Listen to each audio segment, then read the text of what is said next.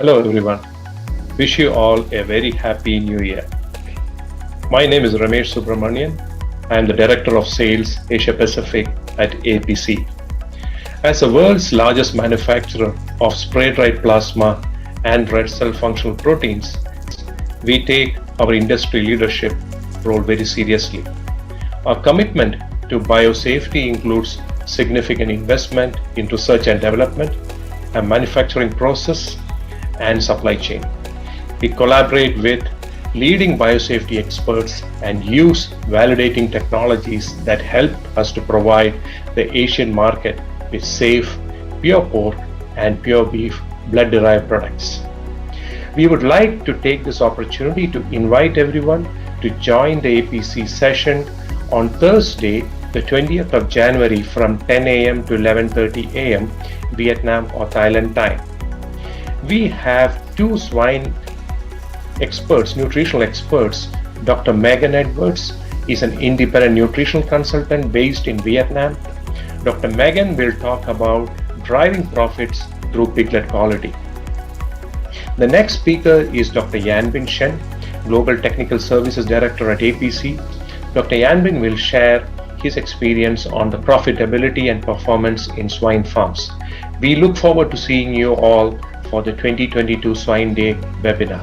Thank you very much. สวัสดีค่ะ Good morning Good morning Xin chào Ladies and gentlemen, welcome to the Swine Days 2022 by Informa Market. My name is Rose Chitanuwat. I'm going to be the moderator for some of the session today together with my colleague Michelle Liu. So in regards to the session today, we are going to focus on the innovative and technologies and solutions for the pig farming. We know that all the pig industry and even the feed industry are now in the serious situation of the high feed cost or even the production and get affected by African swine fever. However, life must go on, business must continue. So I'm willing to share that the session of the today and tomorrow will be compiled of a lot of experts and well-known speaker into the session to share from the management perspective, nutrition, and the kind of the how to do the sustainable farming. So right now I have the first speaker with me, Dr. Parivat Phupherm. He is going to be with you for 1 hour on the sustainability approach in the pig farming. He is ready to have the presentation here. So a little bit of housekeeping for those who listen into Vietnamese language. You can go to the button at the bottom of the screen, change into click onto the interpretation and change to Vietnamese language. And for those who want to back into English session, you can come back to the main room. So right now, if anyone have question right away, before Dr. Parivat is going to present, you also can put in the Q&A box. He is going to cover the question later on. And platinum sponsor, thank you very much for APC. Our co-sponsor, Ronma, Scoff Asia, Shandong Longshang Animal Health, and our sponsor, Acofanki, Invest Group, the Skipper Groups, and Echo. So right now, I turn to Dr. Parivat to hear about sustainable approach in pig farming. Please, Doctor.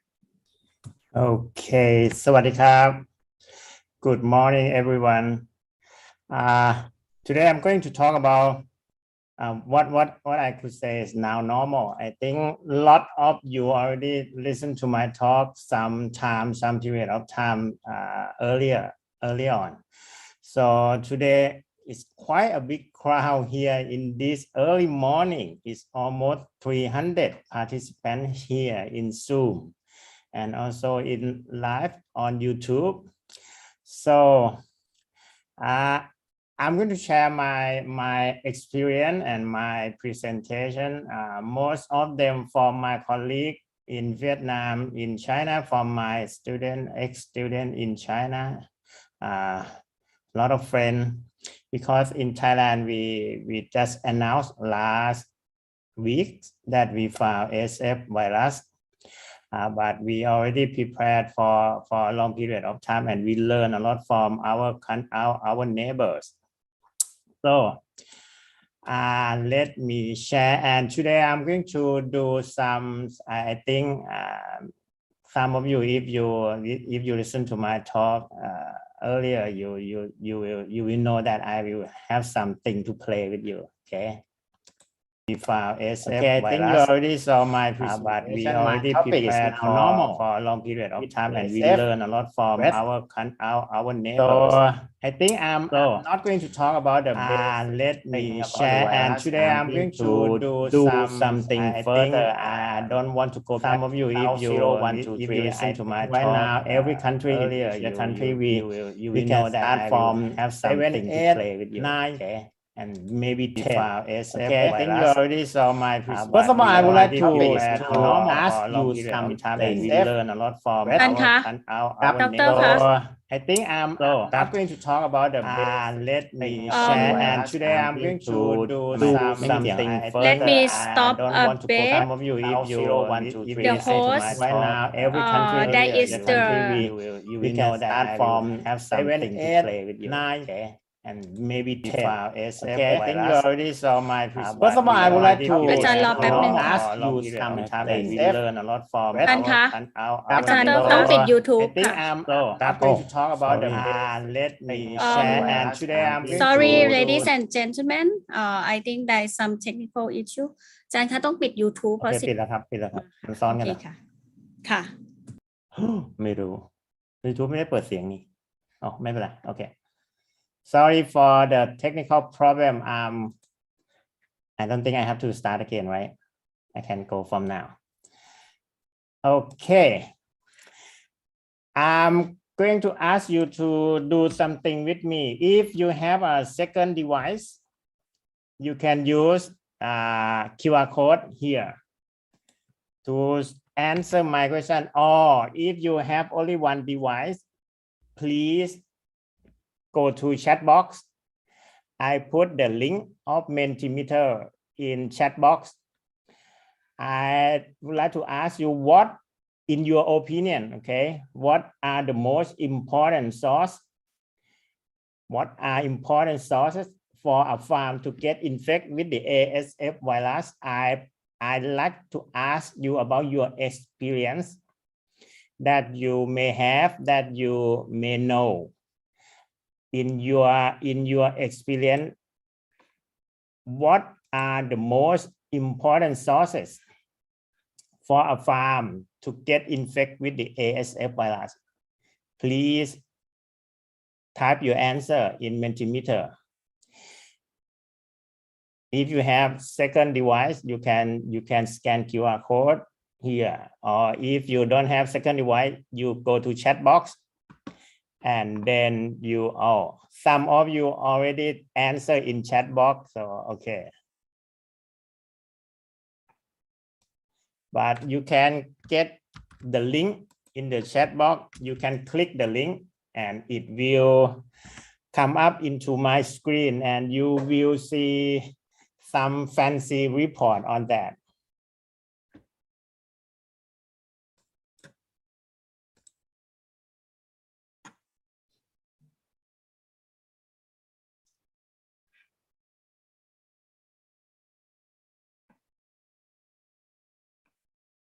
Please click the link in the chat box so you can type in Mentimeter. But if you answer in the chat box, it's okay. It's okay too.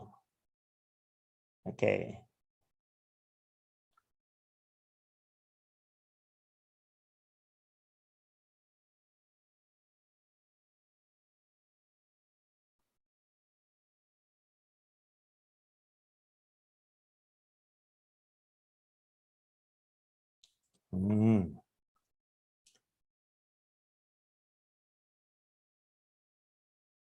There are so many answers for that. Appreciate everyone who answered my question. I think we will have some idea how to prevent ourselves, or even how to start our business again with confidence that we can be safe from the virus again.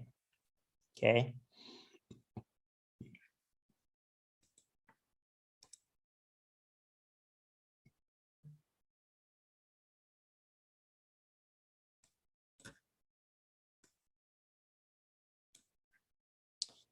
You can see your answer right now.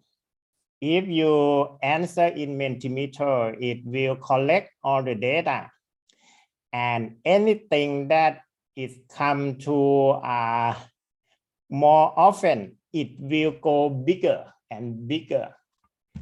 So you see from your answer, truck and people, I think people will be the most important that you answer, the most often answer that you type here. People is the biggest answer right now. The second one, I think truck, transport and truck can be go together, right? And then soil feed. Okay, I can put vehicle, truck, transport together. And people from outside are close, booth, neighboring farm. Logistic also go with transport and truck. Pig truck, poor biosecurity. Formite feed insect. Another pig infected. Tick, I'm not sure about tick in Asia country, but for myself, I never seen report on soft tick in Asia country, but if you have experience on that, it's okay. Okay, so this show that your idea, the people will be number one. So we already agree on that, right? I think most of participants here agree on people and truck. So I think that would be the answer. If we want to go back to our business, what should we do? This easy thing. You don't have to blame on anything. If you want to restart again, if you are a backyard type, if you are a small holder type or middle size of sow farming or pig farming. So if you take good care of people and truck, I think you will have a chance to go back to your business again. Okay. Okay, then I'm going to go for the next question.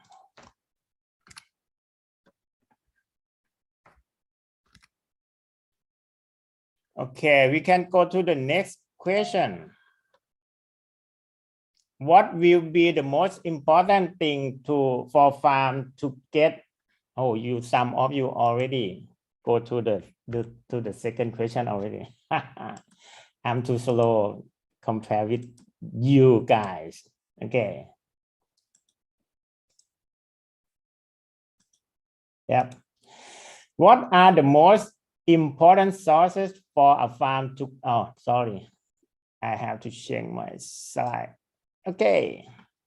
What will be the most important thing for a farm to get back to raise pig again? Here is the good answer for me. I'm very happy for that. Most of you say that biosecurity. That very, very clever. I think a lot of you, all of us who are in pig business knows for a long time of biosecurity. But if you go back to 2 to 2 years ago, when we talk about the prevention of ASF, we always talk about biosecurity. I don't think we talk about people. And we know that people is the key, is very key, important. I will tell you later on today. I will have about 30 minutes now to talk what will be the point that you need to be the most concerned before you get back to your business again. Okay, you can see some answer in Vietnamese language, so I cannot translate on that. It's okay. Okay. So biosecurity, people, water, feed, vaccine. I have to wait for Vietnam guy about the vaccine. One of you said money.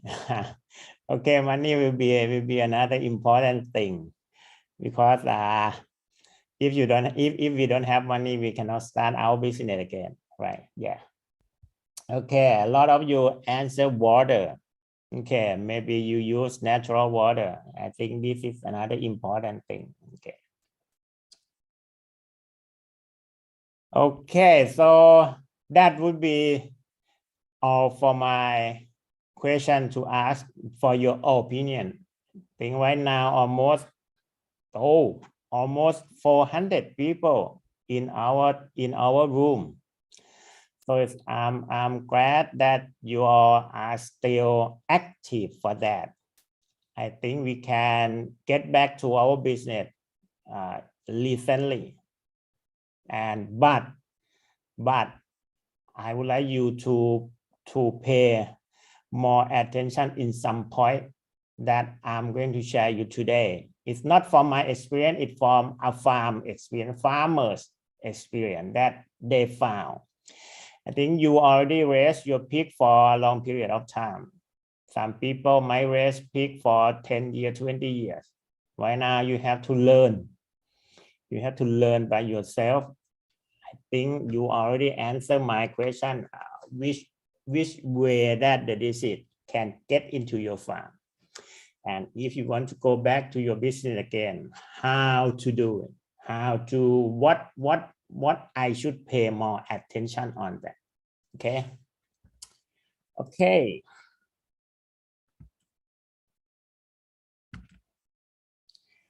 First thing, I like you to go back to one slide. This is the slide that I like the most for that, because we need to know that this virus very resistant. It's not easy to be killed. It can stay for a long time. You can see that in frozen meat, it stays very long. In bone marrow, in skin fat, or even in feces.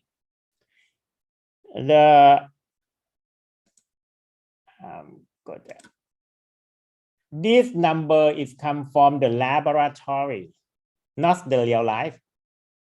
They infect the virus to the pig and they collect feces, they collect urine from the inoculate pig. When they inoculate the virus to the pig, they use very low number of virus. Like in the challenge test for the vaccine, they use 10 to the second. So it's very low. So you see 8 days in 4 Celsius degree. But in real life, when pig get infected, the virus could be as high as 10 to the 8th, 10 to the 6th. So the number will be longer than these. This is from experimental unit. So as we already know that this virus stay for a long period of time. Okay. So for my philosophy in farm management, after this, I would say that these 3 things, you need to pay more attention on it. First, biosecurity that you already mentioned in your answer. Movement, every movement in a farm. Pig human contact, you already answer. People will be the important key for your success in your restart of your business. So pig and human contact will be another key.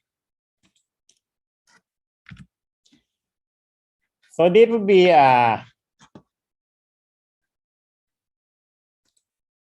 biosecurity that a lot of farm do it right now. See, before you get into pig rearing area, you need to go past through disinfectant box, disinfectant room, something like that. A lot of spray for disinfectant to make sure that your body clean from the virus. Even the contact time is not quite enough, but this is a philosophy to make your workers to be more care on himself, on themselves, that they need to be clean before they go to see pigs in your farm. Okay. Movement that I talk, this is the way that one people walk throughout your farm. If you let your workers walk like this, do you think if the disease happen, you can contain the disease? You can stop the spread of the virus? I don't think so. Okay, this is why I am serious about movement of your workers, movement of your pig. We need to reduce the movement of your workers and reduce movement of your pig in your farm as much as you can. Okay. Then you need to build. Sorry, this is in Thai. I'm forget to change to English. So the black one is the selling barn. This is CP model. This is CP model. I'm use this model to talk a lot in Thailand and every country. CP, they set up a selling barn outside their farm. And then the green area is the truck from the farm. They use the truck from the farm to bring pig to the selling barn here. And then the customer truck, the red one, come from another way to pick up those pigs, then go to slaughterhouse. So the green people, the green truck will not touch the red people, the red truck, or even the green people cannot get across the line to the black one. And the people who work here cannot get across the line either way. So this is how CP dealing with this disease in Vietnam and in Thailand. And a lot of farms in Thailand, they are also doing this. They use their own truck, inside truck and outside farm truck, also different trucks. So they try to have a line. They draw a line to separate between inside farm and outside farm. Most of the farm, when they learn from our neighbor, we found that if you use a long feed trough, the gestation pig, the gestation sow that use the same feed trough, they will get infected eventually. So most of them right now, they use individual feed box for the gestation barn. That will be another thing that you can prevent the spread of the virus throughout the feed trough. So for the intensive biosecurity, shower in, shower out, clothes changing, boot changing, hand washing, disinfect everything. That means disinfectant will be used a lot in one farm. You can use separate. You can use different kind of disinfectant because every disinfectant, they have their own specification. They have their own quality. So you can choose the best one you use at the most important point that you need. This is one farm that I consult in Thailand. They have like a knockdown bathroom. You can take first shower before you going into the farm. This is at very front door. Okay. Before you go into the pig wearing area, you need to change. You need to shower again. Then you use farm clothes, change everything, spray everything. Okay. Before you get into pig barn, you need to change your booth.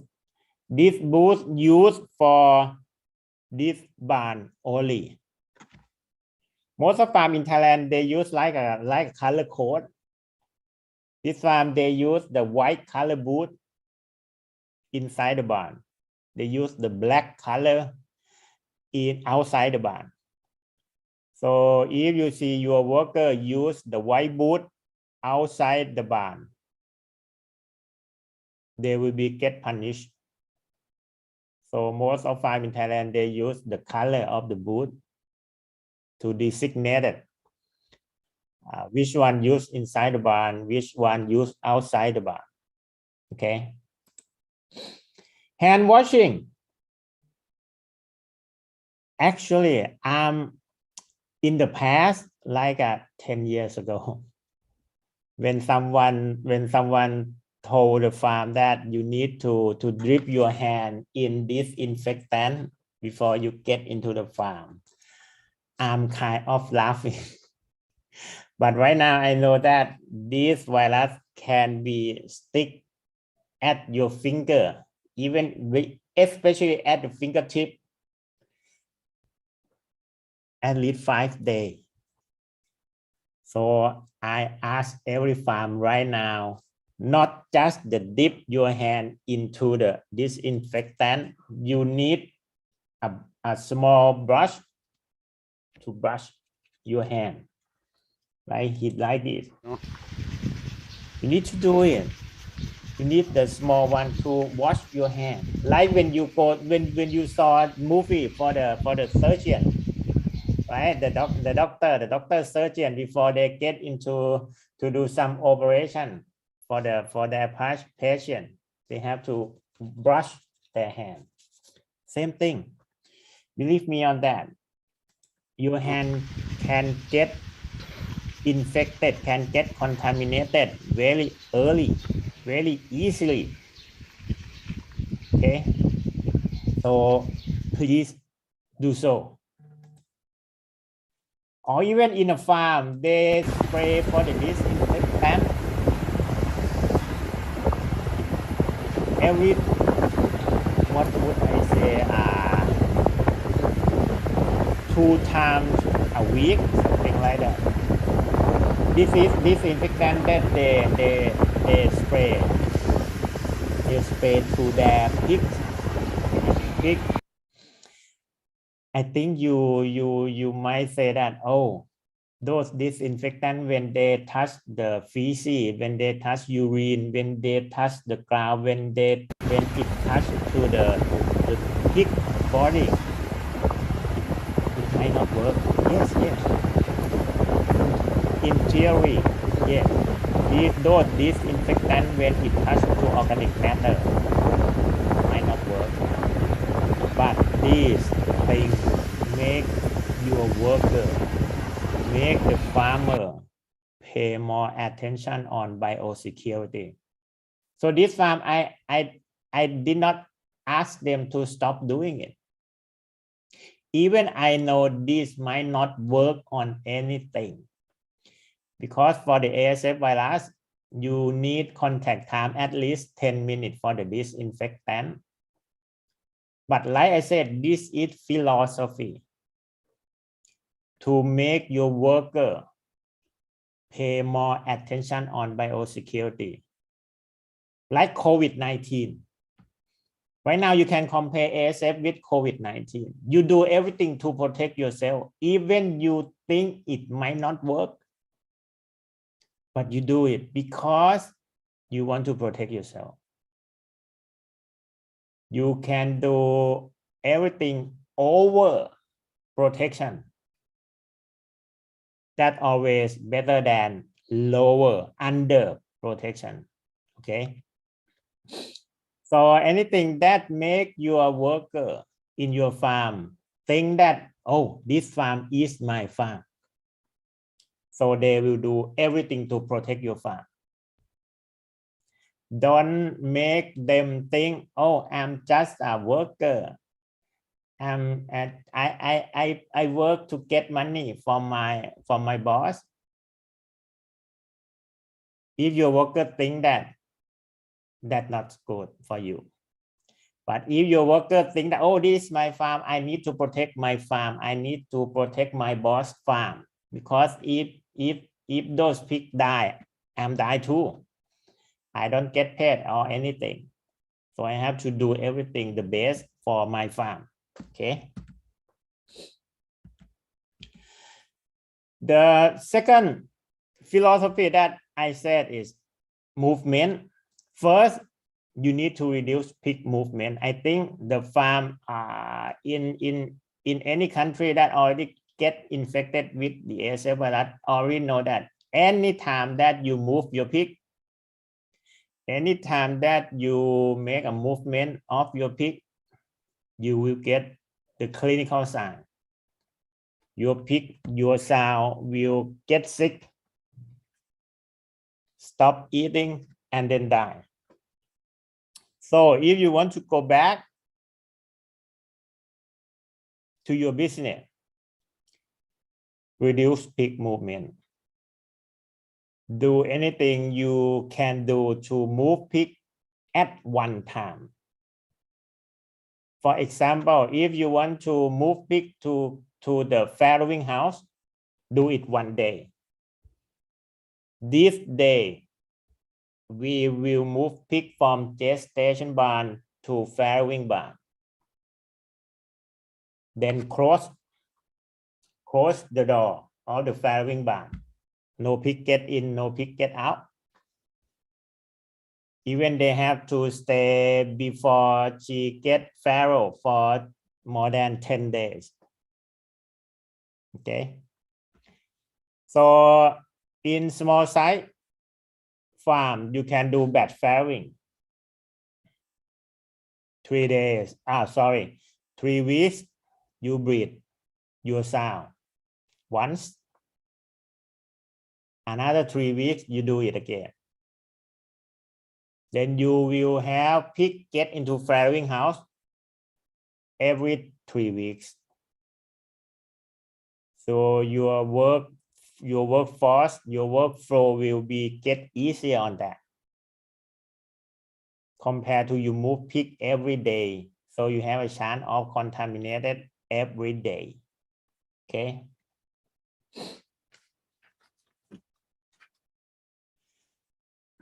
When to finish is another thing.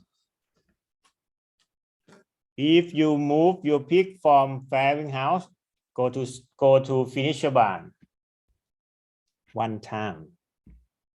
Then no more moving your pig. Your pig will be get lower stress on moving. That would be my recommendation right now. Reduce pig and human. Reduce human movement. So you need to designate your workers. This man, this person work here in this barn. Don't go anywhere. You have to stay in this barn. If you don't do that, when your worker go around, walk around, that not a good thing to do. Also, no common area. We don't want our worker to stay close together. For this situation, I think we need to work alone. Teamwork might not work here for this disease. Forget about teamwork right now. Okay. Then the third one is pig-human contact. Need to restrict or reduce pig-human contact. Move pig in a big batch. Wean to finish batch farrowing, like I said before. You can use automatic system. More automatic feeder to reduce pig-human contact. Then you have to think how to clean your floor, how to clean your feeder, the bathtub, the booth bath, and everything. Okay. Thing need to be the most concern. First, I have to ask you, I think, but I don't have to ask you this question already because a lot of you already answered my question earlier. Biosecurity, I think you believe in biosecurity. Then we can move on. You know biosecurity, but do you seriously practice? Do you precisely practice? And you need to believe that this could attack your farm at any time. The virus don't get into your door and knock your door. Knock, knock, knock. I'm going to get into your farm tonight. No, it can come anytime. And do you have a fighting plan? I think we already passed through these everything. Okay. So, easy talk about biosecurity. I use this model from Dr. Eken Brockhoff. He gave a webinar. And he said that biosecurity like an onion ring. You see onion ring, right? Onion ring, they have a layer. They have several layers. So biosecurity is like onion ring. The first layer to protect from outside, the second layer, the third one, the fourth one. The more barrier is the better for your biosecurity. But not just for the barrier. You need to do it. You need to ask everyone to understand that you need to do it.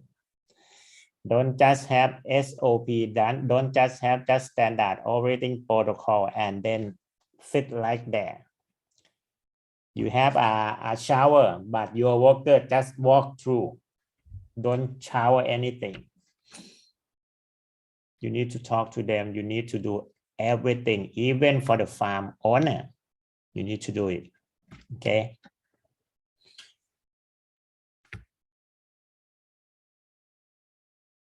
Most concern that we talk about biosecurity, most of them are physical protection.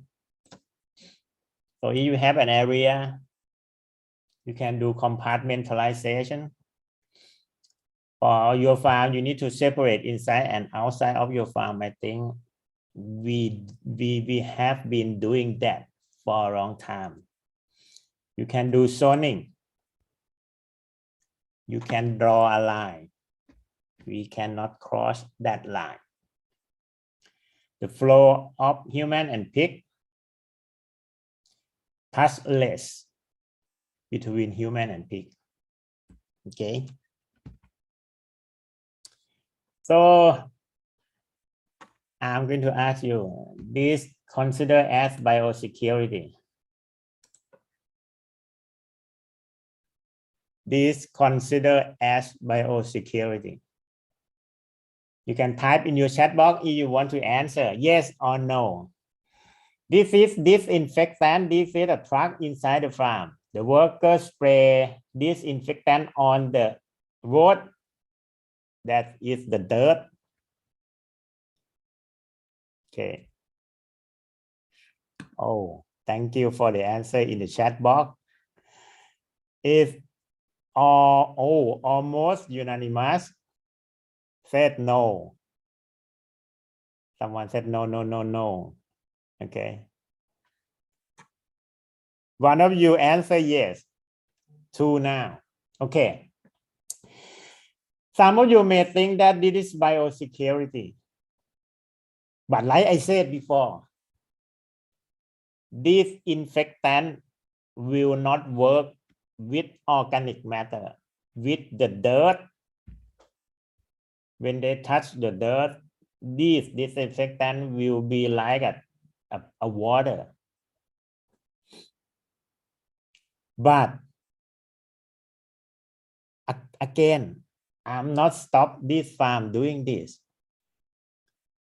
because that is philosophy that I want to push inside all the workers in this farm, to think that biosecurity is the most important. It's just philosophy, right? Like when you want your children to do something for you, same thing. Even if not work, but at least they concern about biosecurity. If I stop this, then workers do not do anything on protection. Okay, you understand, right? In theory, this is not working, but for the philosophy, for the mindset of the workers, this is another story. Okay. This is called biosecurity. This is a boot tub that when before you walk into your barn, you need to dip your boot in this box with disinfectant. Do you think this is called considered biosecurity? You can type in chat box yes or no. Okay. A lot of yes come in.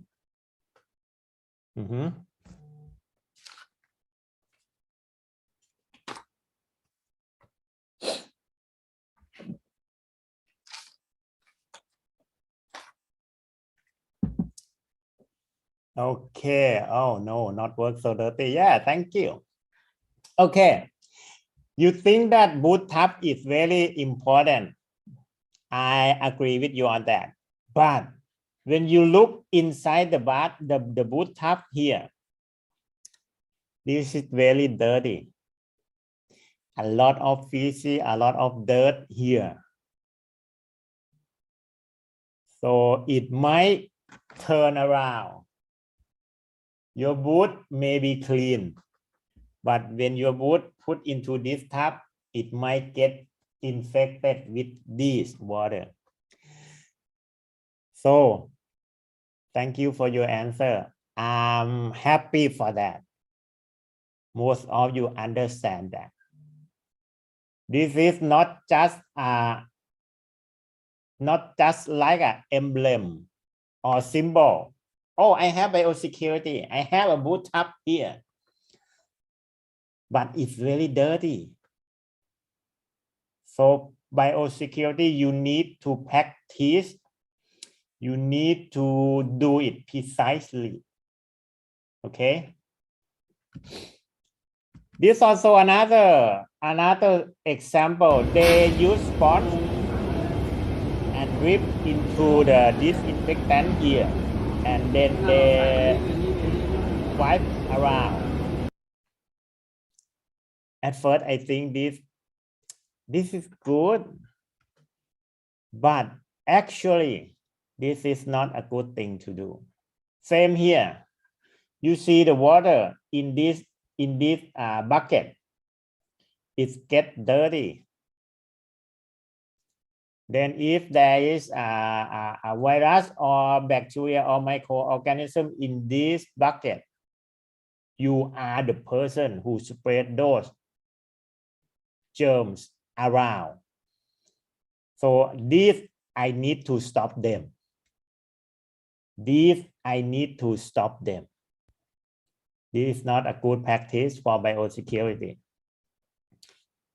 Framing, I think a lot of you may see this picture in your farm. This also used a lot in Thailand long time ago. In China, they also use framing.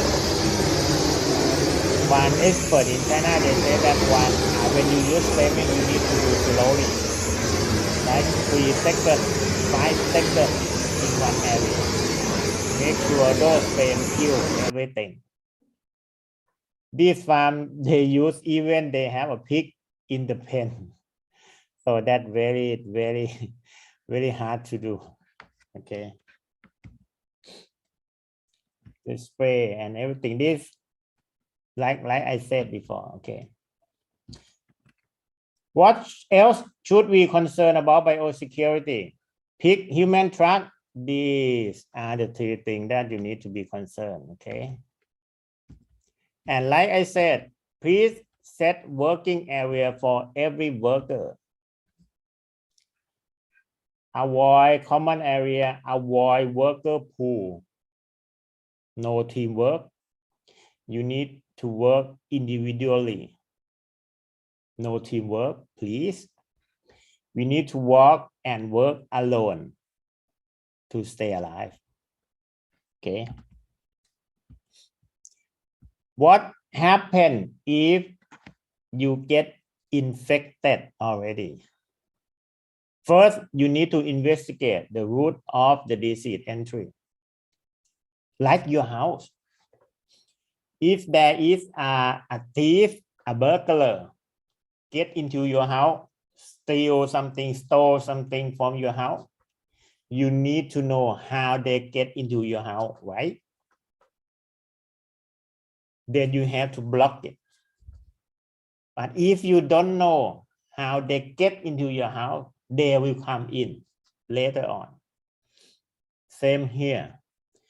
You need to investigate how the virus, how the disease get into your barn, get into your farm, get into your pig. Then you need to protect it. Okay.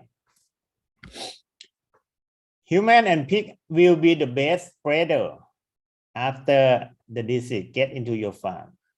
Stop moving, stop movement, stop any activity. I think we know that already. If your farm already assigned the workers, it's easy to deal with it. You can use tooth extraction like in China. Here, if you see the first break in point number 1 in this bar, then you tooth extract here. It should be stopped, but this pink worker also walk to this barn. Then you can see another one later. The green worker also get into this barn. Then another come in. Another come in. This green worker go to the red one here also. So it will be spread throughout your farm very easily. But compared to this simulation, the blue one, they will be in these 2 buildings only. So you can contain it really easily by use tooth extraction. Okay. They say that the earlier you can detect the virus, the more successful rate for your farm.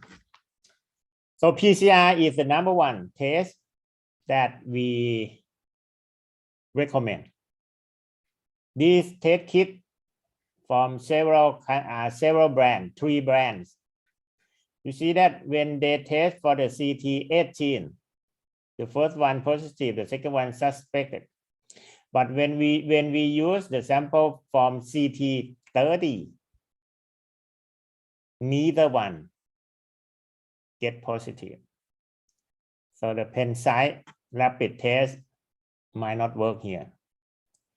Blood will be the most recommended sample for PCR compared to serum, oral swab, and chewing rope. Okay. Thermograph, thermoscanner might not help on this occasion.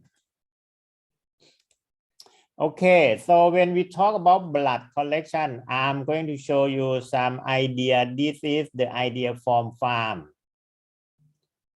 When we ask for blood for the PCR, most of the time we think about the blood collection from the neck, draw a lot of blood from saline, but this farm they use tail. They do like this. They clean the tail with alcohol, then they use the needle to pinch, like anyone got diabetes, to pinch your finger and use the small machine to do it. The street test, same thing here. See? They use cotton bud, the clean cotton bud to suck up the blood, and then you can send to the lab. They can do PCR from the cotton bud. This is อันนี้คือ how farm การเจาะ doing. เลือดที่ปลายหาง I'm นะ not คะ the person who Check tell alcohol them to do. I'm the person who asks them to take a video, and I like to share this video to every farm. This is easy. You don't have to use snare, because when you use snare to restrain your sound, those snare can be easily get contaminated and then spread around by using that snare. So this way is very easy and no contaminated to the floor, because when you pinch very small, เราก็จะได้เลือด stop มา very หนึ่ง easily. แท่ง The blood will stop bleeding very easily. ไปโอเค When you do the blood from jugular, sometimes it drip on the floor. Okay. To be a healthy farm, you need a good biosecurity. Make sure you have a fighting plan. Change for a chance. I like this picture. You can change yourself for a chance to stay alive in business. Please do so. If you don't change, you will not get anything back. For the immune enhancer, you need to, it depends on your belief on that. Lot of things that say that it helps. It depends on your research or company study. Flavonoid, antioxidant, ivermectin, high quality source of protein like spread plasma, vitamin C. You can try. I think that a lot of people talk about this. You can look through it. Okay. So to restart your farm again, disinfectant is very important. There are a lot of disinfectant here that can use. This is the study from DLD Thailand. So when you say that the disinfectant work, it means that it needs to reduce the virus about log 4. So the one that I put arrow, the red one arrow, it means it works. And when you use the disinfectant with organic material, here, you see that with organic material, the disinfectant will reduce the potency. So make sure that you use disinfectant quite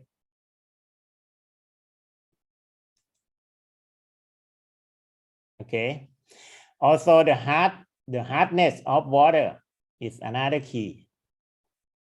So this graph represents both hardness of water and organic material. So you need to be aware on that before you use disinfectant in your farm. But before restocking, are you really ready? If you are open housing system, you need to do net to protect bird and rat and flies. If you don't have a selling barn, you may need to pay more attention on that.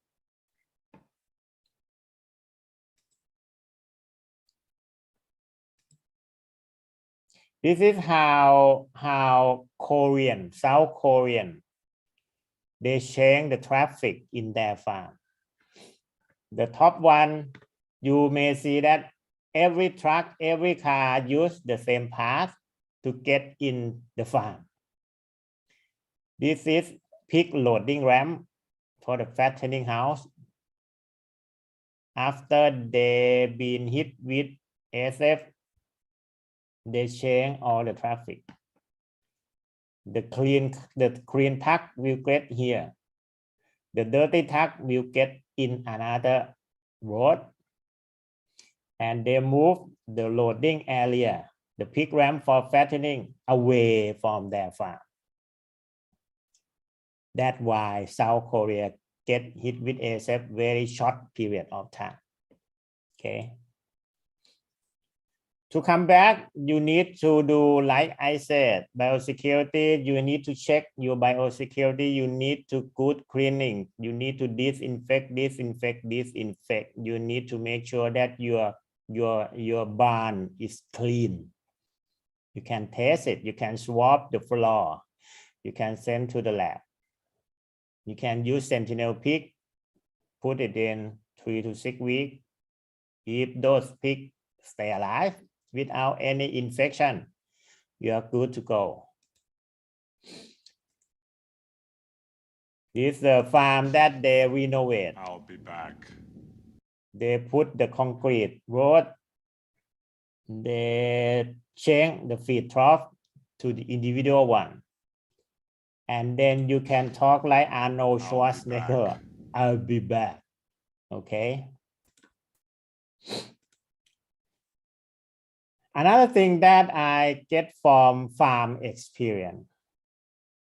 This is not in my slide. It's hide and seek or peekaboo. Some of you may think that my farm, our sow did not get die. We have some left in our farm, and then they like silence for 3 to 4 weeks, and then they come back. I would say that we found you. You see the slatted floor. The farm that use slatted floor. You may see that the under of the slatted floor, they have a big hole. See? They have a big hole like this that you cannot clean from the top of the slat. You do a good cleaning on the top of the slat because it already have a small hole like this.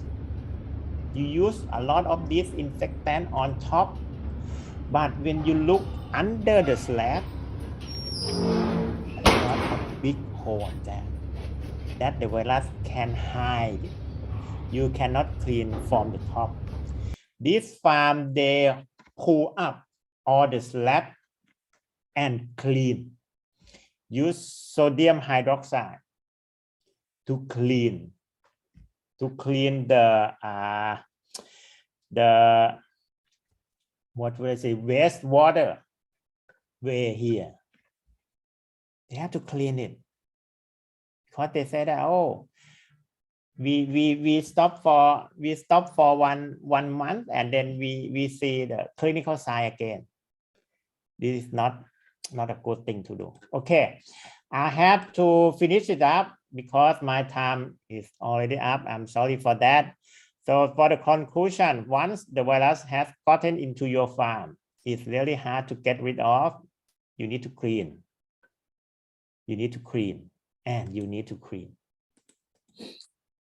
To restocking, you need to investigate for the entrance of the virus. Then you need to reconstruction, renovation, remodel, and rethinking.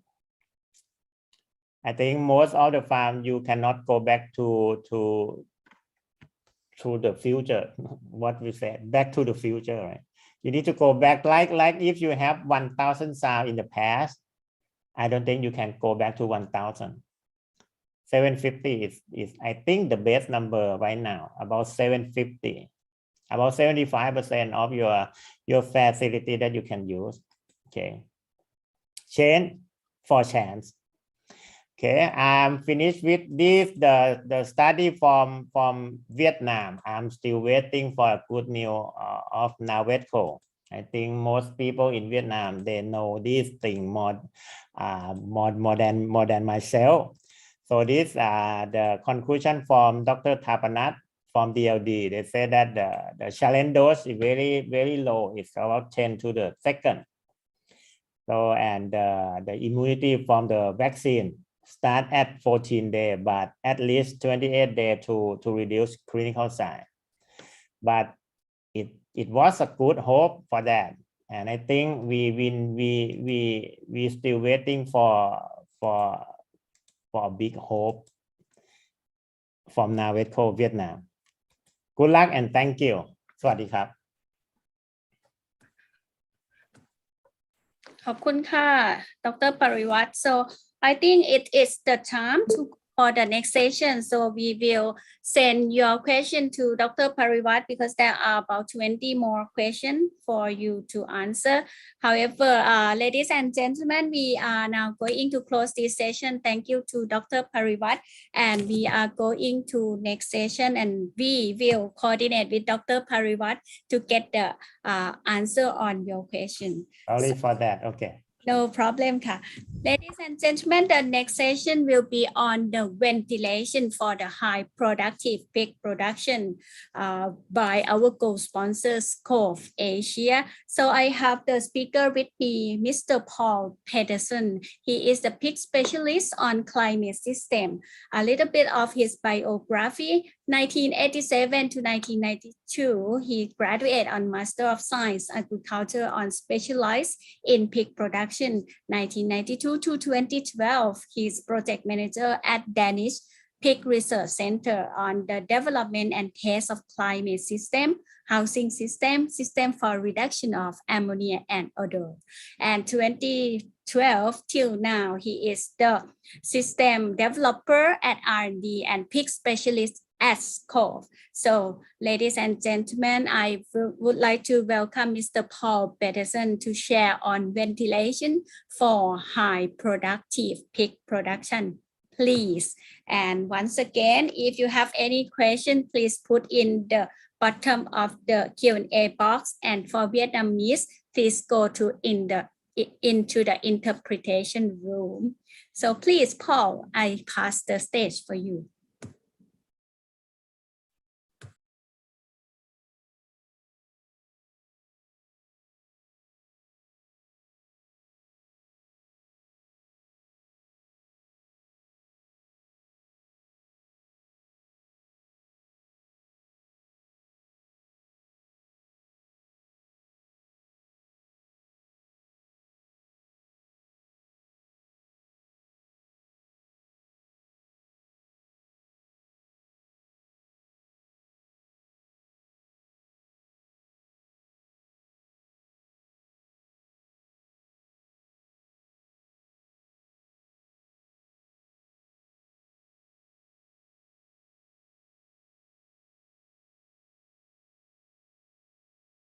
I think there is some technical. So the host, there is no sound.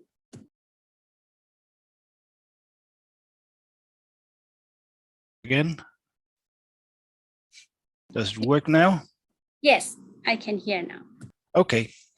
Okay, thank you, Rose. Thank you for the introduction, and hello, everybody.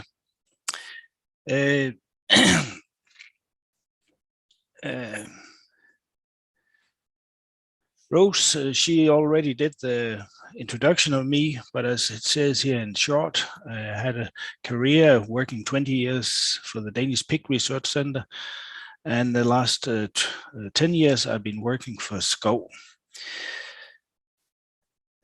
As a company, Skov, it is a global company, global presence, and it is located in Denmark, in the northern part of Denmark. Altogether, there are 480 employees, of which approximately 280 is working at the headquarters. Then, as I said, as the headline says here, we have a global presence, and our largest hub international is in Asia, in Bangkok.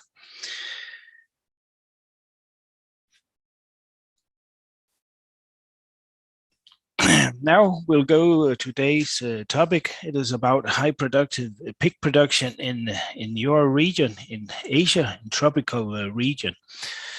And for a start, we will look at the climate conditions you have in this tropical region. And the way we do that is we have access to climate profiles all over the world through this company called Meteornorm. You can see all the green and blue dots. Globally, there are more than 15,000 meteorological stations. And based on, you can say the meteorological station, based on 10-year measurements, they make a kind of artificial climate profile, so we can see what is the climate at, you say, almost any location here on in the world. They have the climate, each station here, they measure temperature, humidity, rainfall, wind direction, and so on. And based on this 10-year measurement, then they make a climate profile. And here I'll just continue. And you will see the climate profile. For today, I've chosen 4 locations. If I just go back, I'll use Bangkok. In Vietnam, I'll use Ho Chi Minh City and Da Nang. And in the Philippines, I use a climate profile from Manila. When you have this climate profile, you get information about each hour in a year. So you can say in a year, you have 8,760 hours. And here you see the temperature. So here you have the 1st of January, June, July, and here you have December. In the climate profiles, there's no extremes, not the very coldest day and not the very warmest day. But this is, you can say, the climate profile for Manila. It is the dry temperature. Talking about the pig production, the way I always like to see a climate profile, instead of having what we saw before, a year profile, then you can sum up the hours and make a kind of duration curve. And generally speaking, pigs don't like hot climate. So you can see here you have summed up the number of hours and the temperature. And as you can see here, the climate profile for Manila, it is always above 20 degrees. This is the red one is what we call the dry bulb. If you put a wet cloth around the temperature, then you'll get what the temperature would be if you humidify the air up to 100% humidity. That's what we call the wet bulb temperature. But it is, as we'll learn later in this presentation, very important because the difference between the dry bulb and the wet bulb, it gives potential for cooling, for evaporative cooling, and especially, of course, pad cooling system we use very much in this area. This is Manila, and you can see we're always above 20 degrees, and that is typically, of course, what we see in the here we have Bangkok, here we have the Ho Chi Minh City, also the same. And the last one, we go further north in Vietnam, here in Da Nang, and you see we start to have in the wintertime a few hours where we are below 20 degrees. down to 14. If we would continue further north in Vietnam up to Hanoi, then then you'll see we have can be relatively cool in the wintertime, and therefore we have to choose a different ventilation system if you go further north. But in today's topic is, of course, the more tropical climate profiles, and here we use a tunnel system.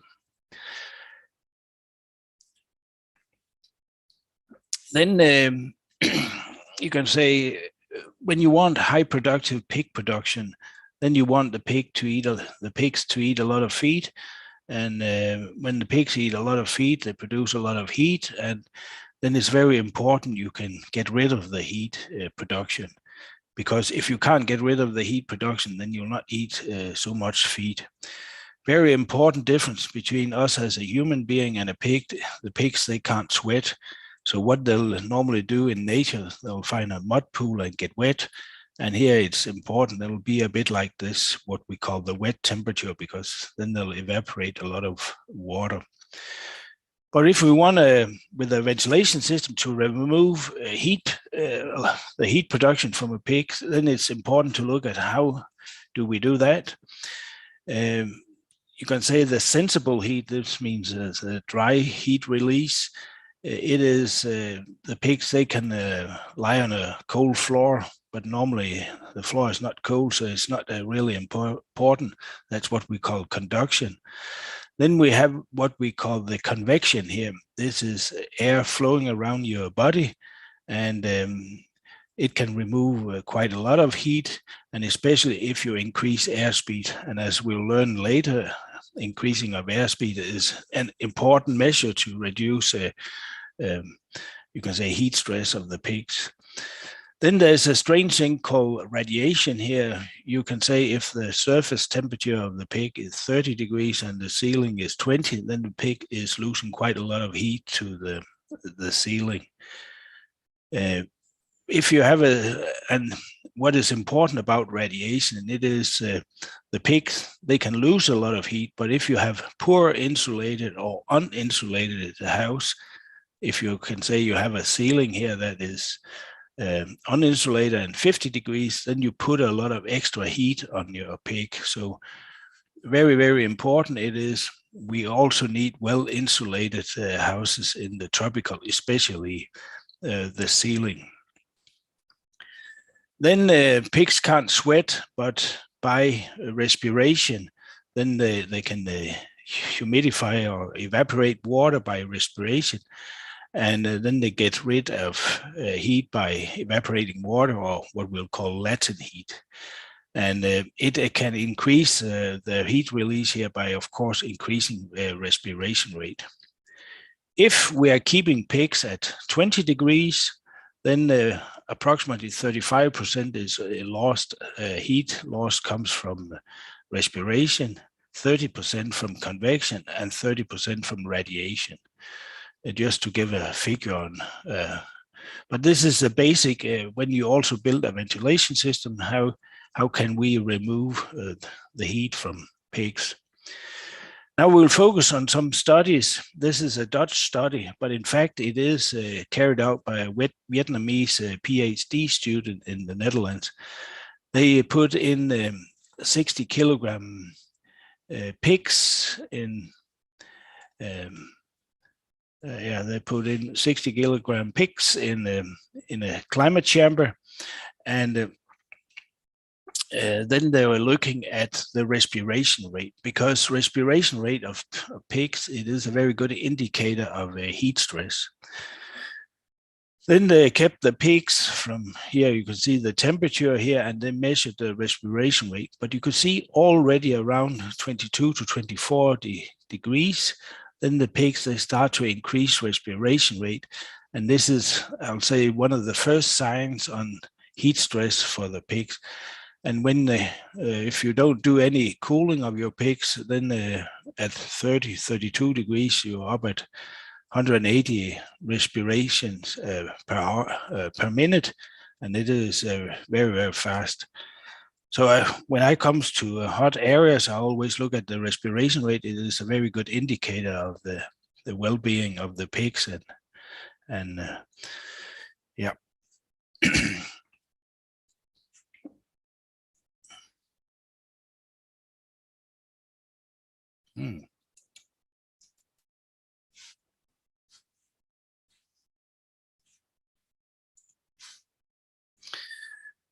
In the same study, they were also looking at the feed intake of the pigs, and that is also a good sign on the heat stress, because if you start to see heat stress, then the natural reaction of the pigs when they start to suffer from heat stress, then they decrease feed intake and thereby also their heat production. And you can see if you don't do any cooling already at 25 degrees, the natural behavior of the pigs, they start to decrease feed intake, and thereby the production also go down, and you lose production. I have another study here. This is a study carried out a French scientist, and in this study they analyzed more than 20 other studies, and based on all the studies, they tried to describe the relationship between temperature and the daily gain of the pigs. And in this study here, you can find they try to describe it with the formulas, and I put in the formulas in this graph here, and this is, you can say, my interpretation of what we see. But here we are looking at finishing pigs from 30 to 110 kilogram, and you can see a 30 kilogram. Where do you see the optimal daily gain, daily growth? It is around 20 degrees, but you can see the large pigs, 110 kilogram pig, they don't mind, or you can even say they prefer cold climate. So generally speaking, pigs, they don't like hot climate. But in your area, we are more operating in this temperature range. And just as an example, you can say if you have a 70 kilogram pig, the green one, and it can grow at 20 degrees, 1,050 gram a day. Then if you keep the same pig at 30 gram due to heat stress, then they decrease feed intake and it grows slower, and it only grows 800 gram a day. And this means the growth rate has gone down with 24%. So in a year on the same pig place, you'll produce less pigs, which is quite obvious from this graph. Then in the same study here, also from 2011, they were looking at the feed conversion rate.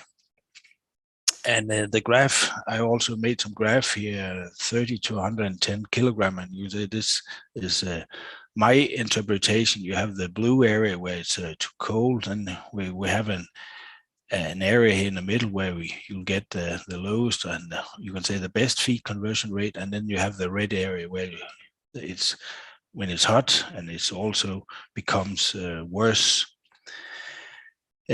What happens in the blue area, and of course right now I'm in Denmark, that is important for us in the cold climate. It is here, as we learned before, you'll still have a high daily gain. Pigs, they don't mind cold climate, but they need extra feed to keep their body temperature, and that is the reason why the feed conversion rate goes up. Up here in the what you see in the tropical area, the problem here, it is the growth rate goes down. As we learned before, the daily gain goes down, and this means that you need extra days, or to be more precise, normally extra weeks to reach target weight. It can easily be 2-3 extra weeks. And if you need 2-3 extra weeks to reach target weight, the pigs they have to stay alive for extra 2-3 weeks. And to stay alive and keep the same weight, you need a maintenance feed for every day. And basically, maintenance feed is just waste of feed. But you can say right now I'm in Denmark, cold climate, and if you keep pigs in the cold climate, the typical set point for finishing pigs, if you come to the cold climate, we start from at 22, 23 degrees, and then we lower it to 18 to 19 in the end of the batch. But just to give an example here, instead of keeping a 70 kilogram pig at 20 degrees, we go up to 30 degrees. Then you can see the feed conversion rate goes from 2.7 to 2.86 or 0.16 kilogram more per kilogram gain, or an increase in the feed consumption by 6%. So all in all, it is, we should try to aim at being in this area, because here it is where you get the highest efficiency.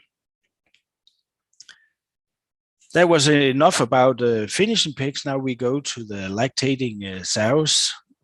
When I graduated many years ago from the agricultural university in Denmark or worldwide, the typical sow had a weight of 225 kilogram. It got 10 piglets and took care of 10 piglets, and the typical milk production at that time was 8 kilogram milk per day. This means that the sow back then, it had a total heat production of 490 watt. But the high performance sow you can buy today, and whether as an example of the Danbred genetics, on average a high performance sow today weigh 275 kilogram. They get maybe 18, 19 piglets, but it takes care of 14, 15 piglets up to 7 kilogram. And they're also much better at producing milk. So now they can produce up to 12 kilogram milk per day. But the heat production of such a sow today is 640 watt. So you can see during the last 30 years, the heat production has increased by 30%.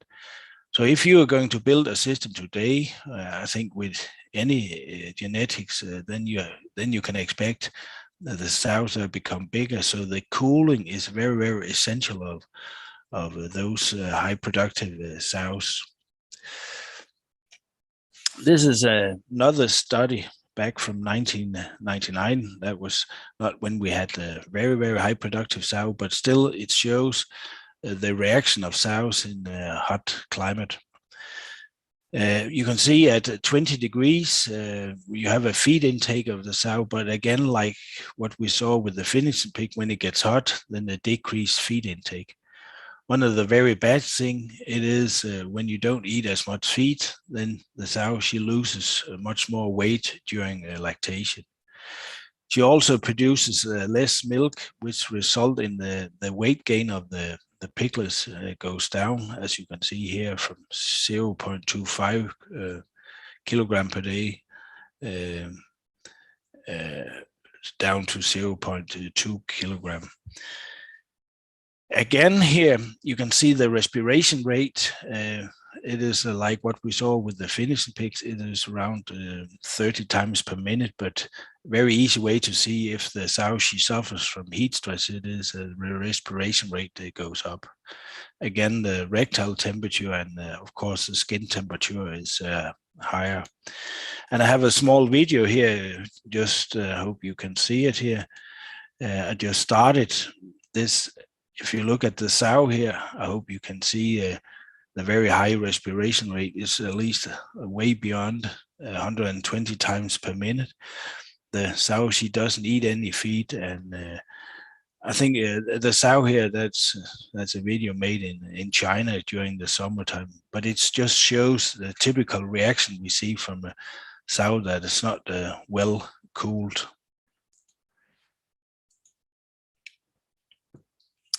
One of the problems is if they lose too much weight during lactation, then you can say the protection on the shoulders, it get less, and the risk of shoulder lesion, it really increases. Of course, this has also something to do with the flooring and the penning and the management and so on. But for sure, there's also an influence of a climate condition on the shoulder lesion. So cooling of the high performing sow, it is very, very important. That was a large introduction about the climate profiles and pigs' reaction in hot climate. So now we come to what can we do about that as a ventilation company. And as we learned in my introduction here, cooling is very, very essential in your part of Asia, especially. And the way we build our system, you can say we always we look at the climate condition in the pens, in the pig's occupation zone, and we have to make a system that creates what is optimal conditions. And here we always talk about the experience temperature, what kind of a temperature do the pigs feel. So in order to cool the pigs, if we are going to make a ventilation system anywhere in the world, this is principally what we are doing. First of all is the ventilation capacity. If you're in cool climate like me right now in Denmark, we use a ventilation capacity we call 100%. But if we go to tropical areas, we use at least 200%, the double amount of air. And the reason for that is two things. It is you lower the indoor temperature, but you also increase air speeds in the room, and thereby also can create or improve the heat release by convection. So ventilation capacity is important, but for sure evaporative cooling, lower the temperature by evaporating water is also very important. In Skov, we use two systems. High pressure cooling, it is a system that's not really focused on this today because it works well in warm and dry conditions. If we have tropical conditions, hot and humid, then we always use the pad cooling system, as you can see here. So the air enters the pig house via the pad cooling system. Then, as we also learned in my introduction, heat release can be increased by increasing the convection, and you do that by increasing airspeed, air velocity. We use wall inlets can create some airspeed, ceiling inlets can create some airspeed, and if we use them in the system we call LPV plus, then we can really create a lot of airspeed. But the typical system we'll use in Southeast Asia, it is tunnel ventilation, and this is in principle the system. What you see here, the air enters here, and you can create a high airspeed. If we just focus a bit on the pad cooling system, a typical pad is 150 millimeter pad, and the type we use has an angle of 45 on one direction and 15 on the other one. We normally say it has a cooling efficiency of around 75%. And what does it mean? I'll show it here on the next slide. As in my introduction, we were looking on climate profiles, and again I use this one for Manila. And as we learned, there's 8,760 hours in a year. So I just, you could say, magnified on the Manila in, as it says here, May, June. And what does it show, this one? It shows dry bulb temperature and the wet bulb temperature. If you look at the outdoor temperature here, you can see during 24 hours, it goes up, the dry temperature, and then during the night it goes down again.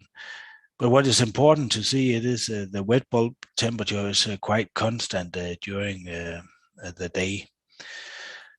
When we are talking about how does a pad cooling works, then then you can say the cooling potential, it is the difference between the dry bulb and the wet bulb temperature.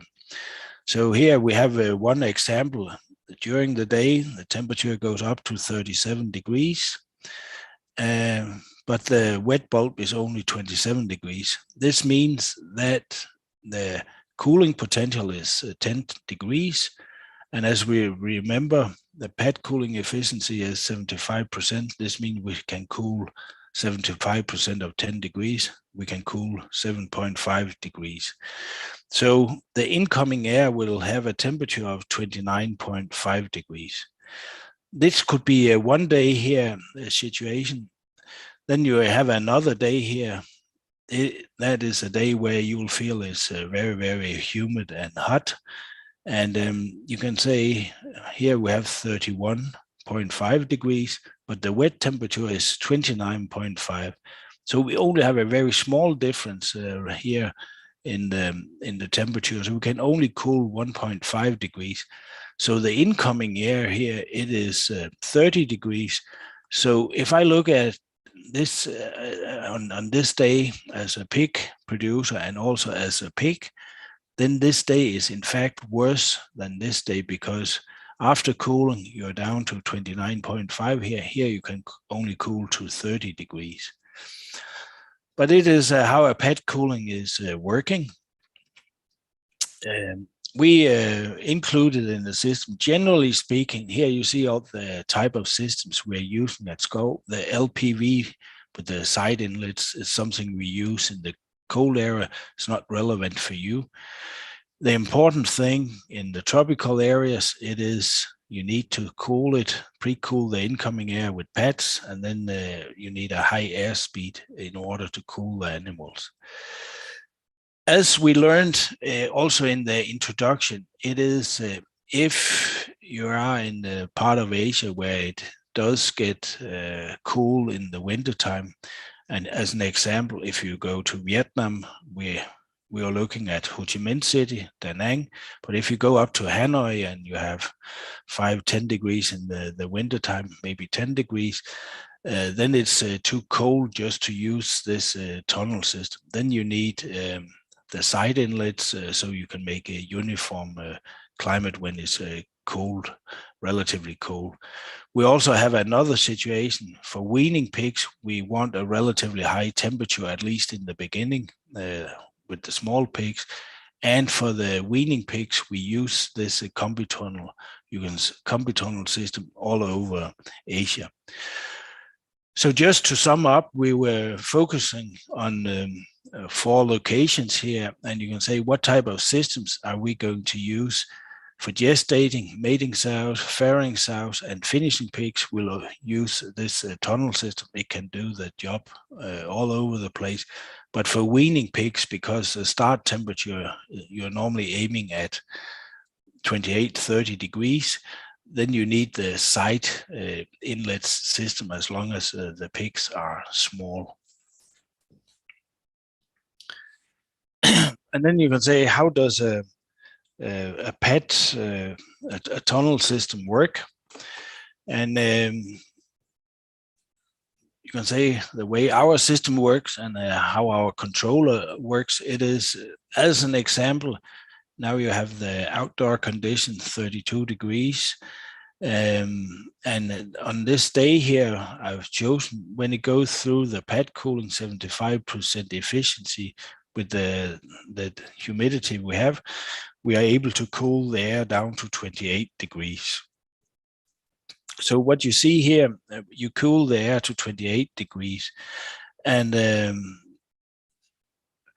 so what you can measure if you put in a sensor, it is 28 degrees. But what you'll see, due to the heat production of the pigs, then they add heat in the whole length of the building. So 28, you'll measure 30 degrees.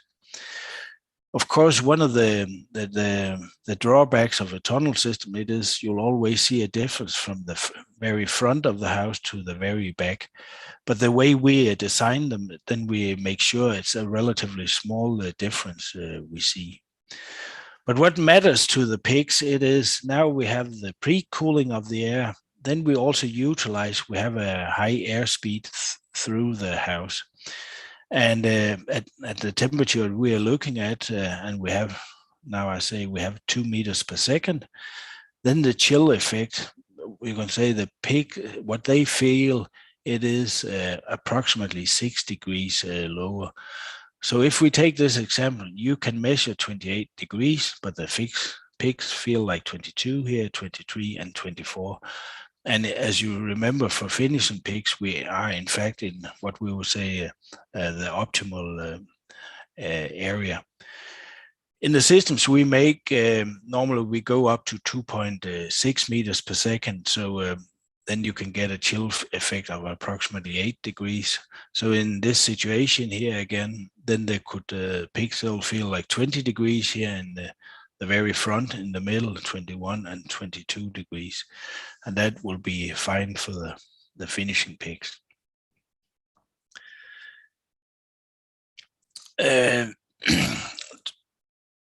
Tunnel systems, and when working with tunnel systems, there is a huge difference from cold areas here in the world to tropical areas. It is a way we can cool pigs. It is with airspeed, and we need a very high fan capacity. So it is much more expensive to ventilate in the tropical area, because you need much higher fan capacity and ventilation year round.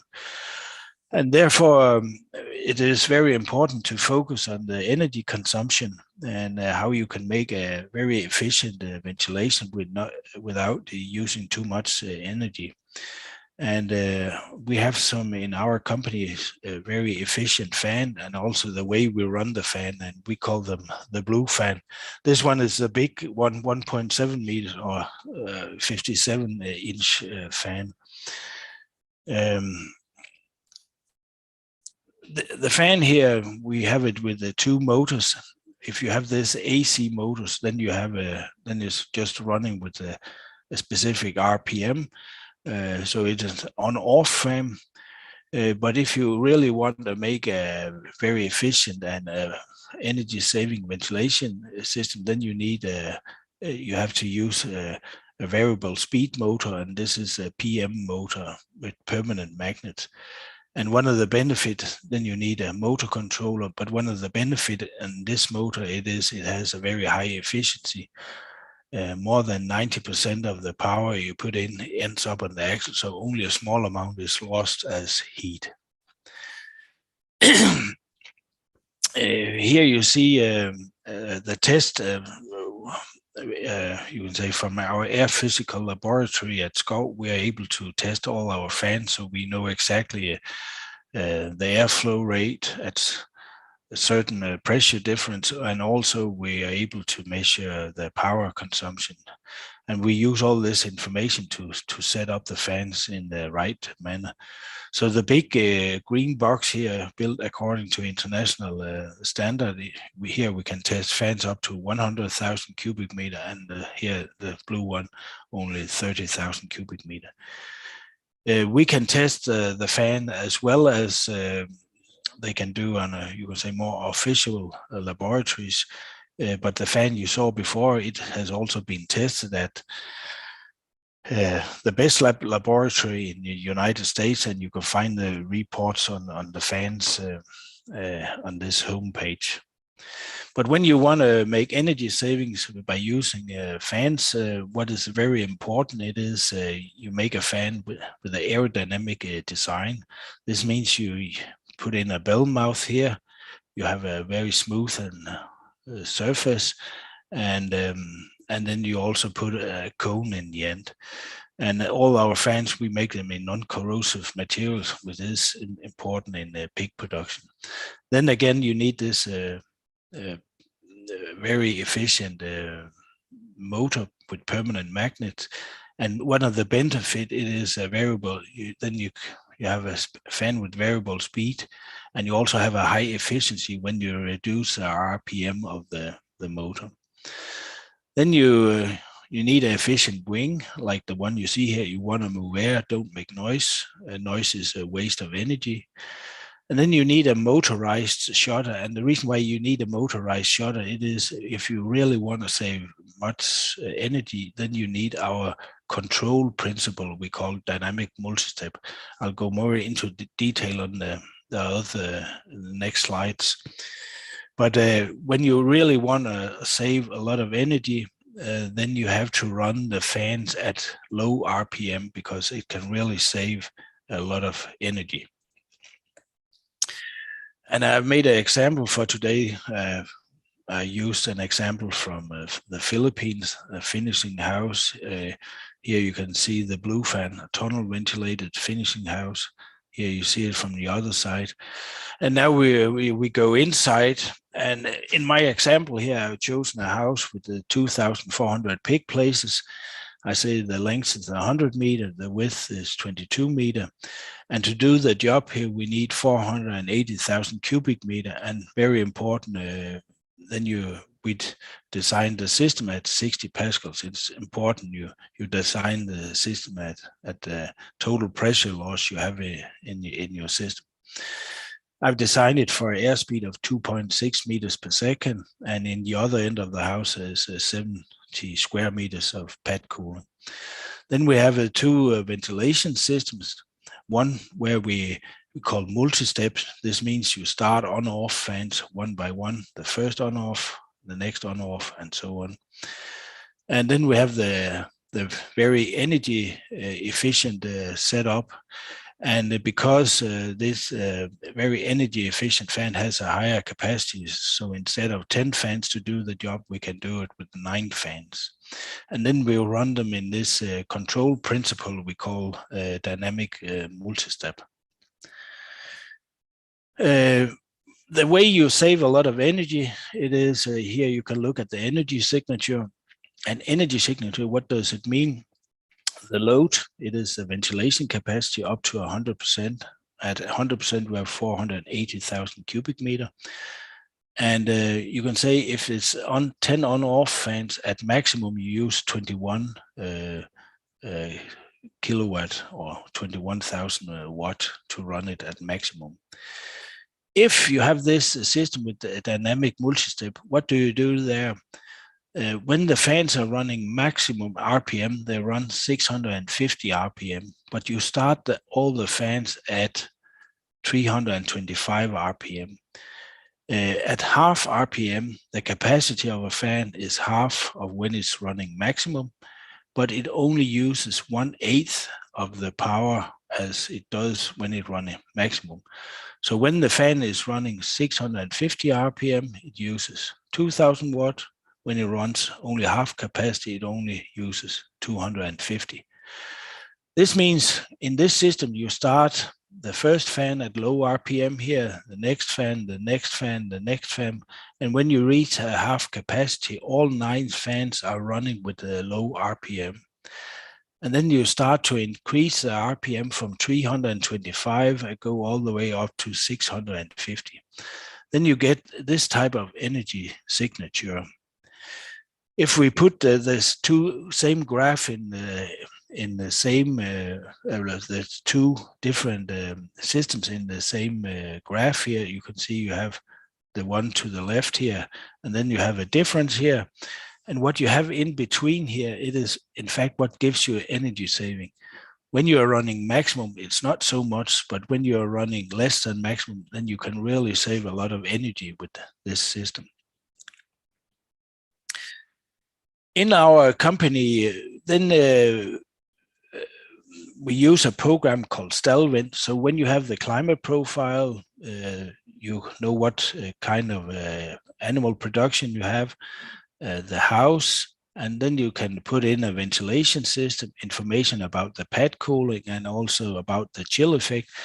Then you can simulate what kind of a climate will the pigs experience in the house. And here I should try to explain what do we see. Again, this is my example from this tunnel ventilated house. What you see up in the top, this is the room temperature without using the pad cooling and taking the chill effect into consideration. So if we don't have any pad cooling or chill effect, this would be the temperature in the house in the Philippines. But first of all, you cool it with pads, and then you use the chill effect, and we are aiming at 24 degrees in start temperature, experience temperature. This is a temperature of pigs feel down to 22.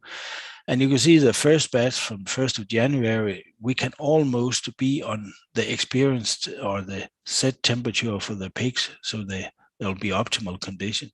Then we start the next batch, and you can see relatively few hours in the year we're above the set point. It's here in Manila, but then back again.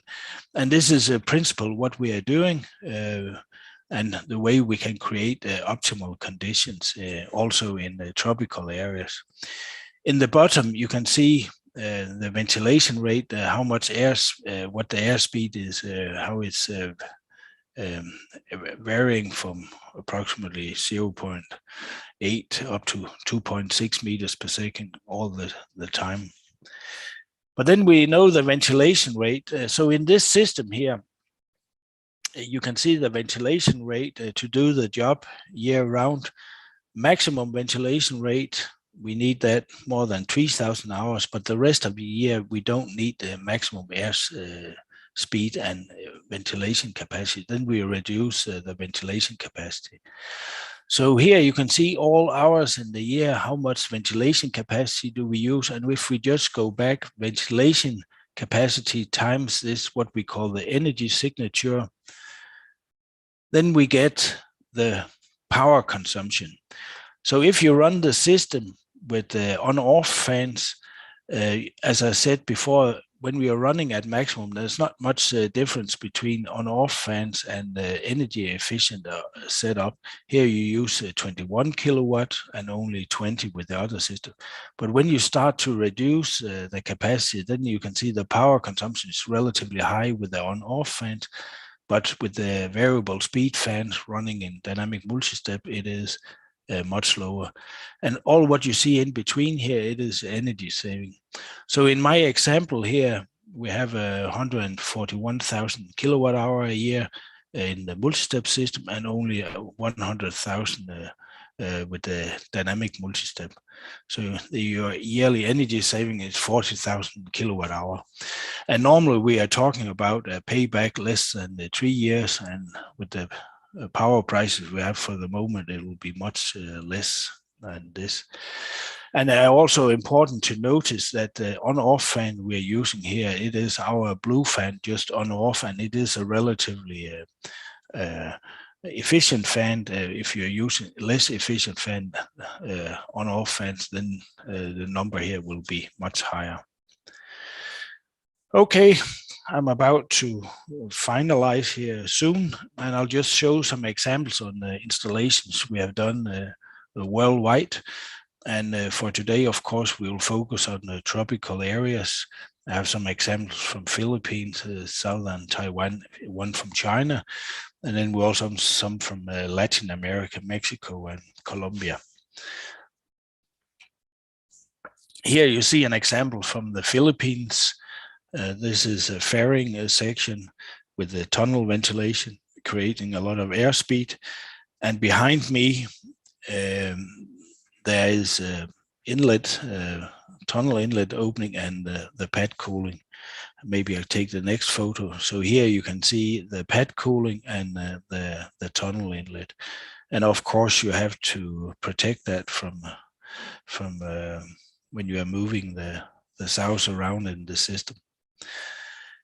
Here you see the gestating sows, also tunnel ventilation, fans in this end, and the other end, again, pad cooling and the tunnel inlet here. That's also from the Philippines. It is during construction. Maybe I should take the next one. As I mentioned earlier, when we're talking about weaning pigs, when you wean them at 6-7 kilogram, the optimal temperature is normally 28 to 30 degrees. And then you can't run tunnel ventilation year round. Then it's important you have a uniform air distribution lengthwise in the house, and therefore we make the combi tunnel system. And when it's relatively cool outside and the pigs are small, then we use the wall inlets, and then we have an airflow like this, making a uniform climate condition. When the pigs get larger and it's hot outside, we close the inlet, and then we make the longitudinal airspeed here to chill the animals. The same system here, this one is from China. Again, instead of using a wall inlet here, they use ceiling inlets, but in principle the same. Then you, as long as it's relatively cool, you ventilate the house in this way, and then you close when it gets warmer and the pigs get bigger, then you close them and open the tunnel inlets here, and then you create a airspeed longitudinal in the house. Here, this is an example from Taiwan. What is special here, it is for this type of blue fan, box fan we have here, you have a controlled shutter, and there's also a variable speed. So this one here can control your minimum ventilation, and the others is just on-off fans, as you see here. This is a relatively new fan we made. It had been on the market for less than 2 years now, but it is really a high quality box fan. The main part here is made in one piece. So here you can see the fan. So just to talk about for pig production, it is very nice. You make the fan in plastic like shown here. It is non-corrosive, so I'll say it will not last almost forever. But it has a very there's all the fans there with a direct drive, no belts. This is the last one, 1.7 meter fan. This is a BF50 box fan. So in your area, it will be the main part of the ventilation system. But when you want to control minimum ventilation, then it's also important to have smaller fans, as we've seen before. And it is especially for, as an example, for weaning pigs, then we use smaller fan 820, and this one is 650 fan. There was examples from Southeast Asia, also examples from Mexico. This is close to the Mexican Gulf, 28 houses with 2,800 pig places in each. But it was before we had our blue fan. So here we used, you can say, this galvanized box fans. And when we were talking about the power savings and energy savings before, this fan here is using much more energy, as you can say the blue fan we were showing before, the on-off fan we use right now. This is seen from the inside according to, if we are talking about layout, if you ask me, this one, I say the pens, they are too big. We prefer smaller pigs, but here you see how it looks. I have another example from Colombia.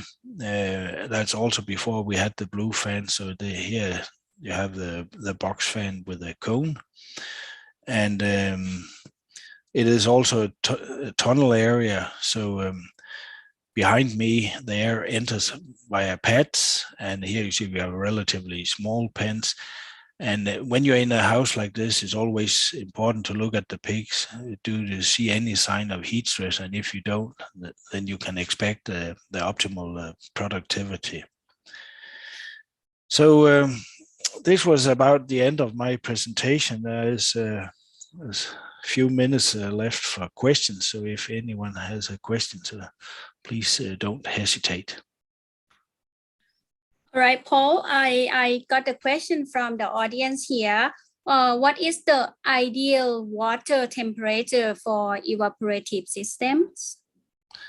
Yeah, you can say the most important thing in a pet cooling system, of course, water temperature matters.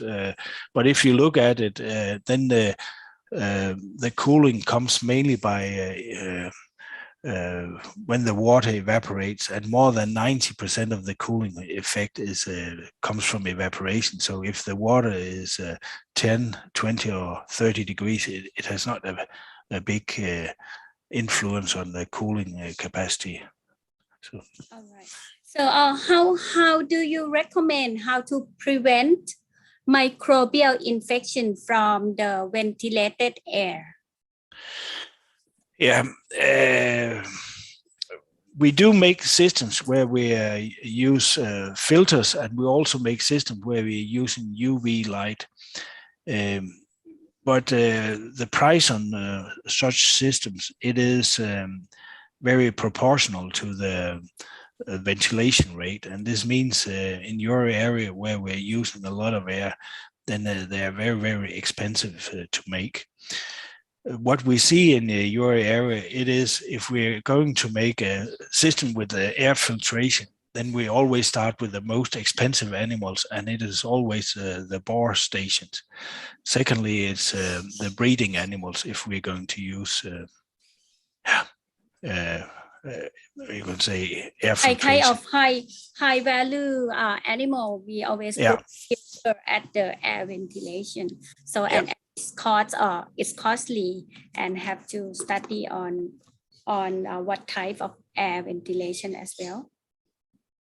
Sorry, I didn't get you. You mean that there is a high cost in putting the filter? I normally say it's unrealistic for production animals. Here, the previous lesson, it was about you can say how to make a biosecurity. So I think that would be normally too expensive. But in a production, if you have your high value animals, and the most valuable, it is the boars, and next it is breeding. All right. Okay. Okay. The next one is any requirement on the floor if you use tunnel ventilation with pad cooling system?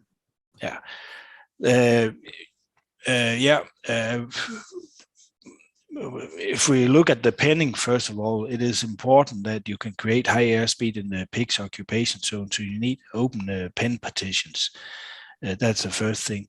Secondly, we have to look at also the slurry system, and it is not you should avoid making slurry channels in the whole length of the building, because then you'll have a high airspeed in your slurry channel. So it's important when you make the layout of the house, you simply block air movement in the slurry channels. So that is one requirement on the flooring. Okay. All right. The next one on the minimum and maximum ventilation rate depends on body weight and age in Asia in hot climate. Can you please suggest on the minimum and maximum ventilation rate? You can say just a few examples. If it is finishing pigs in cold climate, like where I'm right now, depending on the size, it's normally 80 to 90 cubic meter. This means finishing pigs in your area, it is the double. So we are talking 160 and 180, and often it is also more. Weaning pigs in my area, it is 40 cubic meter. It is at least the double in your area. Farrowing sows, it is 375 for high productive sows. Again, at least the double in your area. But it's one requirement we should fulfill. But it's also important. As mentioned with the finishing pigs, normally we go up to 2.6 meters per second. So there are two criteria we should fulfill: at least double amount of air of what we use here in the cold climate, and secondly, we need a certain airspeed. And if the airspeed says we need more air, then we do that. So a lot of requirements have to consider after setting the minimum and maximum. So the next question is, in case of there is the pen partition that blocking the airflow, the cooling system for pig will get affected by that. it will get less effect. Yeah, it is.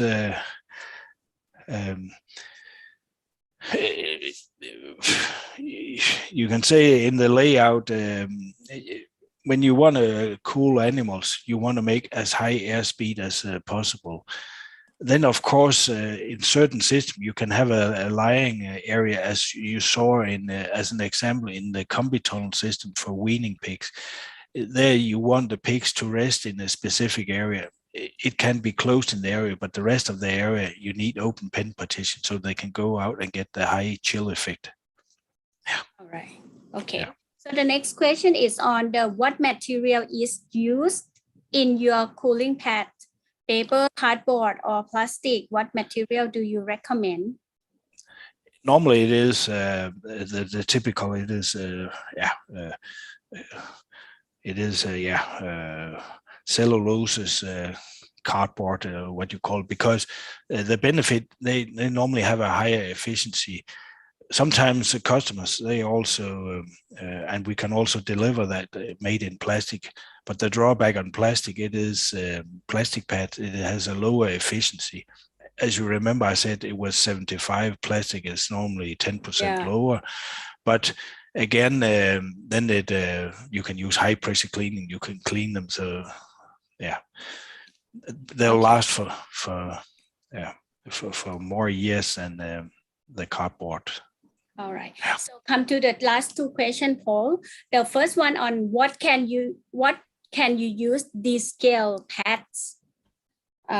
Second one is what is the ideal? I think you answered already, but this one specific on gestation and farrowing stage. What is the ideal temperature? Oh, yeah, you can say in the ideal temperature in the cold part of the world is quite easy. It's around 20 degrees, and then what we should do in your area, you almost never have 20 degrees. Then we need to talk about experience temperature. We have to pre-cool and then make the airspeed so the pigs feel like 20 degrees. All right. So I think that there is some area like in Hanoi, they can face the 20 degrees. So if anyone from Hanoi has question to Paul, you can check with Paul through his email. So ladies and gentlemen, thank you to Paul for today's presentation. It's very useful. Ventilation also the key part of your pig production. So please contact Scope team or Paul to get more information. Thank you very much, Paul. So now we are coming to the next session to our Danish friend again. It will be another 1 hour on farm technology to improve your production cost by AgroFunky. So I would like to inform you guys, Dr. Pariva's session on sustainable approach in pig farming. There is a lot of question pending on biosecurity. We are going to cover it after Mr. Frank Andresen presentation. So ladies and gentlemen, we are now welcome Mr. Frank Andresen to cover on farm technology to improve your production costs from AgroFunky. Please. To AgroFunky. AgroFunky is owned by Agro Group. Agro is world leading in drainage system. So wherever you go in a walking street in a big city, Olympic stadiums, Formula 1 tracks, you will see a long drain to lead surface water away. Typical that will be supplied by Agro. So wherever the world needs to lead surface water away, it will be supplied by Agro.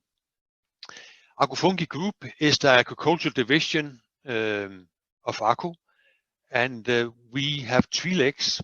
One leg, of course, AgroFunky itself, who develop, design, and sell all the pig farm equipment to farmers projects around the world.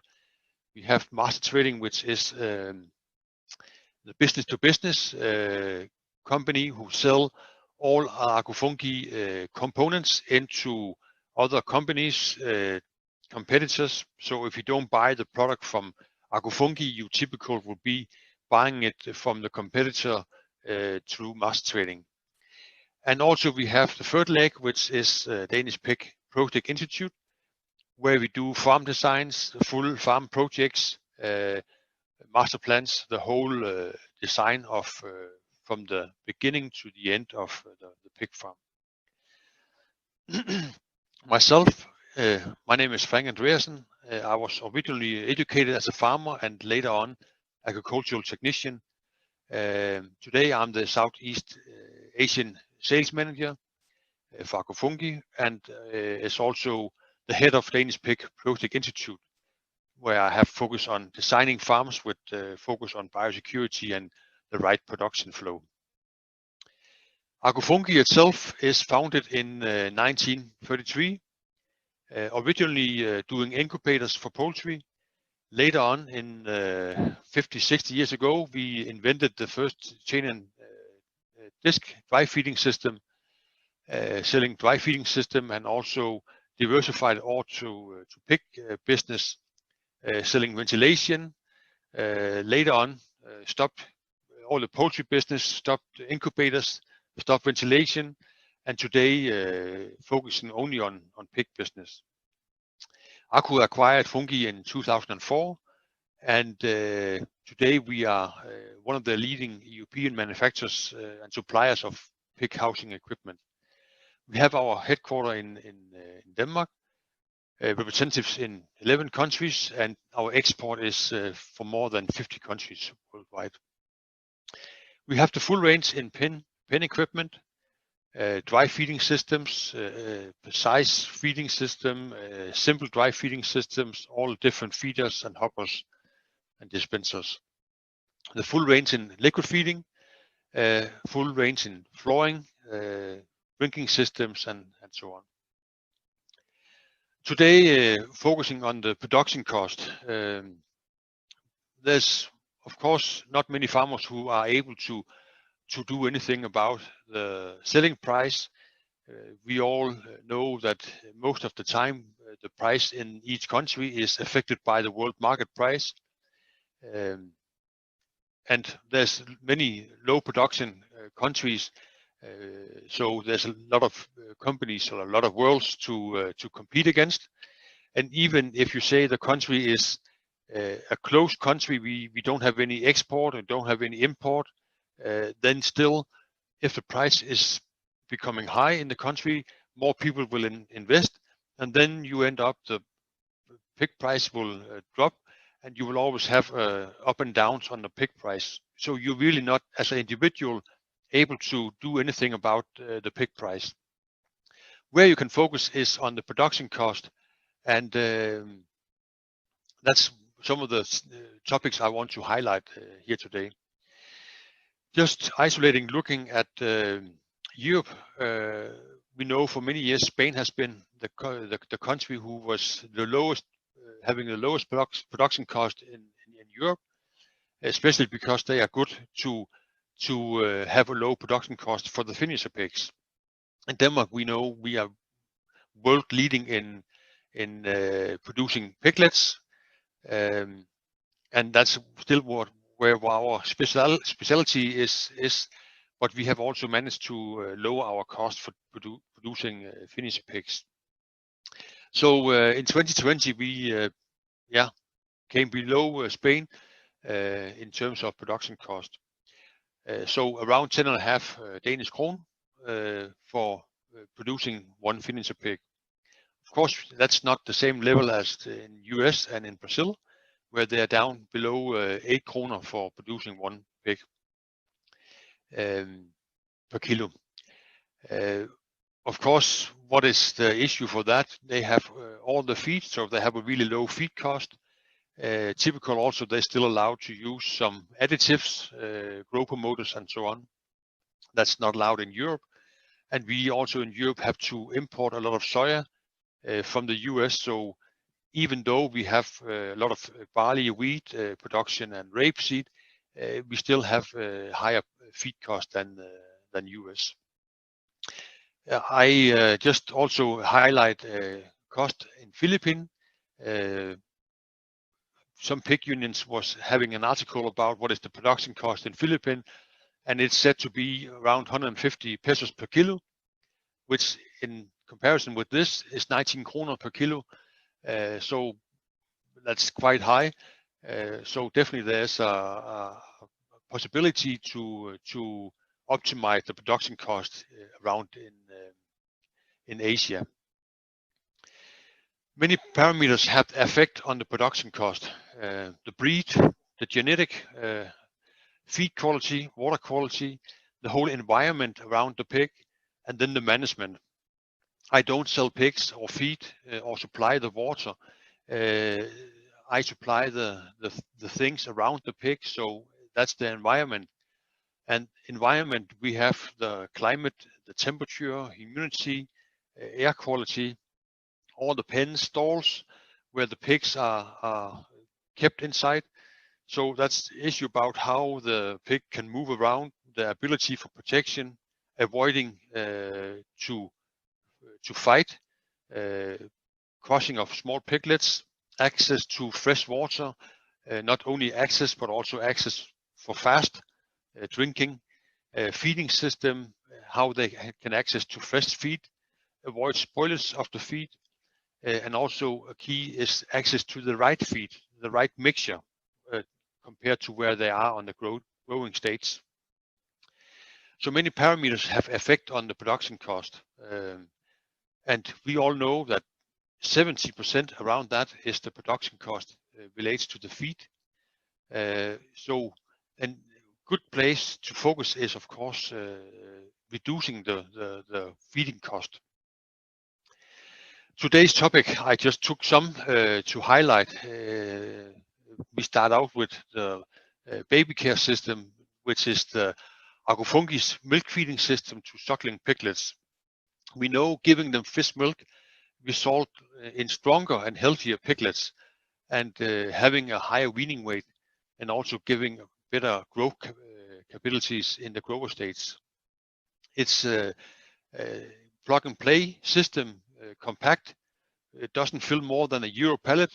Come ready assembled with the mixing tank, the controller, hot water tank, and the circulation pump, and you get a manifold for where each circuit you can connect 50 fairing pens, and totally you can connect 700 fairing pens to this system.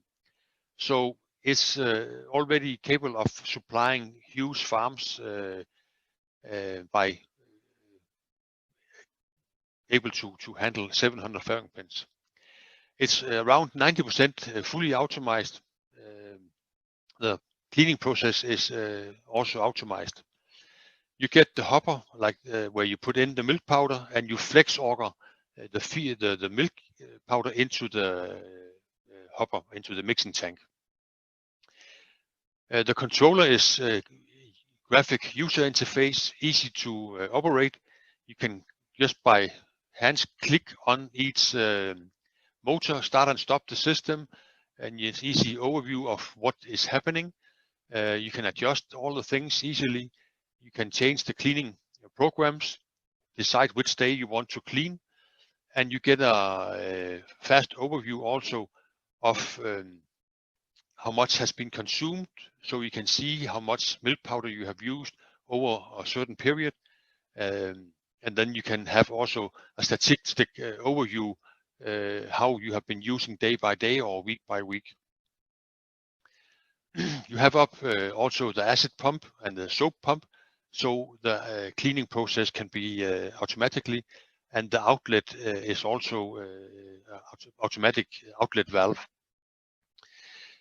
The manifold is simple to install. It comes also ready assembled, and you can choose for each line if they want it should have clean water, or you can close off and then give them milk. Typical, we start out with the milk when they are born, and we stop giving them milk 1 week before weaning. Always need the milk cup, but you also need a fresh water cup, so they have access to fresh water. You also have valves so you can close off each pen individually. So if you have one pen that don't have any piglets in, then you can turn off so we don't have any milk into that. The powder is, of course, really important to have the right quality of the milk powders, as our milk is designed so it looks like the sow's milk. So there's not much different if they drink from the milk cup or from the sow itself.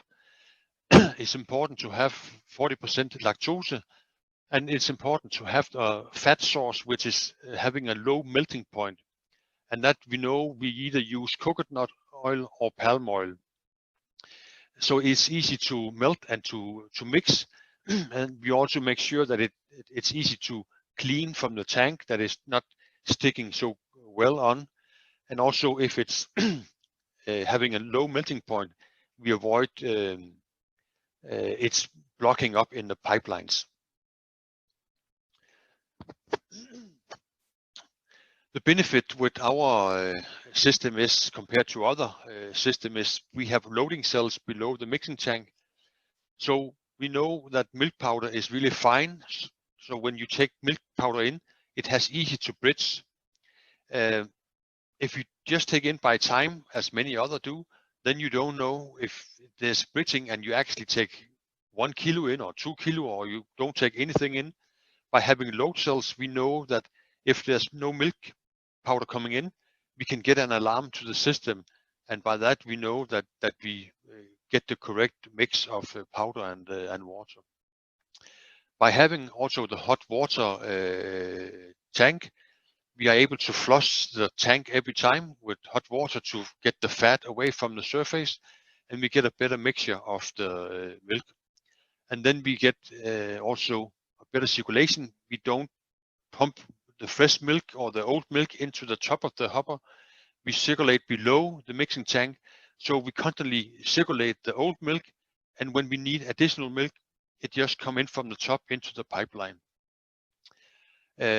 Having also the constant pressure pump, we make sure that no matter if 1 pen or 10 pens is consuming milk at the same time, we always will have the correct pressure, so we don't have a high pressure out in the head of the pig, and also that they can put up the drinking cup. Automatic cleaning also is a guarantee that you have a much better hygiene. We make the automatic cleaning make sure that you remember to clean and the cleaning process is done correctly.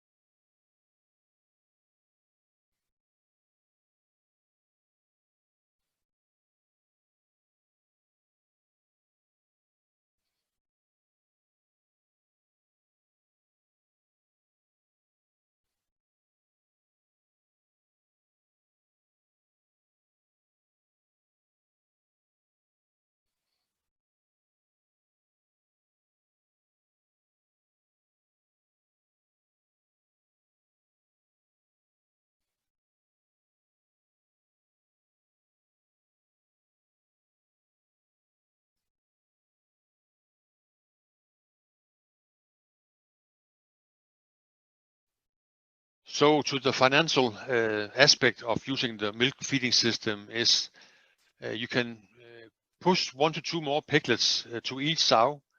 So having that, you need less nursing sows. That is a benefit of 15,000 euro. By not having nursing sows, meaning that they don't need to lactate so long time, they can faster go back into production, giving them ability to produce 0.9 piglets more per year per sow. That is an additional 24,000 euro. Having a higher weaning rate from the farrowing is 38,000 euro. The cost of the milk is around 45,000 euro. So the additional saving or benefit is 29,000 euro in the sow farm.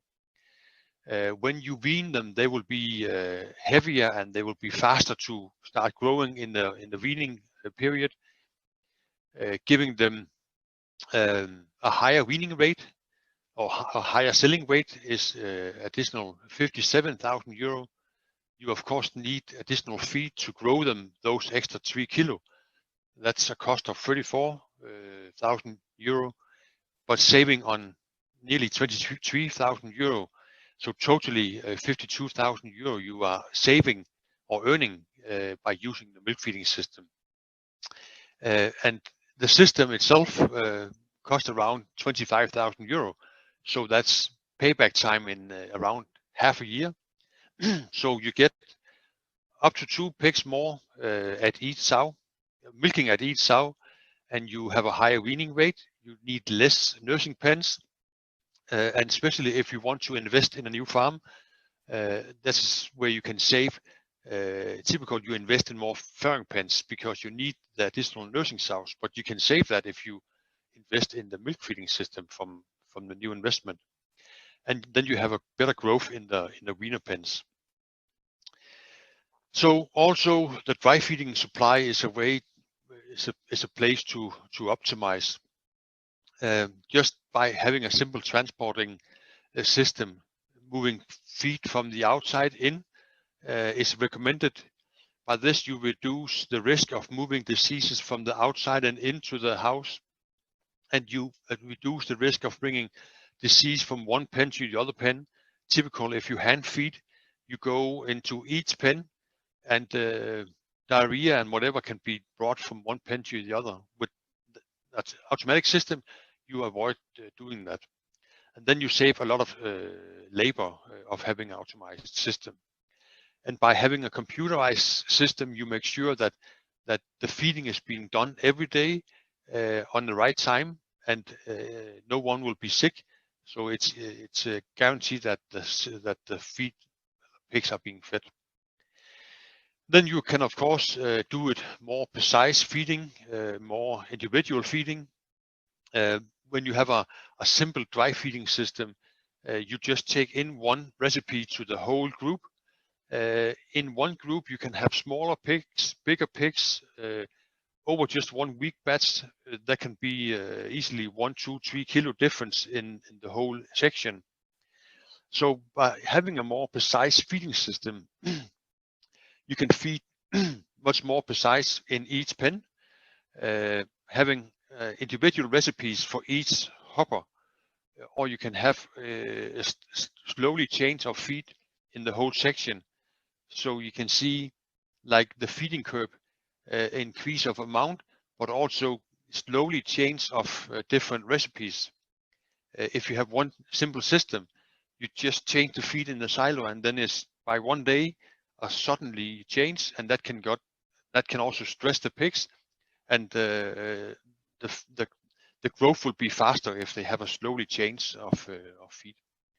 So this, having a more precise system, you get more equal pigs. You wean pigs at the same time instead of taking it over 1 or 2 weeks of the weaning period, because you have to start with the biggest pigs, and then you need extra time for the smallest to grow a little bit more. You avoid that with more precise feeding. Also important to have the right feeders to avoid spoilage and to avoid feed waste. Typically, we recommend to have a pendule feeder. So the pigs push the pendule and feed drops out when they're hungry, and they eat what is inside the trough, and then they push again to get more feed out. You can also see that there's no feed standing on the trough and into the hopper, meaning there's no contact with water or the wet nose into the container where the fresh feed is being stored. So you don't have any feed being contaminated by moisture or bacteria. You always have fresh feed in the hopper, and get a better growth having more fresh feed. And we of course supply the full range in different feeders, different pendule feeders, box feeders, wet and dry feeders. So no matter what you need, we have that, the full range. Liquid feeding, especially for finisher pigs, is where you can optimize the production cost a lot. Of course, just having a liquid feeding system is typical. Liquid feeding system is where you have dry matter mixed with water. Around 25-30% is dry matter, and the rest will be water. So you are able to pump it out by a centrifugal pump. You have a mixing tank which is standing on loading cells. So every time one valve is open, you know exactly how many kilo is being pumped out from the mixing tank. So you know exactly how much feed come to each pen or each pig. You have a computer calculating how much you need. You enter in how many pigs is in each valve and each pen, and then the system calculates based on a feeding curve that is in the program how much feed they need, and then automatically day by day over the growth period, the computer will increase the amount of feed based on this feeding curve. And then you also get a full registration of the amount of feed, and you are able to mix the raw materials directly on the farm. You don't need to buy in a ready mix from a feed mill. You can do that yourself. And then you also can use different byproducts. So with the liquid feeding for finisher pigs, you get all the normal advantages like feeding pigs on a feeding curve. You don't need to change day by day. The computer do that. You just have to make sure that the individual pig is following the curve. If not, you have to adjust the amount of feed. So you can add 10% or decrease 10%. If they are sick in a period, you can decrease with 10% in a certain amount of days, and after that the computer go back to normal amount again. You have possibility to optimize the feed cost by using different byproducts. It can be from cheese production, beer production, whatever you can get of byproducts from that. You can mix the feed on the farm, and you get less dust because it's liquid feed. It doesn't make so much dust as dry feeding, and then you get fresh feed to the pigs every day. And we, of course, you can say in Asia here we have high temperature. Feed mixed with water will just ferment or getting spoiled quite fast. But we avoid that by having what we call residual feeding system. So we have the mixing tank where we make up the mix. We have a clean water tank, and then we have a residual water tank. So we have water in the pipeline, and then before, when we have been making the mix, we pump the feed out to the pipeline, and all the water goes to the residual tank and can be reused in the next mix. So we start feeding out all the pigs, and before we are empty or before we are finished, the tank will be empty, and then we start pushing clean water behind the feed, and then we push the remaining feed out to the pigs.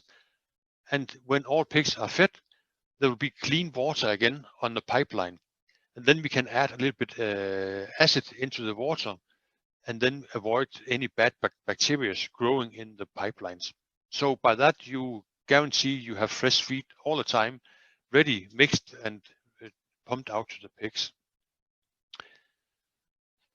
But I want to focus on the liquid feeding for finisher pigs, because that's where we see the great advances. Typical, you have feeding finisher pigs with dry feeding. It will be in feeders like this, the pendle feeders or box feeders, as I just talked about. But in that way, you will feed them ad libitum. So you put feed into this box feeder or hopper, and the pigs will have access to feed constantly. So that is ad libitum feeding. But when we do liquid feeding, it's easy for us to feed them in a long trough, meaning that each pig will have its own eating spot. So they eat at the same time, and then we feed them 3 to 4 times per day. And then we can give a limit of how much feed we give them. That's restricted feeding. And we know by pigs' natural growth, natural way, that when they come to a certain amount of kilo, the more feed you put into them, they don't gain the same amount of meat. They just start building fat. So around 60, 70 kilo, the more feed you put into them, they don't turn it into meat. They start producing more fat.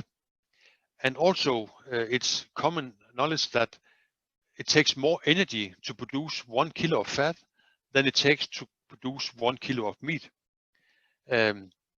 So it's simply too expensive to just say we want to grow them fast to a certain amount of kilo, because the additional weight that the pig gain is simply too expensive because you use too much feed to reach that amount.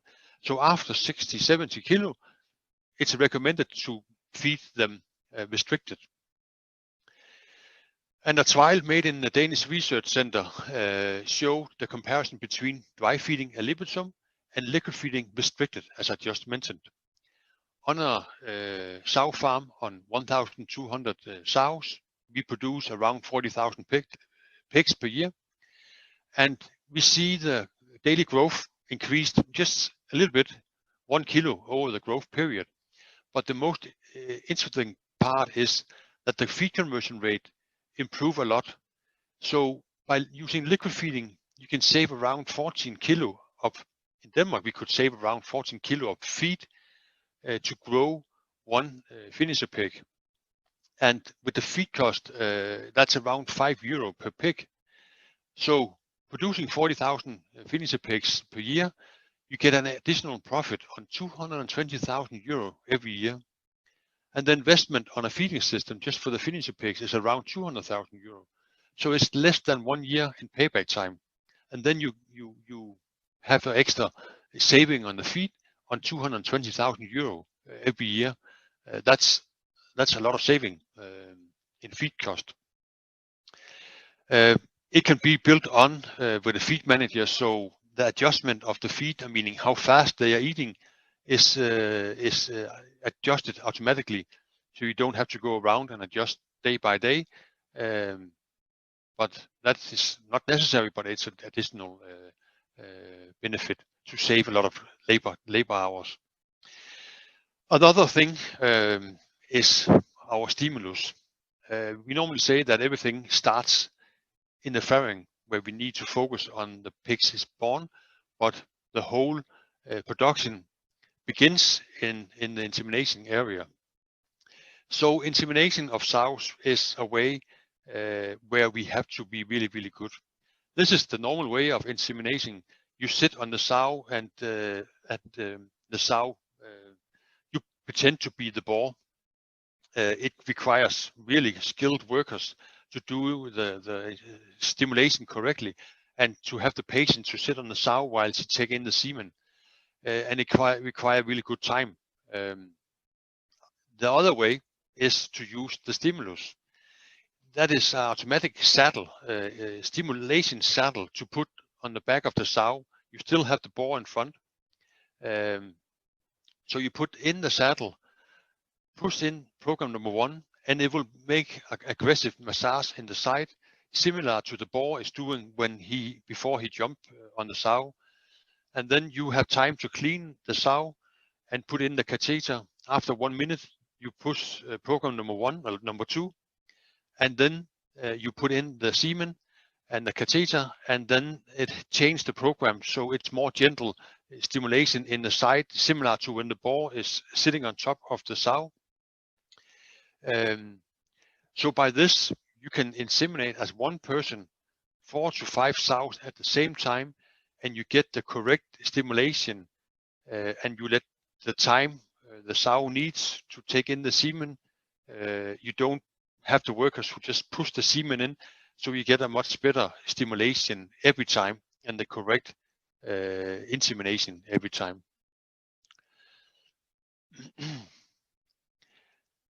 So by having a test on the farm, testing 10 weeks before starting using the stimulus, and 10 weeks after they start using the stimulus. And all the farms had totally around 14,000 farrowings in this trial. So we see the farrowing percentage go up around 5%, and total live-born goes up 0.35% in the average. That is per year around 0.85 additional piglets per sow per year, and you save up around 60% labor, and you get guaranteed that you have a better insemination. So you can avoid getting many good people and have fewer good people, and then you get a better farrowing percentage. So I'll just show a video. You can read the text below, but it's more to show how it's operated.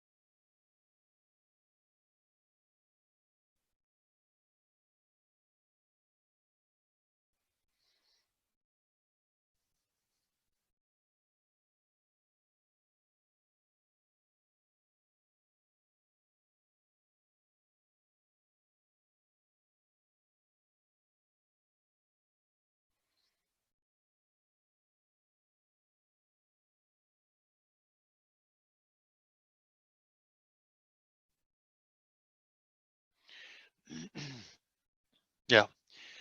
So here's also a way to optimize and get more live-born piglets. So overall, more technology will lead to less employees, and less employees is a lower risk of bringing in diseases, having better biosecurity. I meet many people around in Asia and say, we don't need all that, we have cheap labor. But it's not the right thing to focus on. Cheap labor means bad production. The more people you have coming in and out on the farm, the higher risk you have for bringing in diseases into the farm. The biggest risk of getting ASF out here is by people moving in and out. And also making sure things are done correct, getting more technologies. That's the way to get better production results. So as I also say, yeah, getting good employees is difficult. So it's better to focus to get few really good employees, pay them a higher salary so they stay with you, and then have some technologies that help them. And then I say computers, they don't get sick. They work every day, and they work 24 hours a day. And you get a guarantee for correct work is being done every time and every day. So more technology is also a way to get you more know-how. So why and how is the farm performing? Having systems that can give you feedback of when is the pigs reaching a certain amount of kilo, how much feed has I been using in the different sections. You get much more of all this information back, and by that you can also easier find the focus point of where to optimize. In general, focus on technology, get you a better production. So you have to, so you are able to compete on the world market prices, because you cannot control the prices, pig prices. You have to control your production cost. So I just want to say, if you want to know more, you can visit agrofungi.com. The video with the stimulus is a pig fact video. Agrofungi is a member of Danish Pig Academy, and we have been making many different pig fact videos, small videos of giving you knowledge of how you can optimize your production cost, how you can optimize your production in generally. So go into danishpigacademy.com and find many of these interesting pig facts. So I just want to say thank you and have a good day. Thank you very much, Andreas. So the pig fact is available, right? So you guys can visit for the Danish way of raising swine. Right now, come to the question and follow today's. We'll go next to a question that's pending from the first session by Dr. Parivat. Frank, so I would like to ask, the question is on how to get to know Agrofungi in Vietnam in order to reach for the price, because the customer asks about the pricing. The feeding system.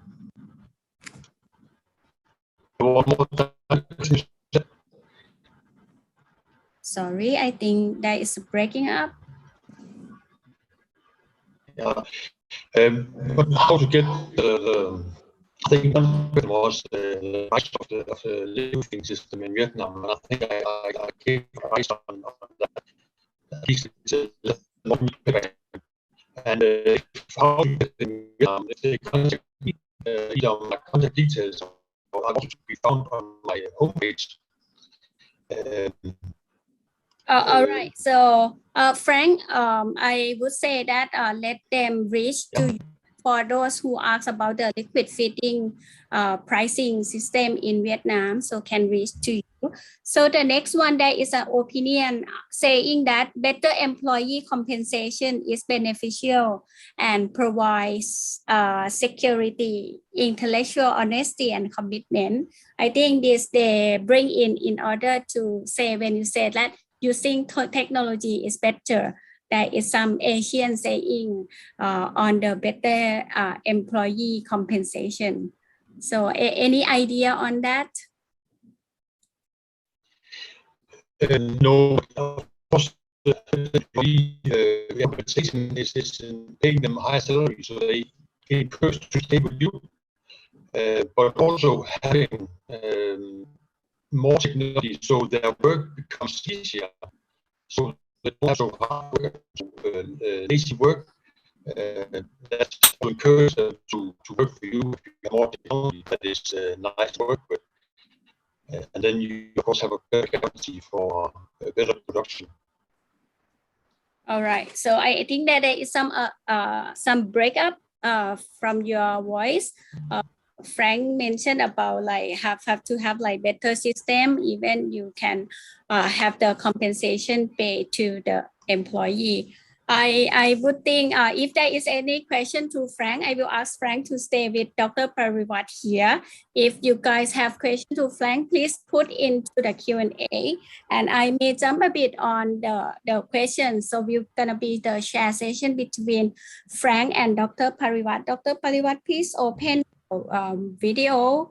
The question is on what is the update? I think you already have on the last slide.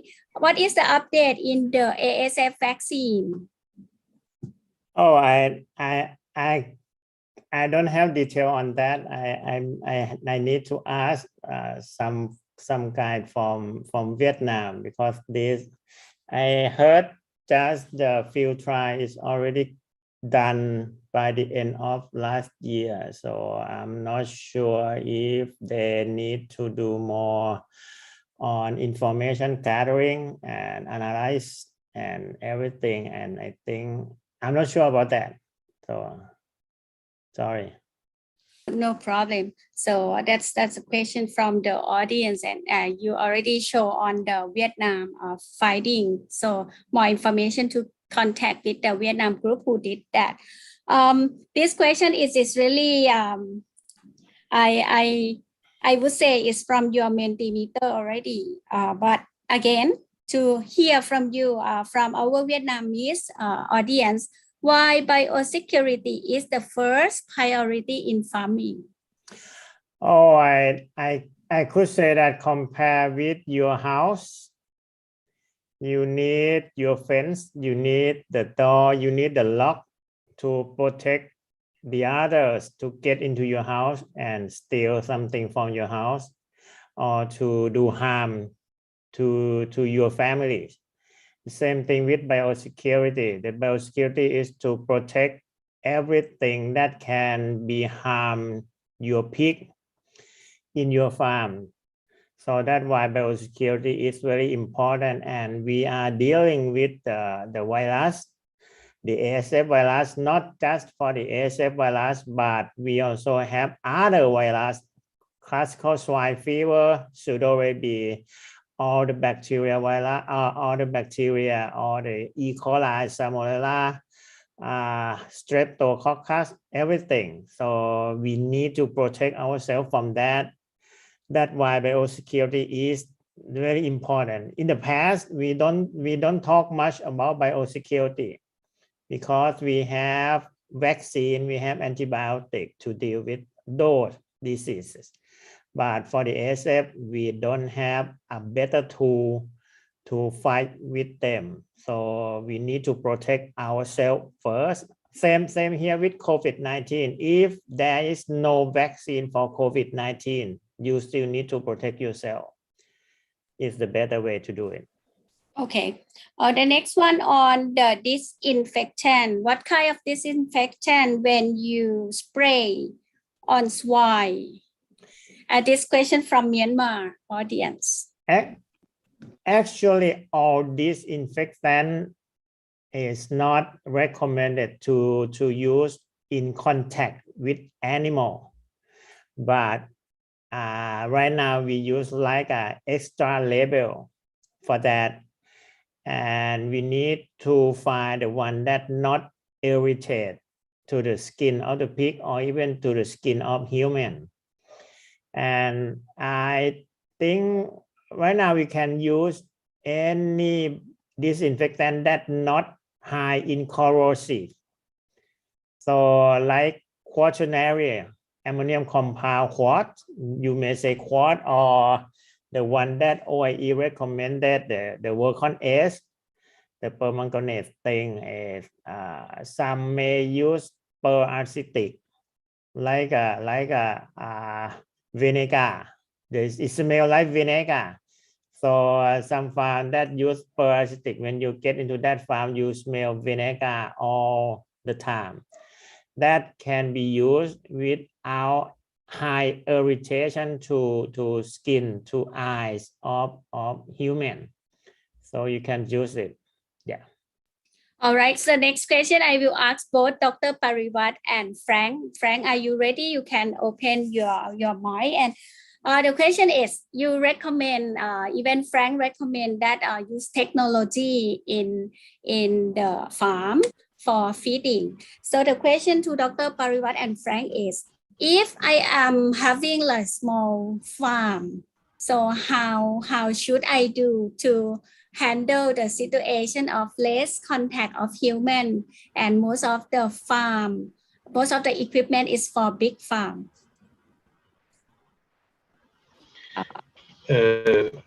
What equipment is the most important for the pig farm? The feeding. Feeding. Yes. No, but first of all, just having an automatic feeding system so you avoid people moving in and out of the farm, and can you unload the feed outside the farm and transport it by water system to a central storage inside. It's the most optimal. I think the doctor I have heard him before say that the pig to get ASF, the need to eat something from outside where the ASF is inside. If you make sure your feed is not contaminated with ASF, then it's only if you unload something for bags or the people move something in on the shoes or on themselves.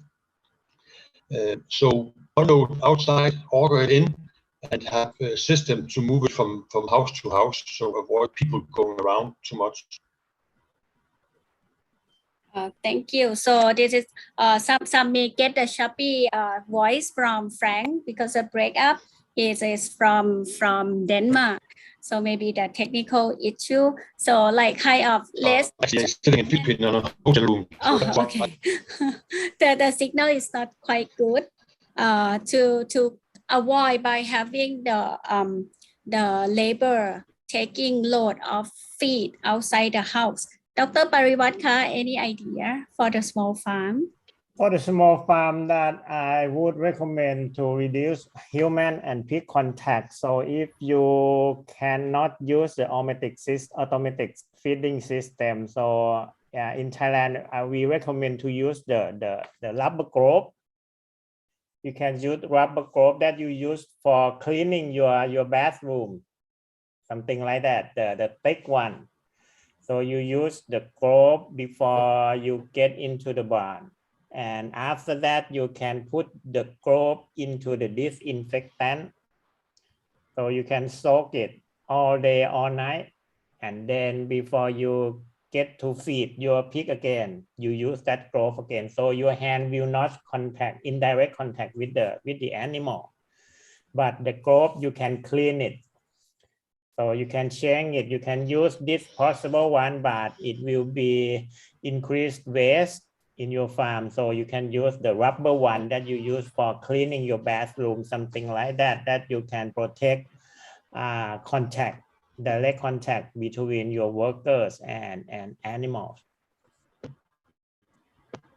Okay, so the next question now, you just talk about gloves. The next question on the boots. I think this refer to your the presentation on the bowl that put the disinfectant for the boot. So, doctor, what is the recommendation on the boot? So have to use separate bin, like using the for the waste on having a separate bin like that. How you recommend? I would recommend to use the clean one in a barn. Don't move those boots to another barn specific for that barn, something like that. And I don't recommend the worker to get into the pen. So you use the boot on the hallway only, not jump into the pen. If you jump into the pen, your boot can be contaminated if you still have the disease in the barn. So right now we recommend to do anything that your worker did not get jump into the pen. So you can use the same boot in one barn. But if you need to get into the pen, you need to clean the boot every time, or you can use like a plastic cover for the boot, and then you change every pen that you get into. So that might be a lot of waste in your farm. So I would not recommend to do it right now. I think most of the farm that get the problem with this disease, they know how to deal with the pig. I think they reduce a lot of vaccination program for the pig. They try to finish the vaccination program in the farrowing barn. After that, they try not to do anything with the pig again, especially in finishing barn. Yeah. Okay, so the next question is I think this one from our Thai audience. The same as feed meal to protect COVID, they do like seal, bubble. Is it the bubble and seal can implement with the ASF case in a farm? I try to do it. Not me. I try to think about it, but I'm not sure. It depends on the size of your farm.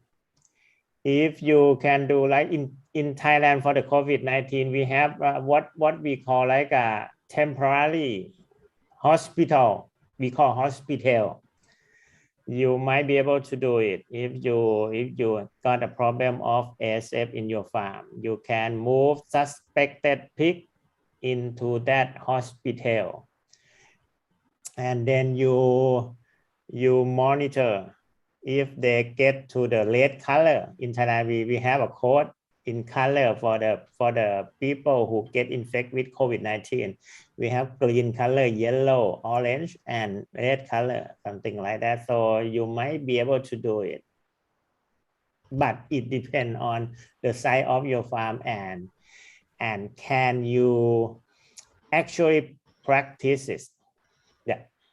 Okay, so the answer, it depends on your facility of your farm. So it might be able to do like what Dr. Parivat said. So now there is a question to Frank. Frank, I would like to invite you to open again the microphone. What is the minimum finisher population to make the liquid feeding system economically? This question may be from Frank. Yeah. I would say down to 8,000 finisher pigs in slots. 8,000. There's no limitation. Yeah. Yeah, there's no limitation of how small the farm is for liquid feeding to handle it. And it can also handle all the sows and weaners if it's a small farm. So you get some benefit from that. Okay, thank you, Frank. Dr. Ha, the next one might be the question come when you show the blood sample testing. So by collect blood sample test using cotton swab, when what are the solutions to be added or soak or keep the sample when sent to the lab? Any recommendation? You don't need to put anything in that. You can use dry cotton swab for it. And then you put those dry cotton swab that soak with blood, and then you put into like a Ziploc, the plastic bag, label it and send to the lab. It doesn't need any solution because at the lab, the technician will do the rest of the diagnostic method. So if you collect sample from farm and send to the lab, you don't need it. Because if you put any solution like normal saline or water or clean water, if you put it too much, it might be diluted the DNA. So let the technician in the lab to do their part. Okay, the next one is about the zoonosis of the African swine fever. So the question is, what is your comment? I know you didn't present here. What comment about the transmission cycle of swine flu to human? Swine flu. I think she mentioned about this African swine fever to human. If African swine fever, it doesn't infect to human or to any other species. Just pig only. So you will feel free to eat all pork product. It will not harm your health. So you can eat those pork. Don't worry about it. But I think that there is one question in chat box. What is the most pressing microbial zoonosis from pig? So if you're concerned about zoonosis from pig, I would concern about Streptococcus, Salmonella. These two bacteria is very important. Streptococcus can infect to human and cause death in human. We we in Thailand we have a lot of news on that because those people like in the northern part of Thailand they still have a traditional of eating fresh pork pig brain, something like that. So it's kind of yummy, but if you get the pork from countryside that not get into the standard slaughterhouse, you might get contaminated with those bacteria. All right, so I think this is all question for morning session of the 2022 Swine Days. Thank you to Frank Anderson and thank you to Dr. Parivat for being with us today. Ladies and gentlemen, so it's going to be another 1 hour to start the afternoon session of the Swine Days with our speaker from variety of the experts to share with us. Thank you very much and see you in 1 hour. ขอบคุณค่ะ สวัสดีค่ะ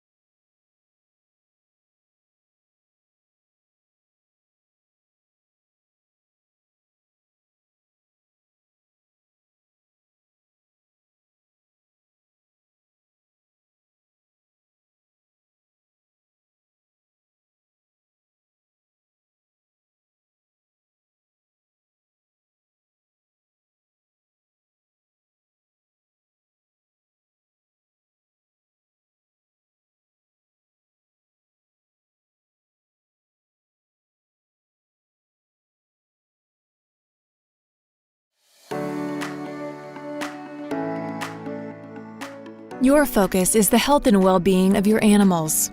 Manufacturing safe and effective ingredients that help your animals thrive is APC's #1 priority. Hello, my name is Jerry Frankel, President and CEO of APC. As the world's largest manufacturer of spray-dried red cells and plasma functional proteins, we take our industry leadership role seriously. Our commitment to biosafety includes significant investments in our manufacturing process. We collaborate with leading biosafety experts. We use validated multiple hurdle technologies that help us to provide the industries we serve with safe, pure beef and pure pork blood-derived products. To understand how red cells and plasma are made, you first must understand the scale of livestock production and that the collection of blood is a crucial part of the global meat industry. APC only collects blood from officially inspected 100% single-species meat harvesting facilities, either pure beef or pure pork. As an example, in the United States, the average large-scale pork processing facility will process 15,000 hogs per day, while beef processing facilities will process 4,000 cattle per day. These meat harvesting facilities are officially inspected by the government authority responsible in each country and must comply with strict requirements to ensure a safe food supply, and that includes only using blood from healthy animals harvested for meat. Let's review the blood and plasma production process and biosafety steps in place at APC's manufacturing facilities. APC sources animal blood from officially inspected pure pork or pure beef facilities that is hygienically collected from healthy animals during the production of either beef or pork meat destined for human consumption. Blood or plasma is collected and prepared for further processing. The process starts in our dedicated processing room, where the collected blood arrives via enclosed stainless steel pipes. APC's process is very similar to how the dairy industry collects milk. Blood or plasma enters a fully closed system where it passes through our filters, may be centrifuged to separate the blood fractions, is then chilled and held in our insulated stainless steel tanks for pickup by APC. The raw material is then transported in species-specific tankers to an APC production site for unloading and processing. blood is spun at high speeds through a centrifuge, separating the plasma and red blood cells. APC technicians carefully monitor our computer-controlled systems throughout the process. At designated manufacturing facilities, pre-separated plasma is treated with ultraviolet photopurification, which is very similar to pasteurization commonly used in food production. The liquid plasma is then pumped into our spray dryer. In the spray dryer, excess water quickly evaporates and the liquid plasma is transformed into powder. The product is spray dried to a minimum 80 degrees Celsius throughout substance. The bulk powder is precisely measured and packaged in only brand new totes or 25 kg bags and placed on new pallets. Porcine plasma is then stored in environmentally controlled warehouses at 20 degrees Celsius for 14 days. The final step is quality testing products internally and through third-party verification prior to the product being released to our customers for use in animal diets. These multiple independent processing and safety steps all work together to ensure APC manufactures safe products for use in animal diets worldwide. You can count on APC and our unwavering commitment to research, continuous investments in new technologies, and validated processing steps to ensure the safety of our ingredients. The APC team is here to help your business and animals thrive.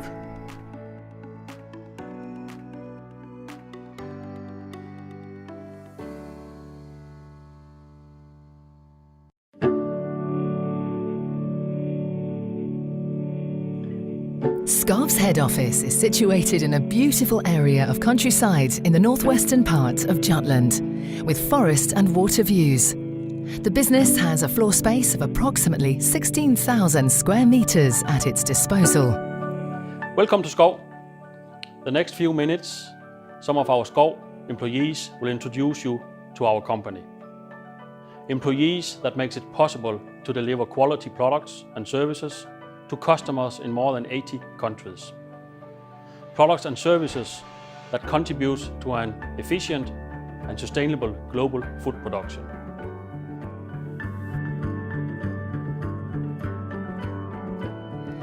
Scarf's climate and farm management solutions are sold globally by the company's own salespeople, distributors and partners. Sales are supported by many different functions within the company, which ensure that the customer enjoys a good experience both before and after the purchase. The projecting department works closely with sales to ensure an optimal delivery in relation to the type of animal, the climatic conditions, the livestock house, other housing equipment, the customer's investment profile, etc. Scarf is a system supplier. We, in projecting, together with sales, ensure that the customer gets the optimal solution no matter where in the world the farm is located. Climate system and farm management are usually a part of the overall project. Scarf works together with the other suppliers of equipment, for example, suppliers of building components, feeding and housing equipment, and makes sure that the overall delivery meets the customer's expectations. Building a new farm is like doing a big puzzle, where all the pieces have to fit perfectly together. If required by the customer, we will assign a dedicated project manager to the job, who, together with other suppliers, will make sure that the project is on schedule and completed on time. Scarf has a large installation and service department at its disposal. Correct installation and commissioning of systems are necessary if the customer is to enjoy a good experience regarding the delivery. Our solutions give the producers many opportunities to increase productivity and earnings, but it is a prerequisite that the farm manager can use the equipment correctly to do so. At Skov Academy, we hold courses for our customers, our distributors and our own employees. The distributors learn how to install and set up the system, and the customer learn how to use the system and maximize their output. Scarf is a global player on the climate and farm management system market, with more than 75 employees at its head office in Denmark, working to develop new components and systems. Our new systems and products are developed in close collaboration with our customers around the world. Business development is a team of product and livestock experts. Our job is to ensure that we understand our customers' demands and create the optimal products and services to support their business in the best way possible. In the development department, we focus on developing software for climate controllers and farm management, as well as electronic and mechanical components. Climate controllers are relatively complex, so it's important for these to be tested thoroughly throughout the process to prevent issues later. Ongoing testing forms an inherent part of our development process. We have automated the testing of the software as much as possible, with more than 2,000 test cases executed each night. At the end of development, the software is tested by an experienced service technician, and as a final check, the software is tested at several livestock houses before being released for sale. Management programs for business development, which analyse data at livestock house, farm and business level, are an increasingly important part of SCOV's business. We focus a good deal on these systems, but also on options for analysing other parts of the customer's value chain, such as feed staff and slaughterhouses. Although mechanical products are made by our sub-suppliers, it is SCOV's development department which creates the specifications and designs, ensuring that the components are developed in consideration of the overall system. To launch new mechanical products with the right characteristics, you must have good testing facilities. We have one of the best test centers in the world in our field, where we are able to test performance, air movement and quality. We have the opportunity to conduct various tests under very realistic conditions. This ensures that we can deliver high-quality systems that meets the requirements set by our customers. Air intake and air outlet performance are measured on the air physics test rigs. But we can also analyse air movement and air velocity under very realistic conditions in the company's Air Physics Test Centre.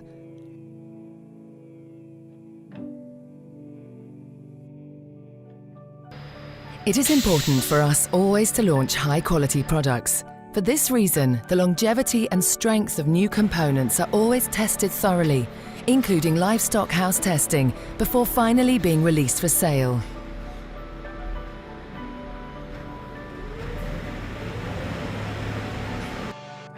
Three basic principles: cost, quality and time are very important to our production. It's important for the customer to receive their delivery on time, in the right quantity and quality, at the agreed time. Working in the customer center at SCOV gives me the opportunity to talk to customers all around the world. We handle all orders for our sales organization, and together with production, purchase and warehouse, we secure a smooth order process for all our customers. The vast majority of electronic products are made in-house. SCOV has a fully automatic SMD line, including inspection of the finished printed circuit board. In our production operations, we are very flexible, and we achieve to have a fast turnaround, which makes us very competitive according to other sub-suppliers. We measure ourselves against others on a regular basis. Planning and quality control are carried out by the production teams, with targeted efforts made to optimise processes and workflows. All components are developed and produced to withstand harsh livestock house environments. SCOV produces around 250,000 climate and feed sensors every year on new production line that uses robot technology. A good 90% of SCOV's turnover comes from exporting to more than 80 countries. Approximately 30 lorries are loaded and unloaded every day from the 8,000 square metres warehouse. Shipping and customs clearance are an essential part of the service we deliver to our customers.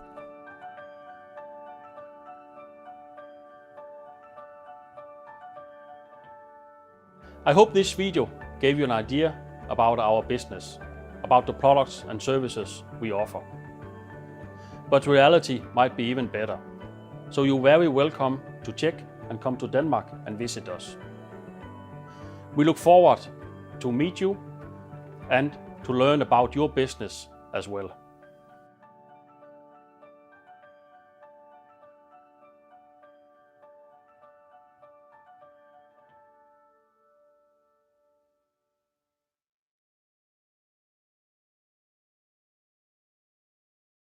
When morning comes, we have the opportunity to start anew, to reset, to prioritize the things that really matter. And what matters most to us is you. At Ronma, our cause is the well-being of all lives. However big or small, we see the details that form the bigger picture worth protecting. Our mission is to provide quality end-to-end health solutions so that every animal, person, and home may be cared for. From veterinary advisory services, to animal health products, to the food ingredients in your kitchen, you can count on us for quality and reliability.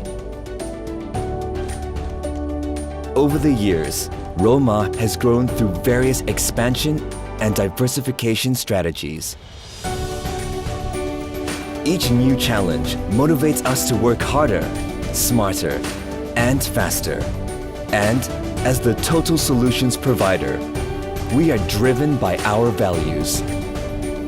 Our competent personnel in the fields of diagnostics as well as research and development are constantly innovating, enabling us to cater to the competitive environment that is animal health. Working collectively as a team, we strive for continuous improvement. With each division experienced in their specific task, Ronma is able to provide a comprehensive range of products, services, and solutions. From technical services to research and development to diagnostic laboratory analyses. With a proven track record, we are certified in and dedicated towards quality and safety. This pursuit of growth and improvement paves our way forward in becoming industry leaders of today and tomorrow. Introducing our GMP-compliant plant, where we develop and manufacture Ronma's proprietary animal health products. Equipped with advanced technology and additional production lines, Ronma is able to adhere to the set of required standards while being ever ready to serve the global market. This is how we strive for excellence.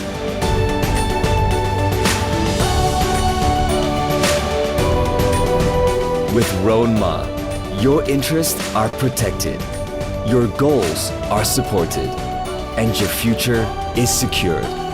Because at the core of it all, your priority is our priority.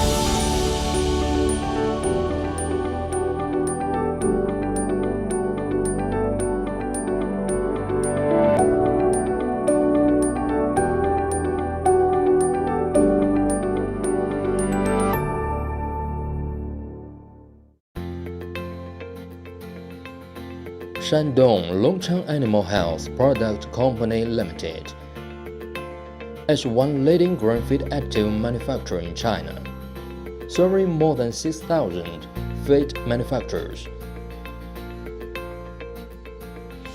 and over 10 million farmers in husbandry industry, with solutions to reduce production costs and improve production performance.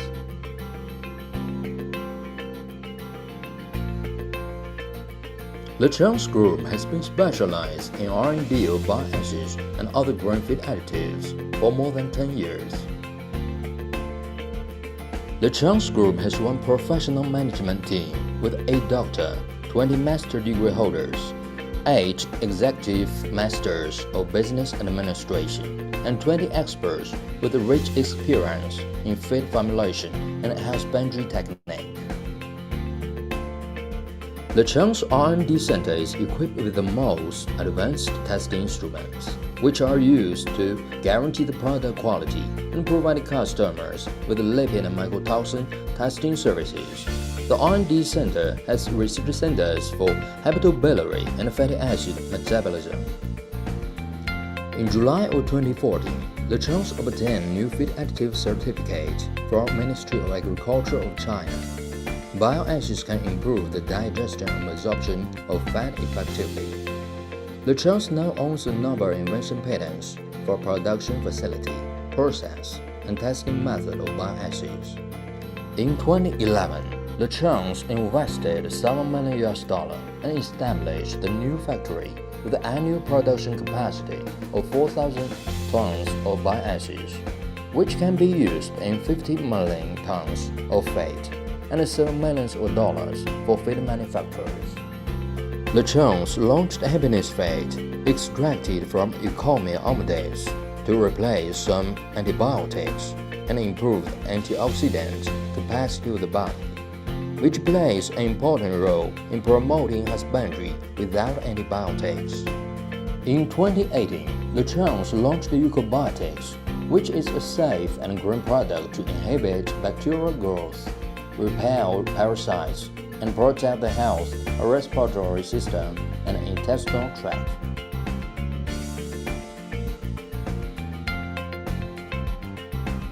Chan's has the mission to develop the natural extracted feed additives, save production costs, and improve production performance of husbandry industry. Chan's products have been exported to USA, Egypt, Russia, Malaysia, Thailand, Vietnam, and other countries and areas, and well received by customers from international markets. Chan's Group will increase the investment in scientific research and development of green, safe, and environment-friendly feed additives, and work together with customers both in China and abroad to promote the safe and healthy development of husbandry and aquaculture industry.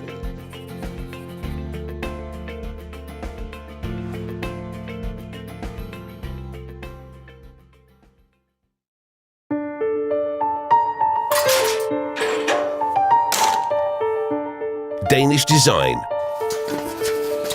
German quality, global experience. When you need a complete solution for your professional pig farm, AkoFunky is your partner. But why tell it when we can show it?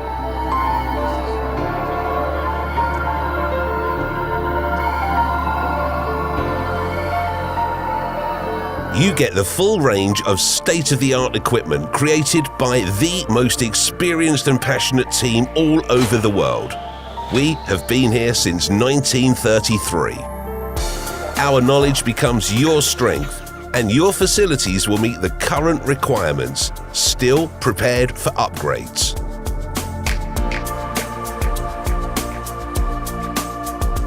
Both you and your livestock's welfare are at focus.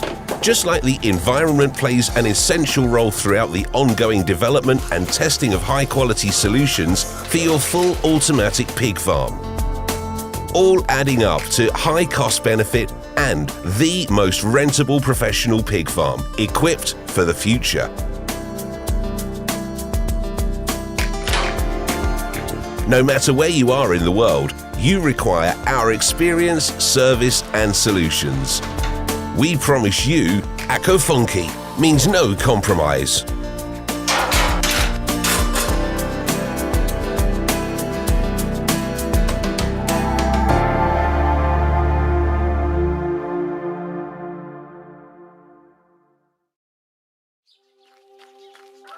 Every day, we fight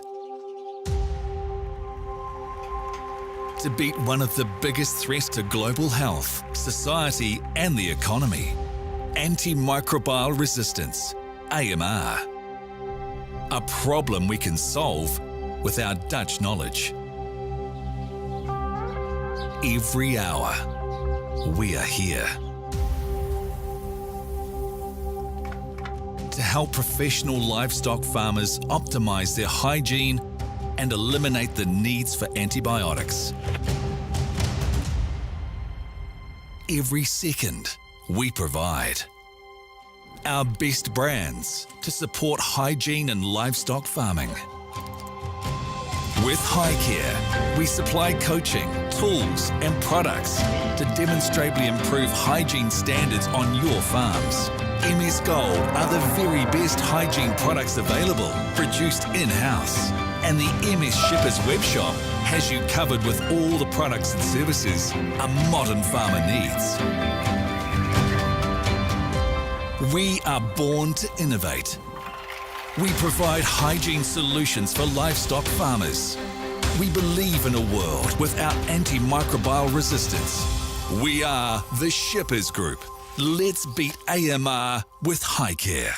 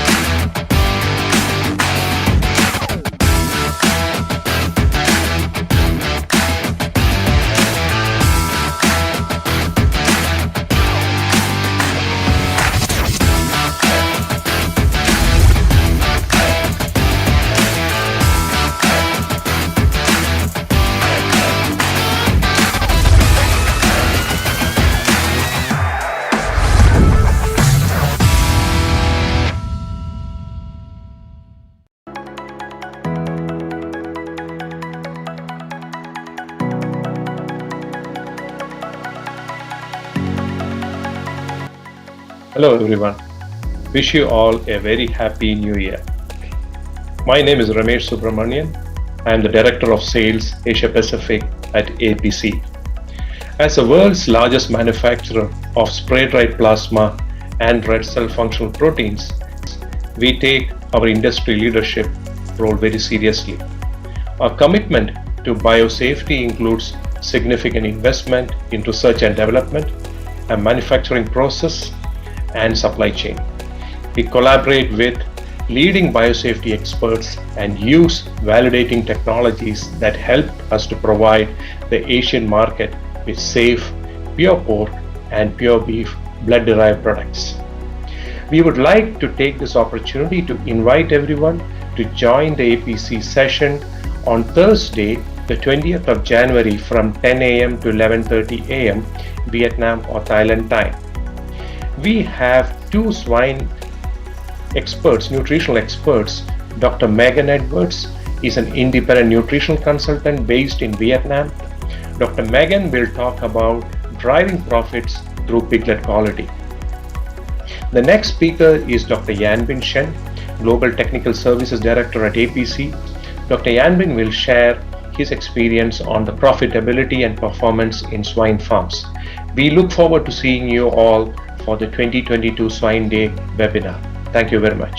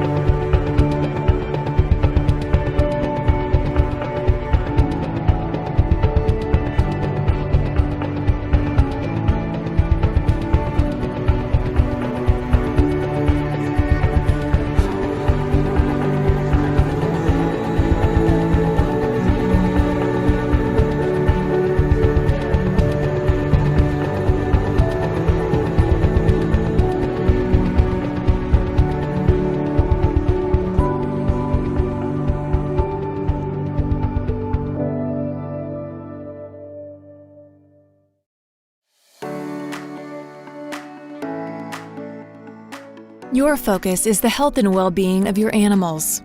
Manufacturing safe and effective ingredients that help your animals thrive is APC's #1 priority. Hello, my name is Jerry Frankel, President and CEO of APC. As the world's largest manufacturer of spray-dried red cells and plasma functional proteins, we take our industry leadership role seriously. Our commitment to biosafety includes significant investments in our manufacturing process. We collaborate with leading biosafety experts. We use validated multiple hurdle technologies that help us to provide the industries we serve with safe, pure beef and pure pork blood-derived products. To understand how red cells and plasma are made, you first must understand the scale of livestock production and that the collection of blood is a crucial part of the global meat industry. APC only collects blood from officially inspected 100% single-species meat harvesting facilities, either pure beef or pure pork. As an example, in the United States, the average large-scale pork processing facility will process 15,000 hogs per day, while beef processing facilities will process 4,000 cattle per day. These meat harvesting facilities are officially inspected by the government authority responsible in each country and must comply with strict requirements to ensure a safe food supply, and that includes only using blood from healthy animals harvested for meat. Let's review the blood and plasma production process and biosafety steps in place at APC's manufacturing facilities. APC sources animal blood from officially inspected pure pork or pure beef facilities that is hygienically collected from healthy animals during the production of either beef or pork meat destined for human consumption. Blood or plasma is collected and prepared for further processing. The process starts in our dedicated processing room, where the collected blood arrives via enclosed stainless steel pipes. APC's process is very similar to how the dairy industry collects milk. Blood or plasma enters a fully closed system where it passes through our filters, may be centrifuged to separate the blood fractions, is then chilled and held in our insulated stainless steel tanks for pickup by APC. The raw material is then transported in species-specific tankers to an APC production site for unloading and processing. Blood is spun at high speeds through a centrifuge, separating the plasma and red blood cells. APC technicians carefully monitor our computer-controlled systems throughout the process. At designated manufacturing facilities, pre-separated plasma is treated with ultraviolet photopurification, which is very similar to pasteurization commonly used in food production.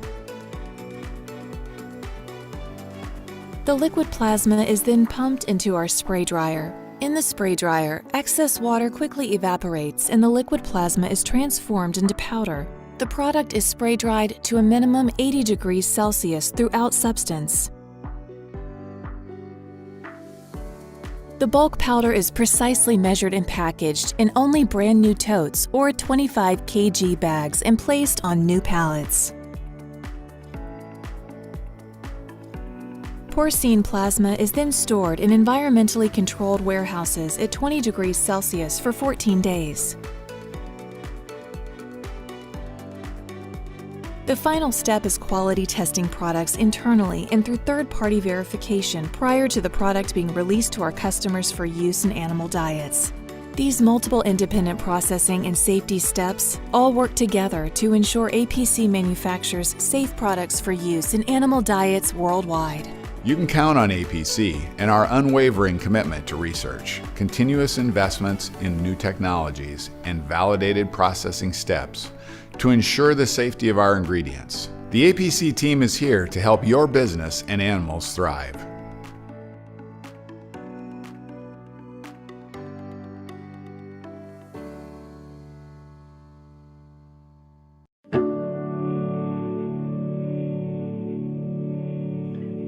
Scarf's head office is situated in a beautiful area of countryside in the northwestern part of Jutland, with forest and water views.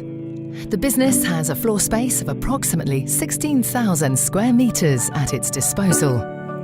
Welcome to Skov. The next few minutes, some of our Skov employees will introduce you to our company. Employees that makes it possible to deliver quality products and services to customers in more than 80 countries. Products and services that contribute to an efficient and sustainable global food production.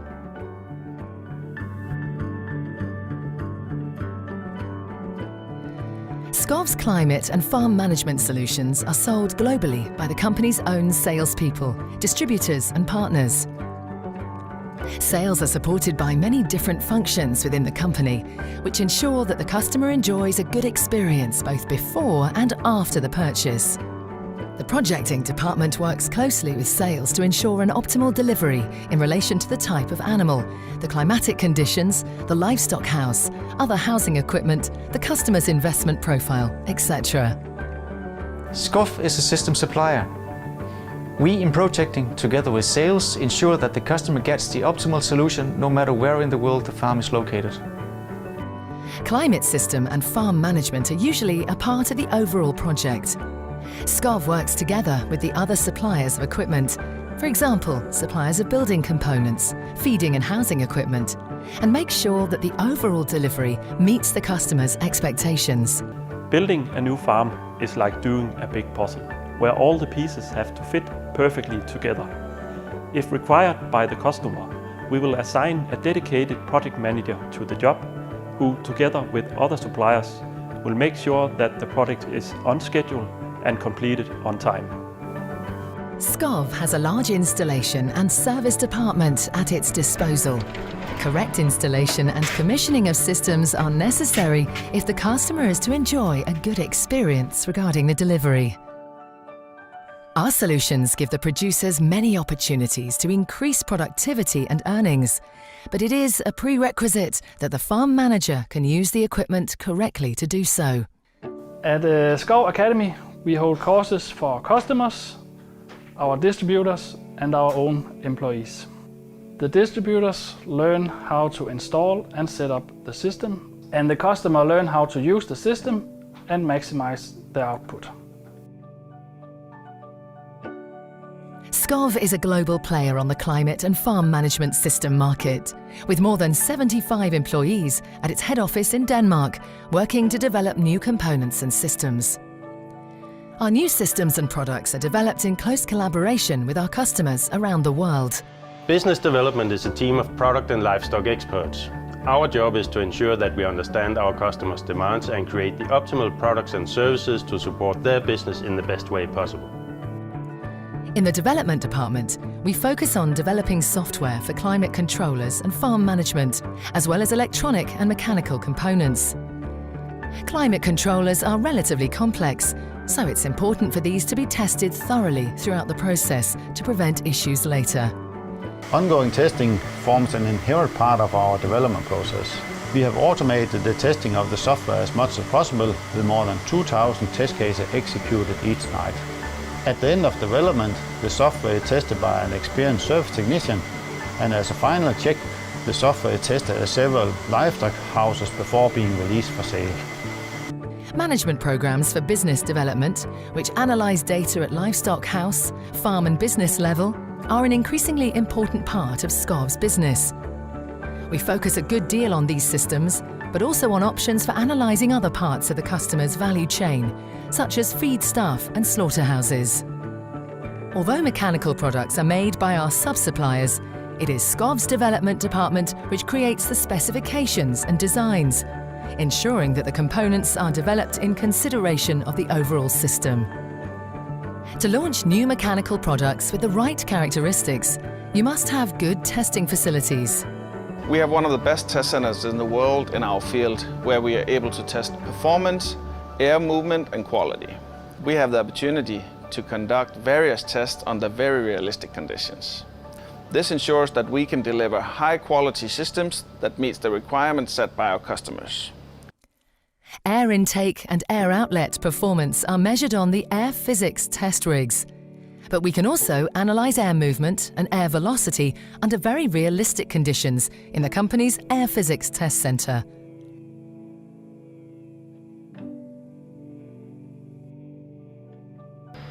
It is important for us always to launch high-quality products. For this reason, the longevity and strength of new components are always tested thoroughly, including livestock house testing, before finally being released for sale.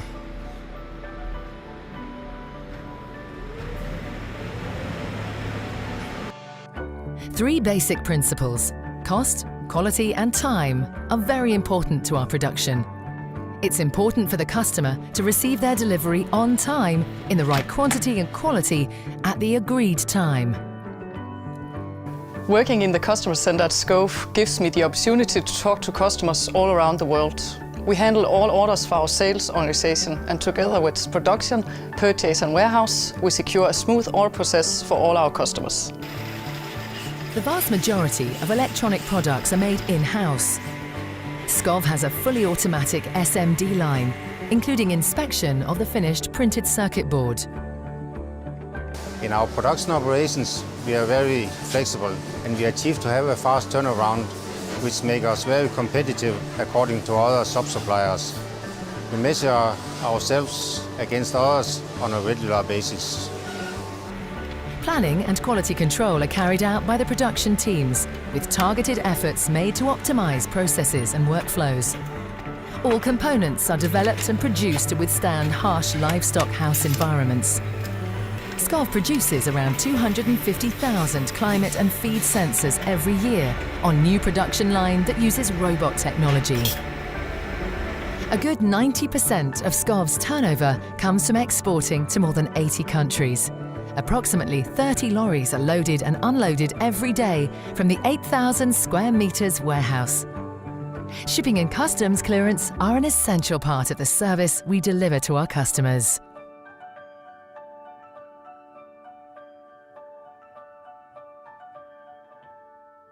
I hope this video gave you an idea about our business, about the products and services we offer. But reality might be even better. So you're very welcome to check and come to Denmark and visit us.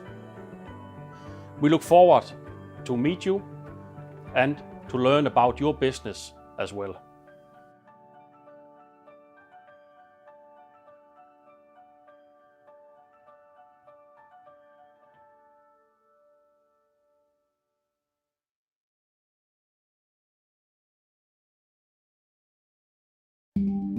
When morning comes, we have the opportunity to start anew,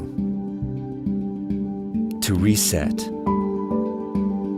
to prioritize the things that really matter.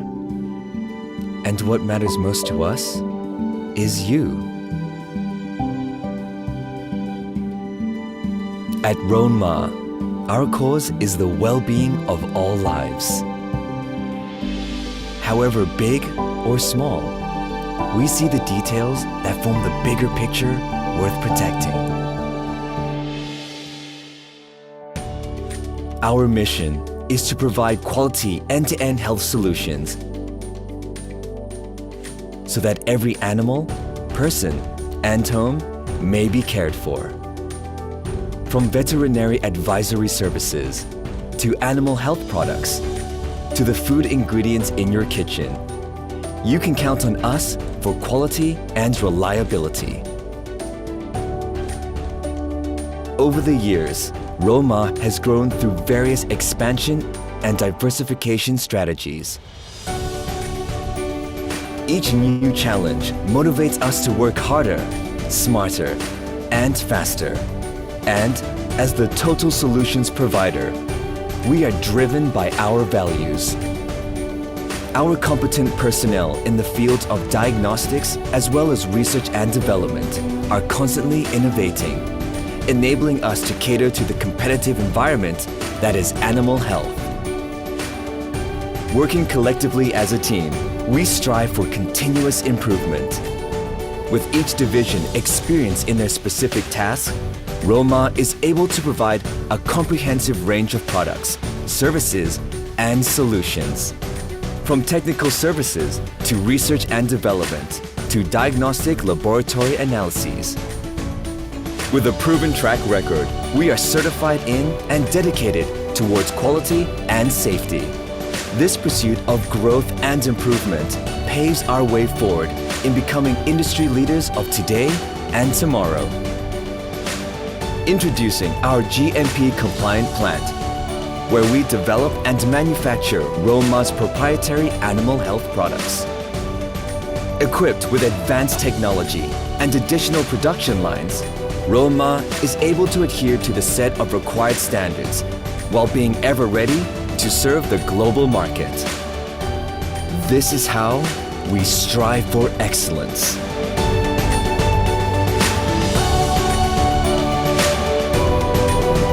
With Ronma, your interests are protected, your goals are supported, and your future is secured. Because at the core of it all, your priority is our priority.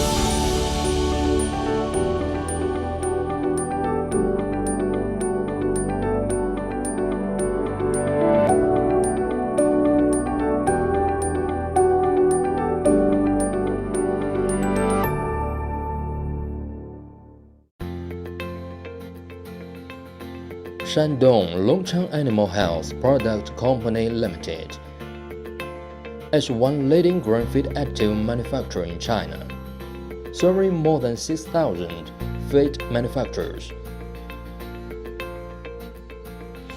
and over 10 million farmers in the husbandry industry, with the solutions to reduce production costs and improve production performance.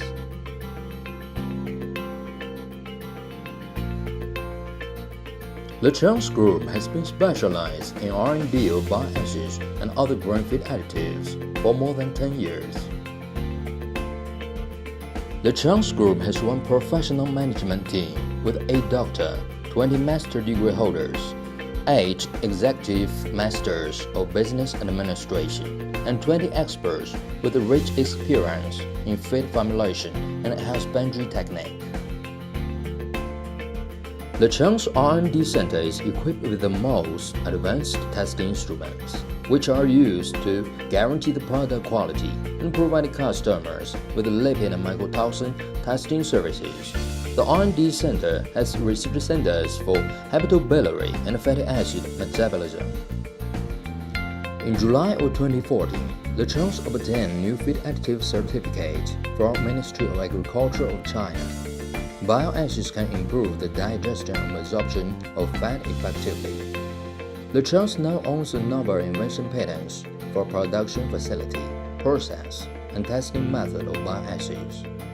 In 2011, the Chann's invested $7 million and established the new factory with an annual production capacity of 4,000 tons of bioacids, which can be used in 50 million tons of feed and $7 million for feed manufacturers. The Chann's launched happiness feed extracted from Eucommia omodis to replace some antibiotics and improve antioxidant capacity of the body, which plays an important role in promoting husbandry without antibiotics. In 2018, the Chann's launched Eucobiotics, which is a safe and green product to inhibit bacterial growth, repel parasites, and protect the health, respiratory system, and intestinal tract.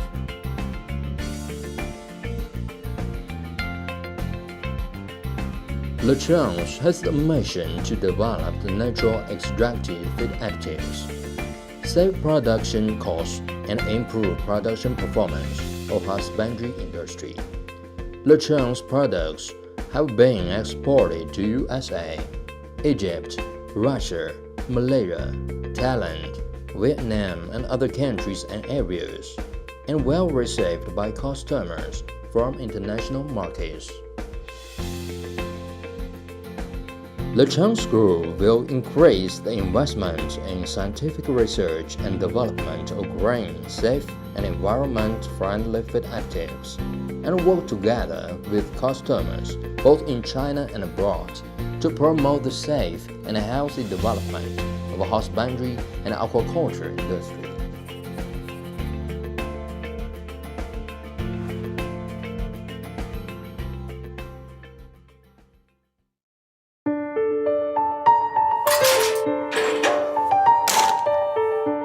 Danish design, German quality, global experience.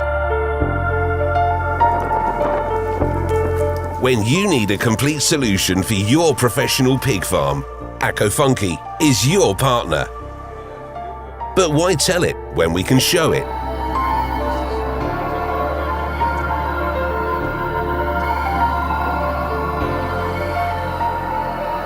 You get the full range of state-of-the-art equipment created by the most experienced and passionate team all over the world. We have been here since 1933. Our knowledge becomes your strength, and your facilities will meet the current requirements, still prepared for upgrades.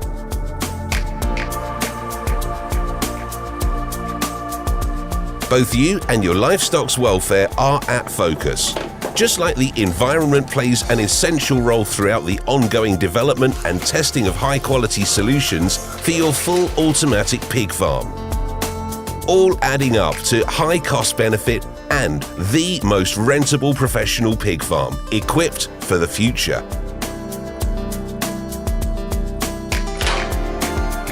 No matter where you are in the world, you require our experience, service and solutions. We promise you, Akko Funky means no compromise.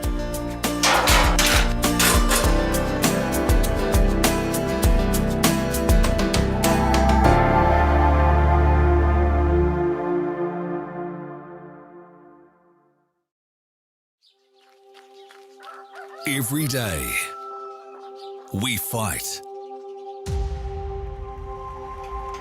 to beat one of the biggest threats to global health, society and the economy: antimicrobial resistance, AMR. A problem we can solve with our Dutch knowledge. Every hour, we are here to help professional livestock farmers optimize their hygiene and eliminate the needs for antibiotics.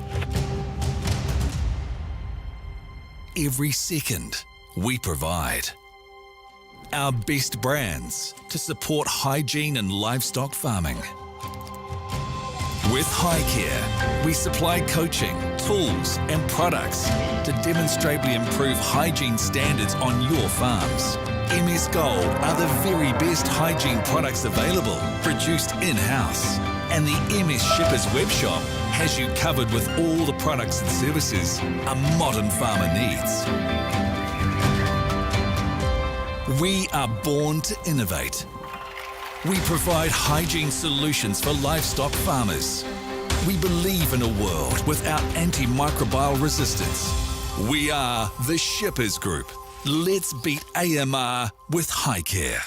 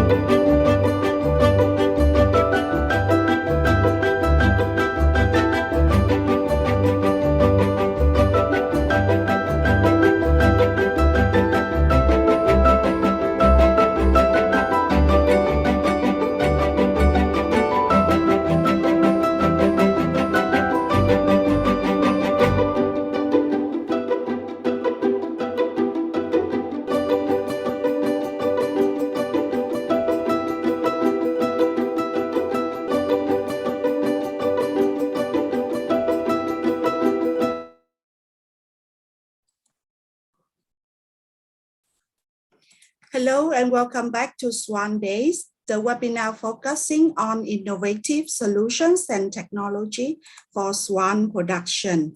My name is Michelle. I will be the moderator for this afternoon session. Before we get started, I'm going to go through some helpful tips to ensure that you can interact well with the speaker.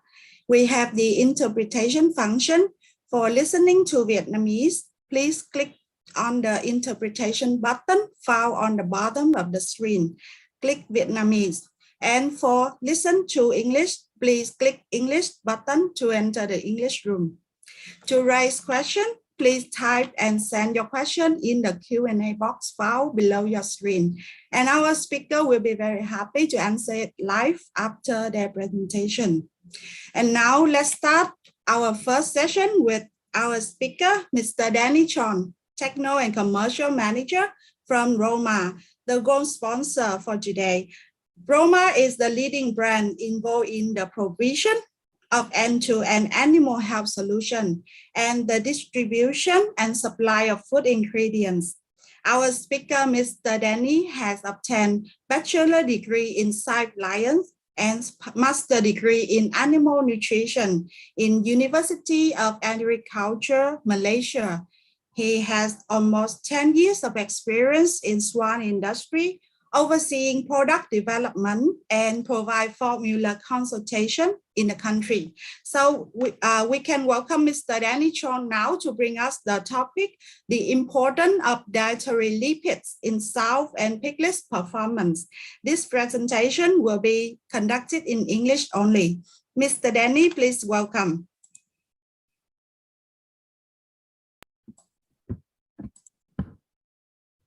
Good afternoon to everyone. My name is Danny Cheong. I'm from APSN Biotech, a subsidiary company of Roma Malaysia Holdings Berhad.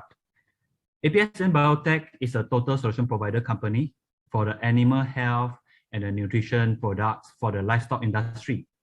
We provide our services and the solutions to our customer in Malaysia and also to the neighboring countries. Thank you to Asia Livestock, and I feel honored today to share a topic with you in this Swine Day 2022. It is about the improvement of the sow longevity and the piglet performance by incorporating the dietary fats into the diet. Over the decades, the swine genetics companies around the globe have done an amazing job in researching and genetic selections. And today, we are able to have a high prolific sow in the farm, give us opportunity to increase the production's output from the farms. But the high prolific sows always resulted in multiple implications to be taken on. For example, the piglet-born weight variations, followed by the stillbirth increment due to the longer farrowing time. Besides, the insufficient milk supply due to the nutritional deficiency in the sow diet. And when the piglets are unable to consume enough of the colostrum and the milk, the piglet pre-weaning mortality will be increased. Next, there's a very common incident during the lactation period, which is a sow sore shoulder or injury shoulder. It's very common due to the abbreviation to the poor crates designed by the metal crates or even the traditional rough flooring design. Further, by the pressure built up on the shoulder due to the long time lateral laying by the overweight sow. The most important factors causing the sow shoulder injury is actually the lack of fat depositions to cushion the shoulder. Thickness of the subcutaneous fat around the lean sow is generally thin when there's lack of a nutritional supplementations in the diet, and the fat reserve in the sow body was quickly used up for the milk productions during the lactation period. This will cause the shoulder's bone more prone to the damage by the abrasions. Now I'm going to show you on the importance of the back fat on the reproductive parameters. In the graph, shows the effect of the mated sow back fat thickness on the successful litter size. The blue bar representing the piglet born per liter, the yellow bar representing the piglet born alive per liter. So from the graph, we can see that the mated sow with the thicker back fat is proportionally increased with a higher litter size and more piglet born alive during the farrow. From the graph, the difference between the thin sow and the normal sow is about the 2 piglets difference in each of the litters. This is a very critical in terms of the farm performance and also the economical aspect. Next slide is the effect of the back fat thickness on the born piglet weight. The blue bar representing the litter weight and the green bar representing the average piglet weight. Increase of the sow back fat thickness is positively improve the litter weight and average piglet weight, as we can see from the graph. Heavier born piglet will promise a higher pre-weaning survivability during the nursing stage. And when the milk intake is better, and the heavier born piglets will weigh even more in the weaning week. Next slide is the back fat thickness affecting the estrus cycle. From the graph, we can see when the sow will wean at the back fat level less than 11 millimeters of the back fat thickness, it will require at least 9 days for the sow from the wean to the next breeding. Along the graph, we can see the improvement of the back fat losses will shorten up the weaning to the estrus durations. The wean sow with the low back fat will require longer days for them to recover physiologically and physically to get ready for the next pregnancy.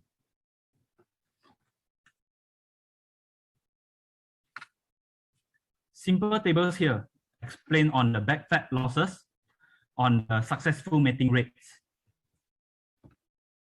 As we can see from the table, the wean sow back fat lower than the 11 millimeters, the mating rate percentage will be lower than the 75%.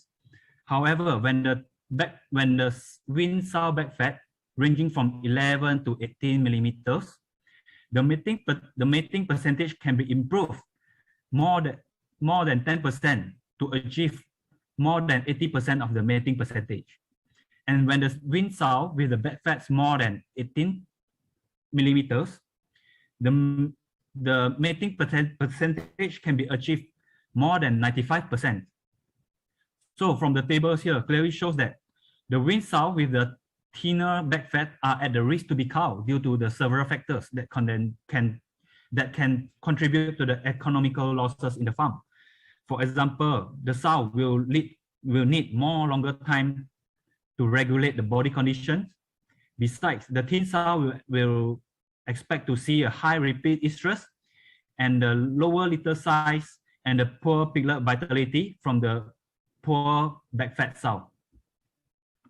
So there's a strategy to achieve a high prolific sow performance by fulfilling the daily requirement of the energy in the diet. As we know, the feed are made up to 70% of the whole cost of productions, and the feed intake is highly related to the fulfillment of the daily requirement of the energy for the animal itself. Energy is mainly contributed through the oil and fats, carbohydrates or the sugar, protein source, and the fiber source. And the common oil and fats available in the market, for example, the vegetable oils, animal lard, and fish oil. Refer to the bottom right corner. This is a table showing a general raw material with a different metabolism energy that can be used in the formula, and can see that the highlighted bottom one, if the oil-based products contain at least two times of the metabolism energy compared to the other grains products. Next, I would like to discuss on the importance of incorporating the fat into the sow feeding programs. First of all, the fats are primarily regarded as an energy-rich source for the animal. It provides the essential fatty acid to the sow to prevent the nutritional deficiency of the essential fatty acids during the lactations. It will encourage the better absorption of the fat-soluble vitamins, for example, vitamin A, D, E, K. Fat also regarded as a low heat increment as compared to the protein and the carbohydrate sources. When we include the fat into the diet, it will encourage more calorie intake of the gestation and also the lactation sow. And during the lactation, it will produce a better nutrients in the milk supply. Besides, the fats will improve the sow body conditions in the end to optimize the genetic potential of the high prolific sows.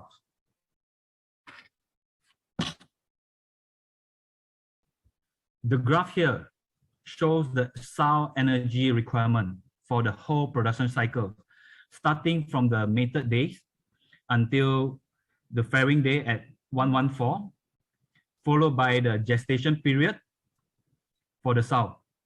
And from the graph can be seen that the sow will require at least 20 to 20 megajoules per day just for the body maintenance.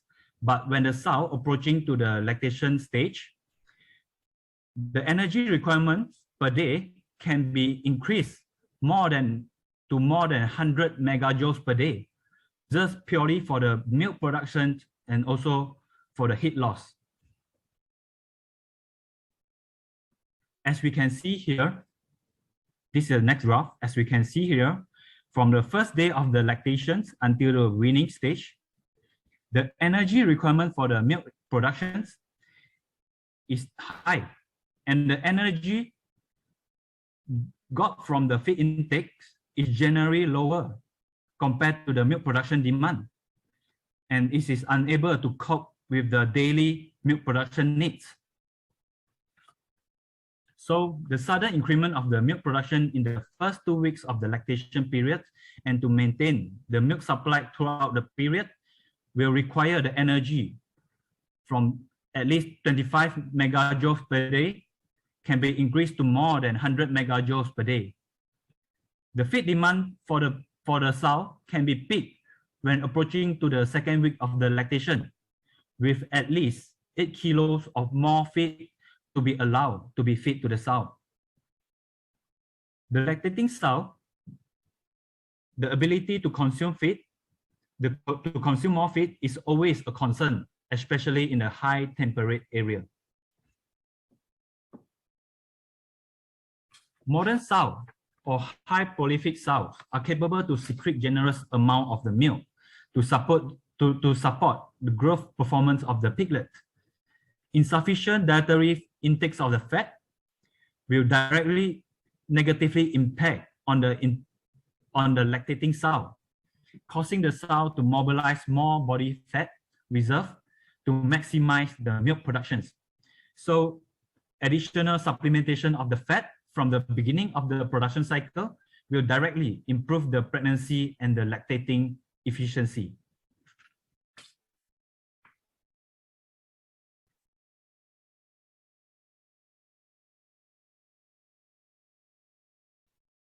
Next, I'm going to show with you a trial done by Kings and Dunkin with the effect of the energy intakes by the lactating sow on the body weight losses and the piglet growth. From both graphs, we can see that with the increment of the daily energy intakes in the sow will help to reduce the lactating sow body weight losses during the lactating periods. Besides that, the energy intakes by the lactating sows during the lactation periods will increase the piglet growth and the piglet daily weight gain during the nursing period.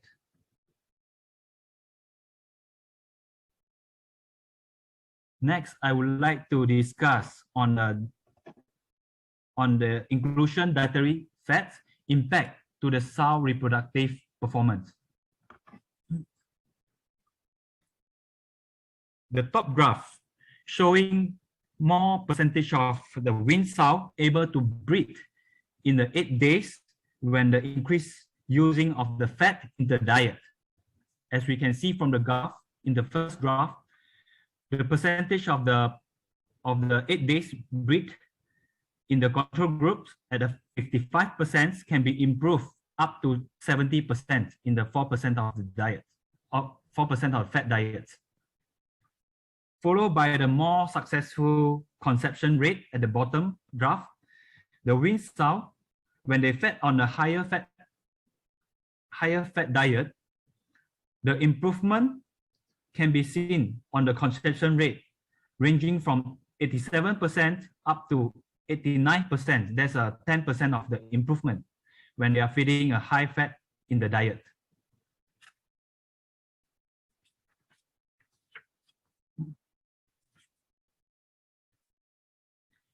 Next slide is followed by the top graph showing the significantly improvement of the farrowing rate when they are feeding on the increasing fat in the diet.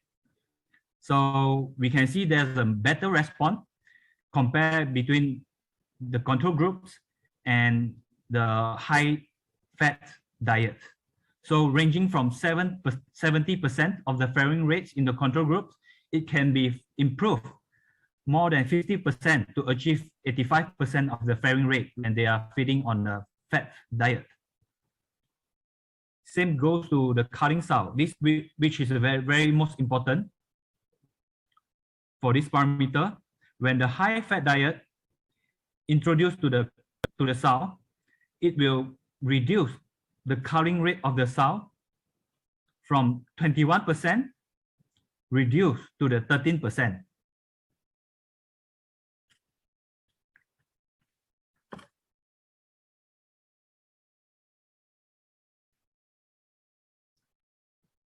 Next, I wish to proceed to the next point, which is the milk yield and the milk fat improvement with a dietary fat incorporation in the sow diet. Sow milk is considered as the most ideal feed to the neonatal animal. Up to 85% of the nutrients solely from the milk. They are rich in a highly digestible fat due to the particle size, which is a very fine particle size. It also contains 1 to 2% of the phospholipids, which act as emulsifications for the nutrient digestion. And with milk alone during the lactation stage and without the crib feed, the neonatal piglets can survive throughout the 3 weeks of the lactation period. However, the limitations is obvious, especially in the high prolific sow, when they are given improper nutrients in the feedings, where it will disrupting the daily milk supply for the piglet consumption during the nursing stage.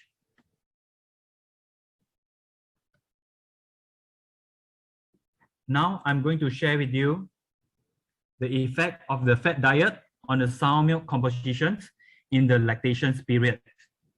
Blue bar in the graph representing the controlled diet, and the yellow bar representing a 0.4% of the fat diet. So these trials are recorded from day 3 to day 21. And by looking at the graph, the supplementations of the dietary fats in the sow lactation feed will significantly improve the milk fat compared to the sow fed on the control diet.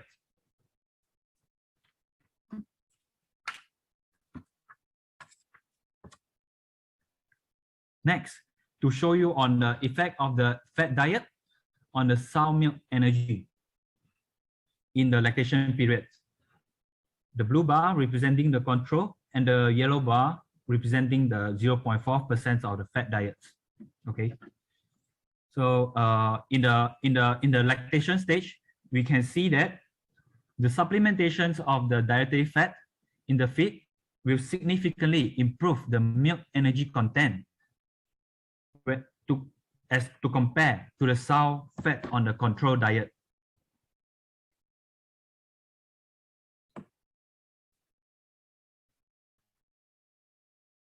Next, I would like to explain a very simple table about the general composition and the specification value of the sow milk. Generally, the milk is made up by more than 80% moisture, which carry no energy value to the animal. It's followed by 10% of the fat, 5% of the protein, and about 4% of the lactose. And out of these few parameters or the few nutrients, we can see the fat nutrients carry the most energy contributions with up to 65% energy contributions for the piglets. Fat compositions are mainly made up by the triglycerides, followed by the mono and the diglyceride, a little bit of the cholesterol, and the phospholipids is about 1 to 2%. Interestingly, the neonatal piglets are able to digest all the milk fats.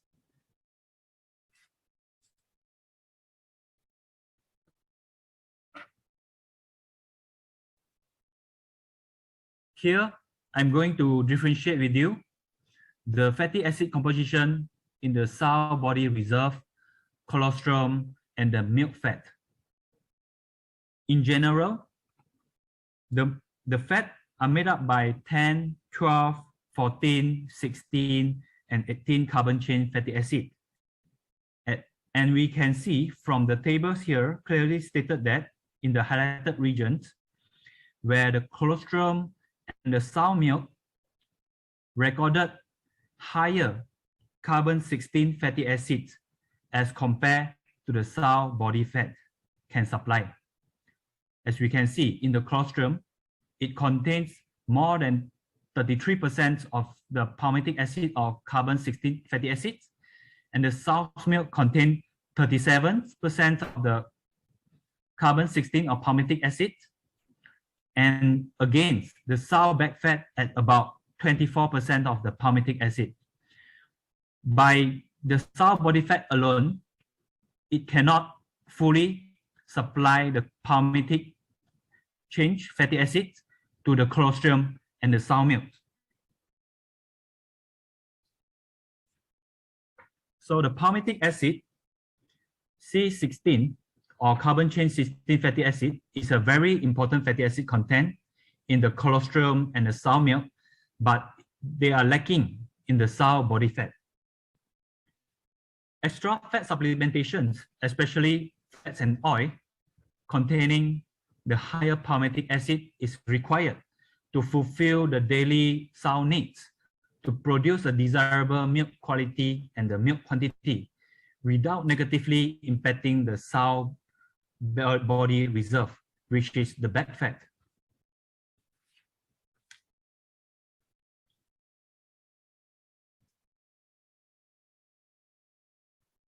Next slide, this is the example of the various fats and oil fatty acids compositions. Okay, we can clearly see that along the list, the palm-based products contribute the highest carbon 16 fatty acids, which is about 44% of the carbon C16. Then they are followed by the animal fats like tallow, poultry fat, or the animal lard. They are ranging from 21% to 25% of the carbon C16 contributions. Okay, next they are followed by the other remaining oil ingredients that carry lower C16 fatty acids. So for this moment, the specially designed fats products with carbon C16 enriched will be beneficial to the sow when we are using in the formulations, meaning to say it can balancing the fatty acid profile in a general corn soya based product or a corn wheat soya based products. Type of the fat or the oil in the soy diet, in the sow diet, will decide the sow reproduction performance in the reproductive cycle and also the piglet weaning quality.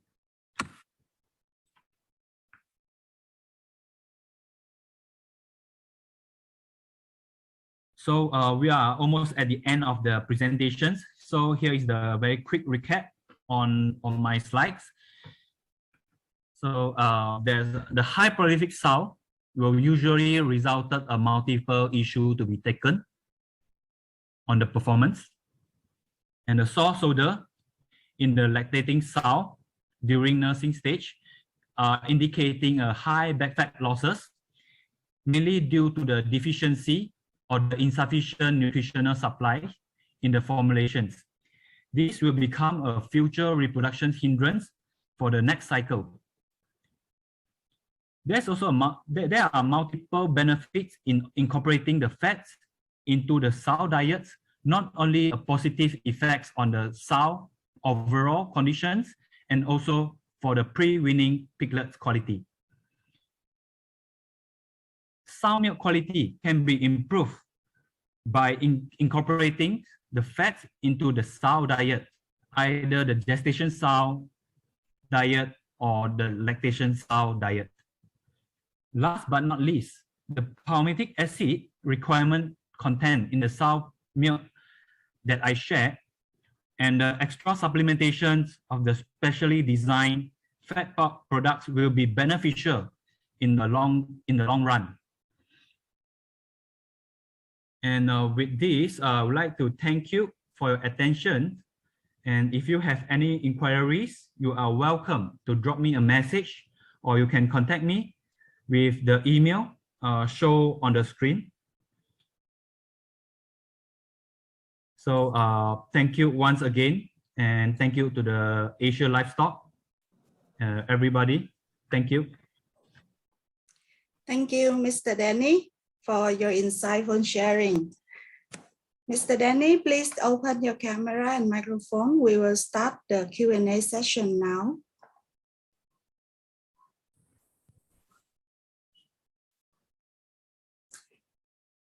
Great. So here's the first question to you. Will the addition of dietary fats be pressuring on the sow's liver? This is the one of the questions from the Philippine audience. Yeah, thank you very much, the moderator, and thank you to the question. It's a very good question. So regarding to the concern that raised by Mr. Ivan, the addition of the dietary fats actually is highly depends on the level of the inclusions in the formulation. For example, in the gestation or even the lactation. So with correct inclusion rates of the fats or the dietary fats, actually will have no impact to the sow liver, like what he concerned the fatty liver. But I believe that the liver is actually under the tremendous pressure due to several reasons other than the dietary fats, like toxic mycotoxins, or even the usage of the antibiotics, which will cause the liver to be more prone to injury or damage. Yeah. Thank you. And another question for you. Do we literally need to mix palm oil to the feeds? What is the ideal amount? Can you suggest, Danny?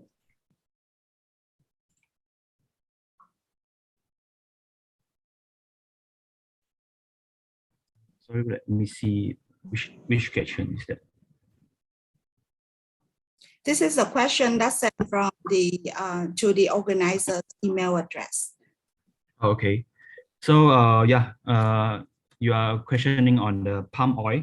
So actually, palm oil is quite abundant in the markets because of the rich enrichment of the C16 and the C18 fatty acids in the content.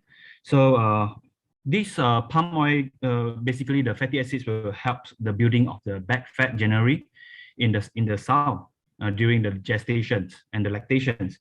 So regarding to the necessity to include the palm oil in the formulations, actually we can optionally use either palm oil or the other oil sources or the fat sources like the grain or the byproduct from the grains, which is can give at least the sufficient value of the energy and also the fat to the formulations to be included into the feed. Yeah. Thank you, Danny. I hope that the audience can hear about your answer. And the next question, I would like to transfer the question from an audience in Vietnam. How would you suggest the amount of fat to be used in the feed? For example, gestation and lactation. Please share your ideas. Yeah, thank you for the very good questions. Regarding to the gestation and the lactations formulations, usually we will encourage the inclusions to be around, for the crude fat, usually we will encourage around 4.5 to 5.5% for the crude fat, followed by the metabolism energy at about 2,900 kilocalorie, or to be precise, about 12 megajoules. Okay, this is for the gestation. While for the lactations, we would suggest to include about more than 6% of the crude fat, and the energy would be around 3,100 kilocalorie, or to be precise, about 13 megajoules. Okay, great. So the last question to you, what are the strategies be used when there are too many wing sows with thin back fat in each batches? Okay, yeah, this concern is very good, and well, we formulate the formulations for the gestation and the lactations. Usually, we're based on the metabolism energy, crude fats, and also the crude proteins. But however, we may still experiencing some thinner sow during weaning. So what we will suggest for them, for the customers or for the farm, they have to take note on that particular sow, especially those thinner sow. So as I know, because usually the feed, the gestation feed or the lactation feed can be only one type in the farm. So what we can do in the farm is usually quite practical. The customer have to highlight on those affected sow, and they have to do a proper adjustment on the daily feed intake. So from what I would suggest for those thin sow, they can increase about 500 grams to 1 kilo of feed per day to be extra feed to the thinner sow after wean.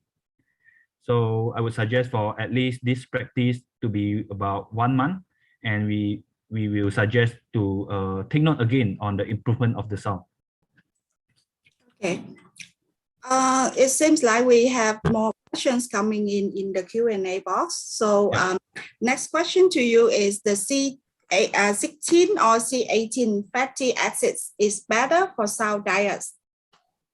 Oh, actually, for C16 and C18, actually both are quite critical for the sow diet, because both of them are the building blocks for the back fat. And as we know, the back fat helps for the sow's reproductions and so also for the lactations. So for C16 and C18, both will be equally important. Okay, great. Thank you for the interesting sharing. And then with the inclusion of the dietary lipids, is there a need for the minimum oil inclusion for lactation? This another live question from the audience. Sorry, can you repeat again, because the line is with the inclusion of dietary lipids, is there a need for minimum oil inclusion for lactation? Back to the question again. What are we going to design? For example, for the gestation and the lactation, there's always a minimum and also for the maximums of the crude fat and also for the metabolism energy in the formulation. So the inclusion rate of the palm oil is basically depends of the minimum and also the maximum that we create into the feed. So it can be up to about 3% or even the 4%, as long as can be achieved the energy and also for the crude fat. Okay, great.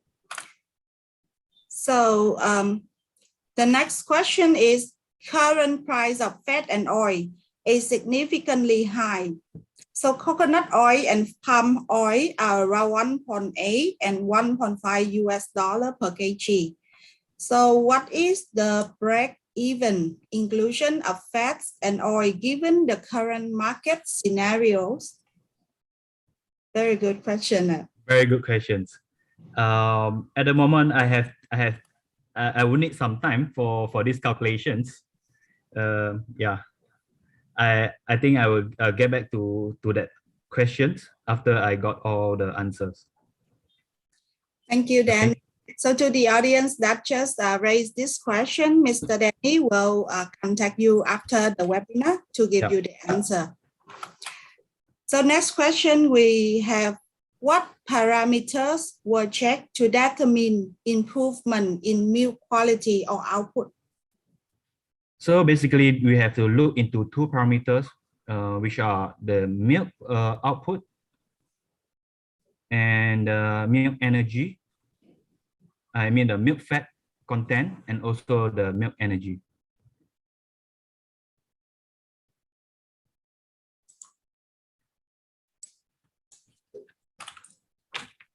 Okay, thank you, Danny. Thank you for your answer. I got more questions in the box. Yeah. Some milk may get low in iron during parturition and lactation. Other than iron, what vitamin, etc. B complex with C supplementation do you recommend for us? Okay, thank you for the question. As we know, during the parturition and also the lactations, not only the sow, but the piglet also will face some low iron level. So yeah, the iron injections will be encouraged for the sow and also for the piglets. And about the vitamins, usually we are encouraged to use a B complex, yeah, of course, but to be more particular, the B12. Other than the vitamin B, we can also give vitamin A, D, and E because A, D, E will help for the reproductions.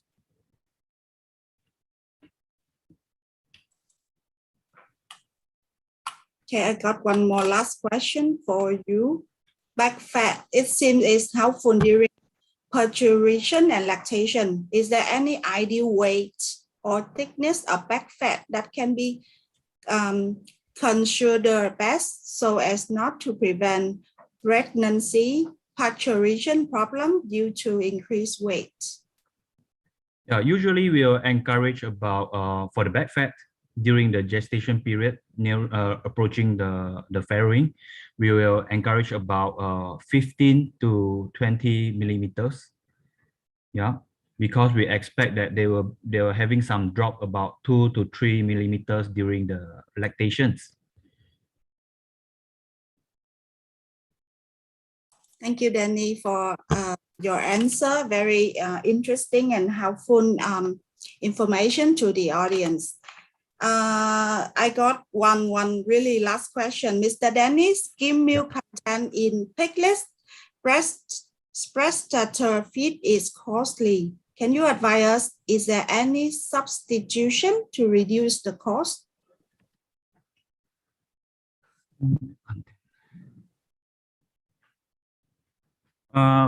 Okay, let me get the questions right.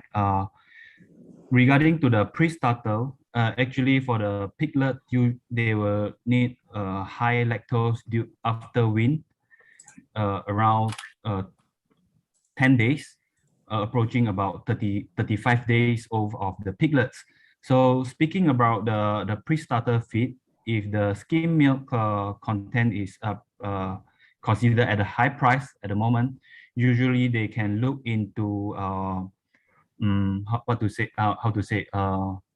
the highly digestible starch or sugar can be replaced the skim milk in the formulation, because I will see that those starch, highly digestible starch, the cost will be slightly lower compared to the skim milk.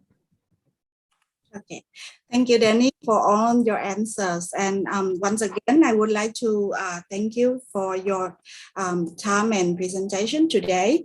And moving forward, I would like to, for all of us, to have a break for 10 minutes to wait for the next session from Mr. Nguyễn Văn Nam, the General Manager of Invest Group, which is our silver sponsor. Mr. Nam will give us a sharing on the topic, hops can be used to replace antibiotic in swine production. This session will be presented in Vietnamese and translated into English. For English audience, please proceed to choose to enter the English room to listen to the presentation later. So we will have 10-minute break and see you there. Morning comes, we have the opportunity to start anew, to reset, to prioritize the things that really matter. And what matters most to us is you. At Ronma, our cause is the well-being of all lives. However big or small, we see the details that form the bigger picture worth protecting. Our mission is to provide quality end-to-end health solutions so that every animal, person, and home may be cared for. From veterinary advisory services, to animal health products, to the food ingredients in your kitchen, you can count on us for quality and reliability. Over the years, Ronma has grown through various expansion and diversification strategies. Each new challenge motivates us to work harder, smarter, and faster. And as the total solutions provider, we are driven by our values. Our competent personnel in the fields of diagnostics as well as research and development are constantly innovating, enabling us to cater to the competitive environment that is animal health. Working collectively as a team, we strive for continuous improvement. With each division experienced in their specific task, Ronma is able to provide a comprehensive range of products, services, and solutions. From technical services to research and development to diagnostic laboratory analyses. With a proven track record, we are certified in and dedicated towards quality and safety. This pursuit of growth and improvement paves our way forward in becoming industry leaders of today and tomorrow. Introducing our GMP-compliant plant, where we develop and manufacture Ronma's proprietary animal health products. Equipped with advanced technology and additional production lines, Ronma is able to adhere to the set of required standards while being ever ready to serve the global market. This is how we strive for excellence.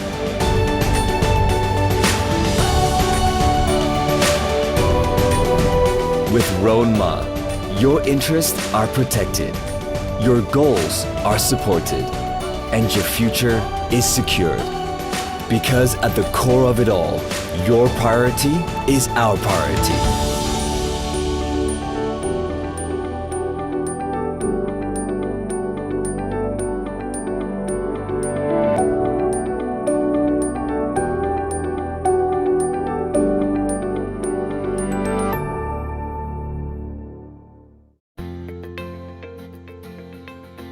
Shandong Longchang Animal Health Product Company Limited is one leading grain-feed additive manufacturer in China, serving more than 6,000 feed manufacturers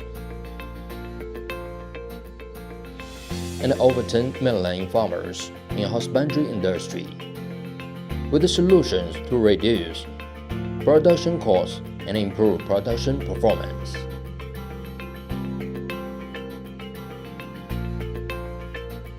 The Chăn Group has been specialized in R&D of bioacids and other grain-feed additives for more than 10 years. The Chăn Group has one professional management team with 8 doctors, 20 master degree holders, 8 executive masters of business administration, and 20 experts with a rich experience in feed formulation and husbandry technique. The Chann's R&D center is equipped with the most advanced testing instruments, which are used to guarantee the product quality and provide customers with lipid and mycotoxin testing services. The R&D center has research centers for hepatobiliary and fatty acid metabolism. In July of 2014, the Chann's obtained new feed additive certificate from Ministry of Agriculture of China.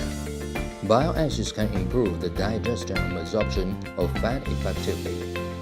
The Chann's now owns a number of invention patents for production facility, process, and testing method of bioacids. In 2011, the Chann's invested $7 million and established the new factory with an annual production capacity of 4,000 tons of bioacids, which can be used in 50 million tons of feed and $7 million for feed manufacturers. The Chann's launched happiness feed extracted from Eucommia omodis to replace some antibiotics and improve antioxidant capacity of the body, which plays an important role in promoting husbandry without antibiotics. In 2018, the Chann's launched Eucobiotics, which is a safe and green product to inhibit bacterial growth, repel parasites, and protect the health of respiratory system and intestinal tract.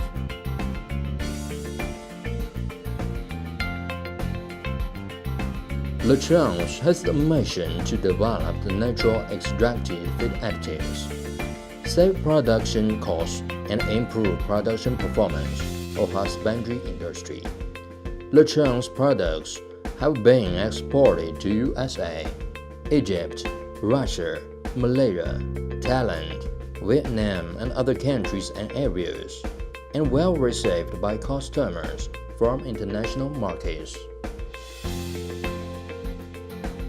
The Chann's Group will increase the investment in scientific research and development of green, safe, and environment-friendly feed additives, and work together with customers both in China and abroad to promote the safe and healthy development of the husbandry and aquaculture industry.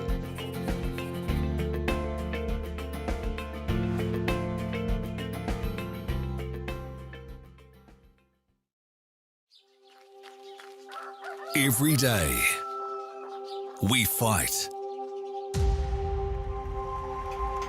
to beat one of the biggest threats to global health, society, and the economy: antimicrobial resistance, AMR.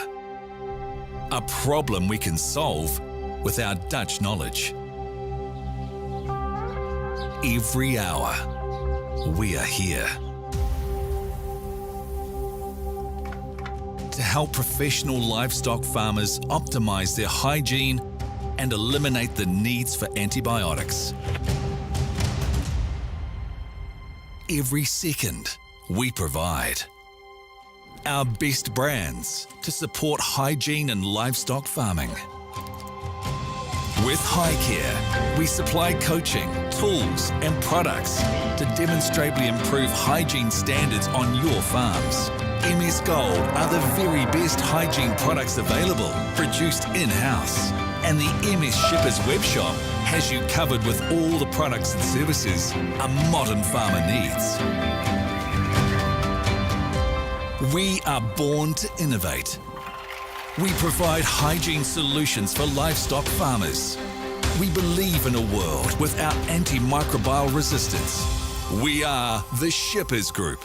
Let's beat AMR with HighCare.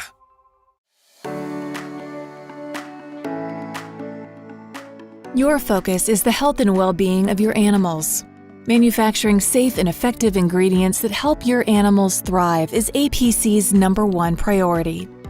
Hello, my name is Jerry Frankel, President and CEO of APC. As the world's largest manufacturer of spray-dried red cells and plasma functional proteins, we take our industry leadership role seriously. Our commitment to biosafety includes significant investments in our manufacturing process. We collaborate with leading biosafety experts. We use validated multiple hurdle technologies that help us to provide the industries we serve with safe, pure beef and pure pork blood-derived products.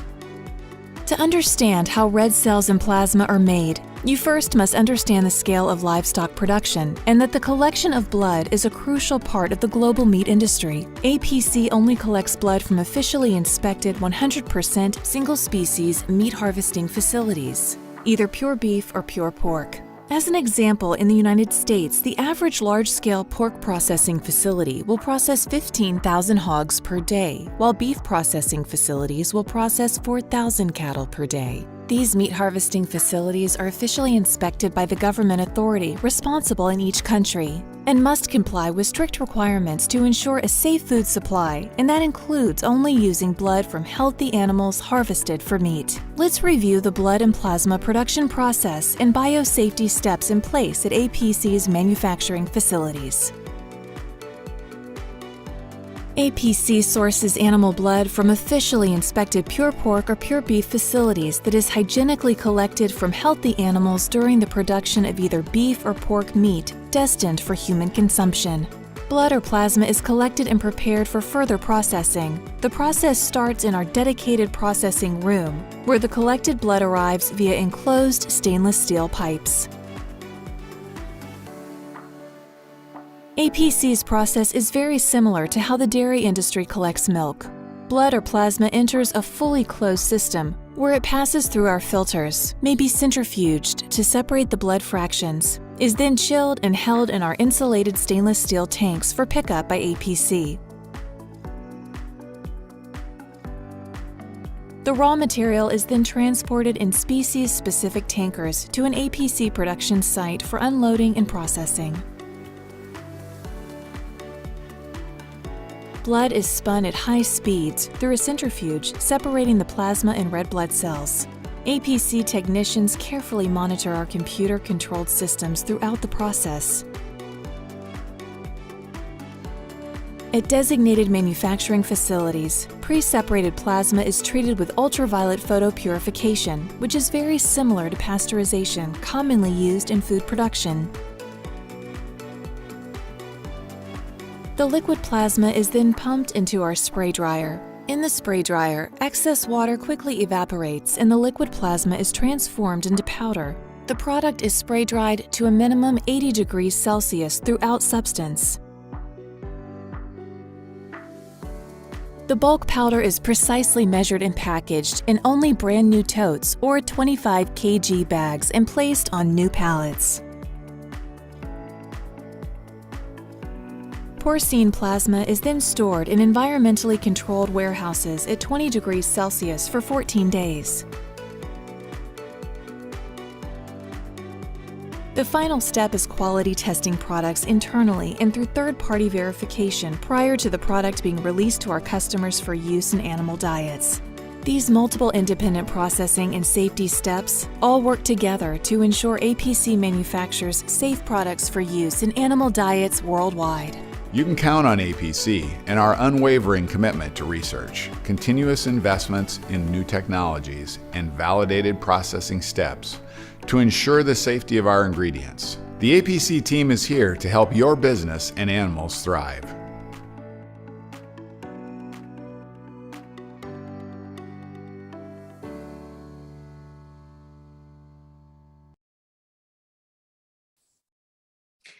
Welcome back to Swan Day webinar. I hope you have time to drink some water and do some stretching just now.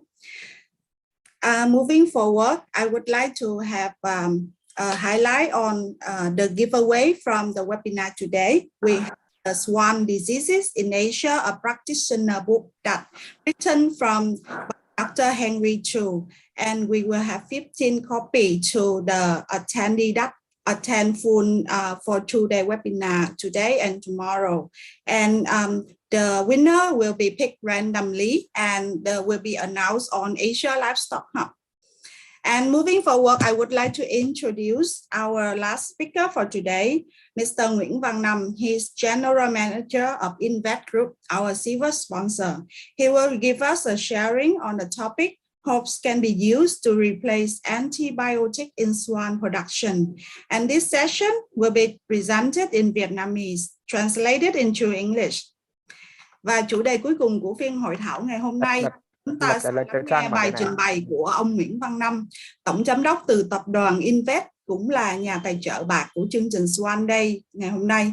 Xin trân trọng kính mời ông Nguyễn Văn Năm sẽ trình bày về chủ đề thảo dược thay thế kháng sinh trong chăn nuôi lợn. Vâng, xin mời ông Năm.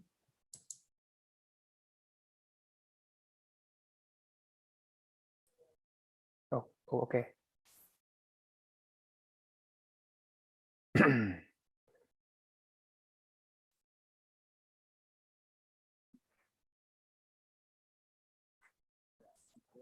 Ok.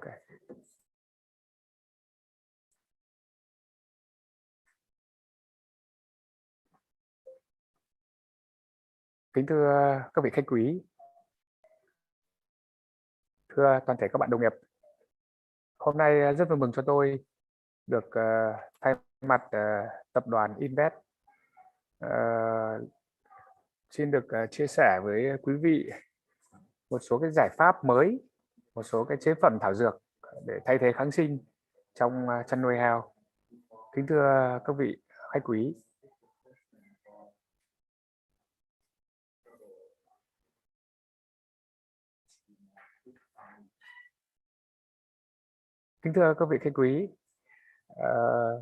lần đầu tiên cho phép tôi thay mặt tập đoàn Invest xin gửi tới quý vị khách quý cùng toàn thể các bạn đồng nghiệp lời chúc sức khỏe, hạnh phúc và thành công. Chúc hội nghị của chúng ta ngày mai thành công tốt đẹp.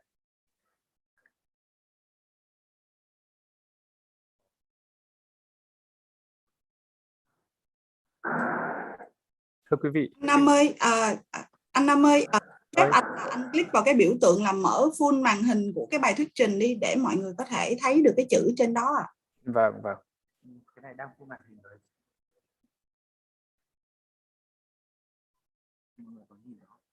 Mọi người đã nhìn rõ chưa ạ? Dạ em vẫn thấy như lúc nãy ạ.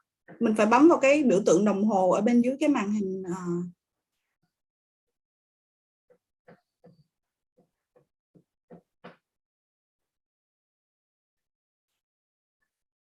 Dạ đúng rồi, biểu tượng đó anh.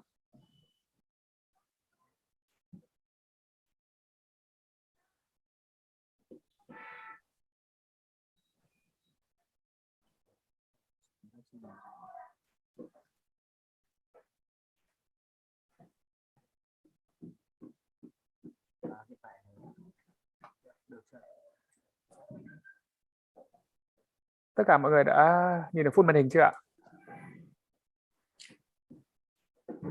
Dạ ok rồi, anh cứ nói đi ạ. Như vậy cũng ok rồi ạ. Dạ vâng. Cho phép tôi xin được tiếp tục.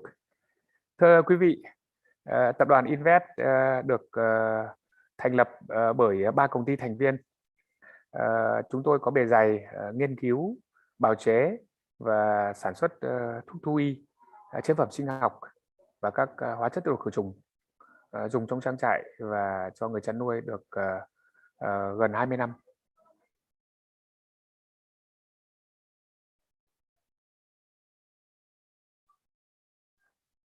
Hiện tại tập đoàn của chúng tôi có trụ sở chính, nhà máy chính đóng ở tại xã Trưng Trắc, huyện Văn Lâm, tỉnh Hưng Yên, Việt Nam.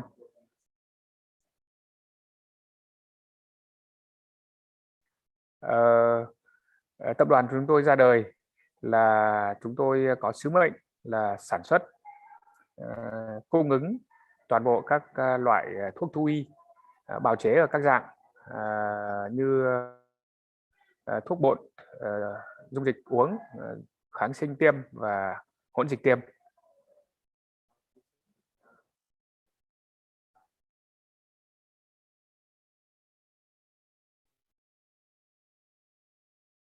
Chúng tôi có nhà máy nghiên cứu bào chế sản phẩm probiotic.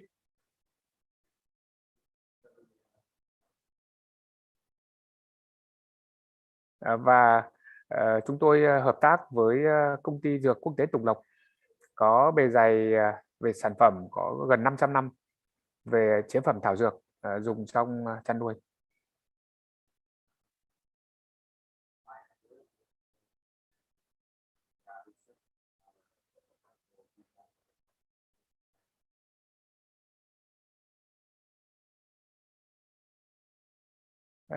Tập đoàn chúng tôi có ba công ty thành viên.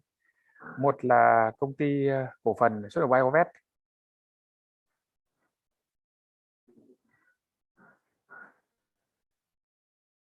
Công ty này thì chuyên phân phối các loại thuốc thú y, thuốc thủy sản cho hệ thống kênh phân phối trên rộng khắp trên 63 tỉnh thành.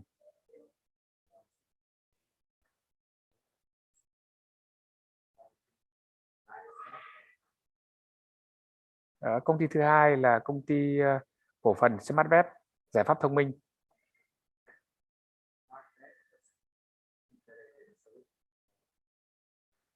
Chức năng chính của công ty này là kinh doanh thuốc thú y, vaccine chất lượng cao.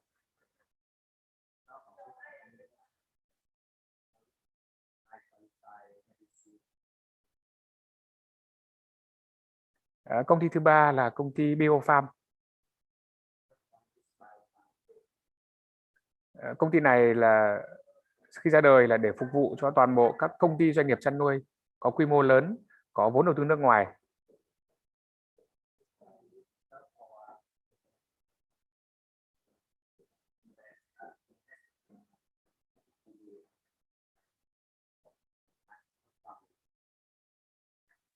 Trải qua gần 20 năm xây dựng phát triển, đến nay tập đoàn Invest của chúng tôi thông qua 3 công ty thành viên, sản phẩm của chúng tôi phục vụ cho tất cả các đối tượng vật nuôi.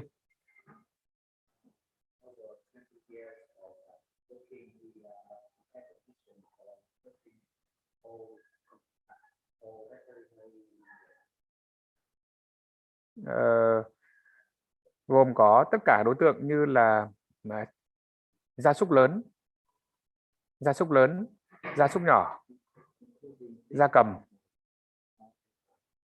và thủy sản.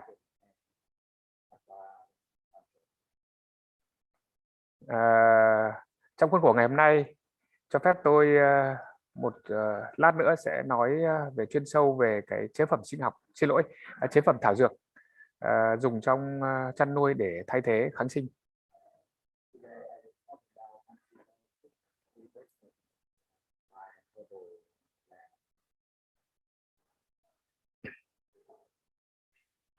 Thưa quý vị, trong năm gần đây, Việt Nam nói chung và các nước đang phát triển nói riêng,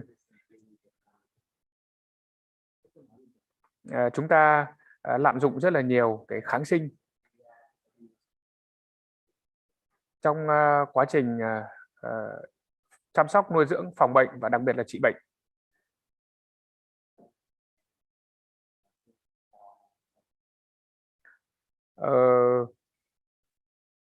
Chính bởi cái yếu tố lạm dụng kháng sinh nhiều dẫn đến rằng là cái tồn dư của nó, cái tác hại của nó là vô cùng lớn đối với sức khỏe động vật nói riêng và đối với con người nói chung.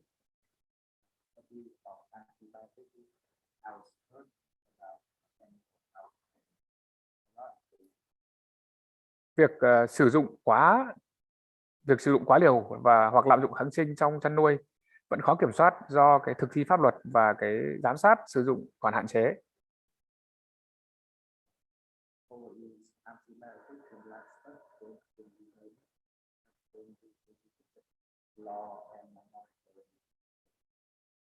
Sử dụng thiếu kiểm soát các chất kích thích tăng trưởng, giảm tiêu hao thức ăn có chứa cái thành phần kháng sinh không quan tâm đến sức khỏe của người tiêu dùng.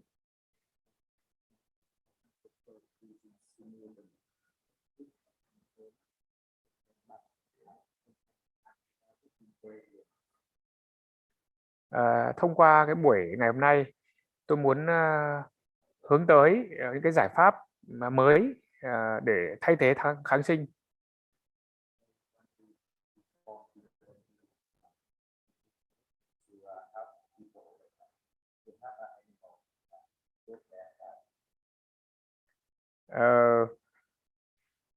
Tại Việt Nam nói riêng thì cái tình hình lạm dụng kháng sinh đã đến mức rất báo động.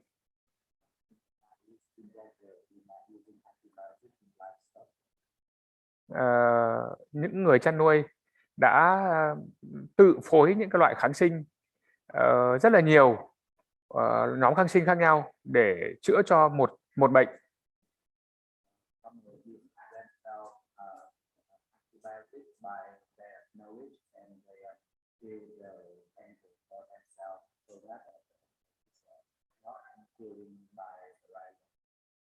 Tác hại của nó như quý vị đã biết vô cùng khủng khiếp.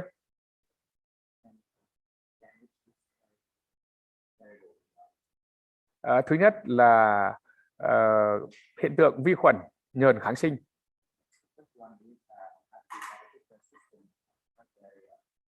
Thứ hai là tồn dư kháng sinh trong thực phẩm. Và khi người sử dụng thực phẩm thì vô tình đã đưa một lượng kháng sinh lớn vào cơ thể.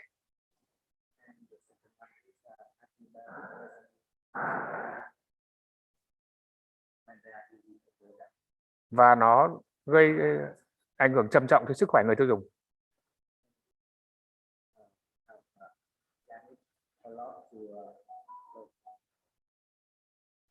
Bất cứ kháng sinh nào dùng để chữa bệnh cho người và động vật, nếu còn tồn dư một lượng dù nhỏ nhất cũng có thể gây kháng thuốc.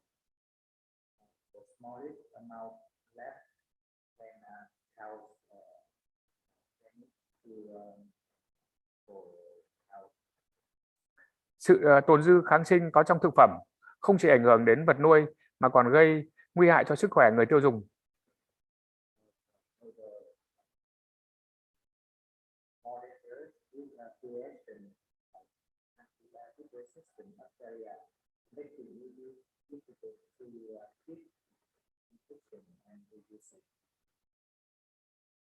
Bên cạnh đó còn một cái ảnh hưởng là rất lớn đó là và nguy hiểm, đó là tạo ra các vi khuẩn kháng thuốc, gây khó khăn cho công tác điều trị nhiễm khuẩn, làm giảm sự đáp ứng miễn dịch của cơ thể.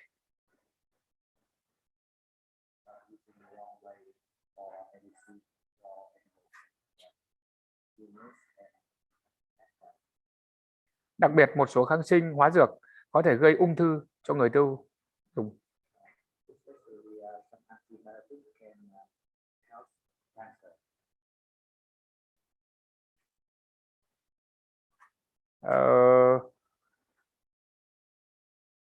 Qua đây chúng tôi khuyến cáo đối với người tiêu dùng của Việt Nam nói riêng và thế giới nói chung thì khi đàn vật nuôi xảy ra dịch bệnh thì quý vị liên hệ ngay với chuyên gia khi đàn vật nuôi có biểu hiện trầm trọng về sức khỏe.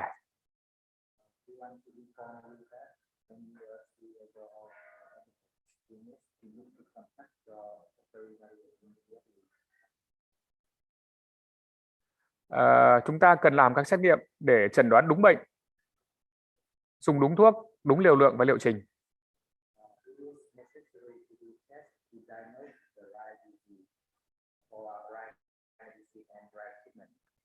Nâng cao phúc lợi động vật, môi trường, chăn thả và chế độ chăm sóc giúp vật nuôi có sức đề kháng tự nhiên.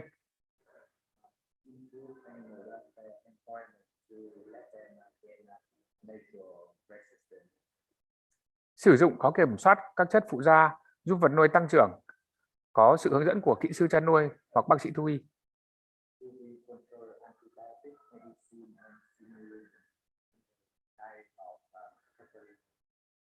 Đảm bảo an toàn sinh học, phun khử trùng, quét dọn chuồng nuôi.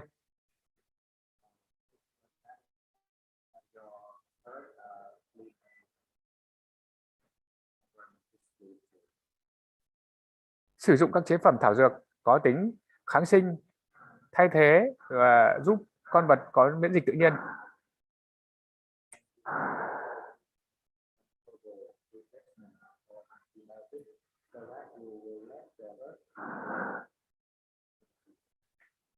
Ngoài ra, có thể giảm thiểu sự kháng sinh thông qua việc chúng ta nâng đề kháng cho sức khỏe vật nuôi, bổ sung các vitamin, axit amin.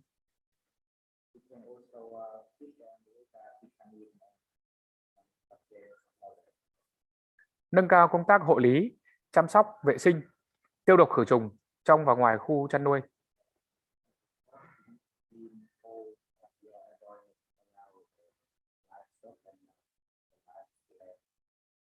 Sử dụng các sản phẩm có nguồn gốc tự nhiên, ví dụ như các chế phẩm sinh học probiotic.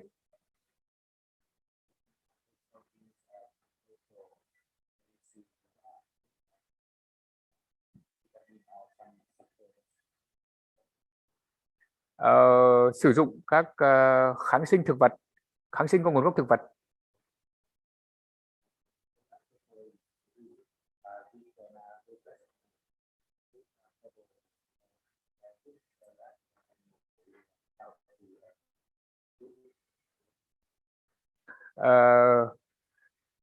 Sau đây cho phép tôi chia sẻ về cái thảo dược thiên nhiên. Như quý đã biết, ở Việt Nam chúng ta rất là may mắn cho đất nước ta,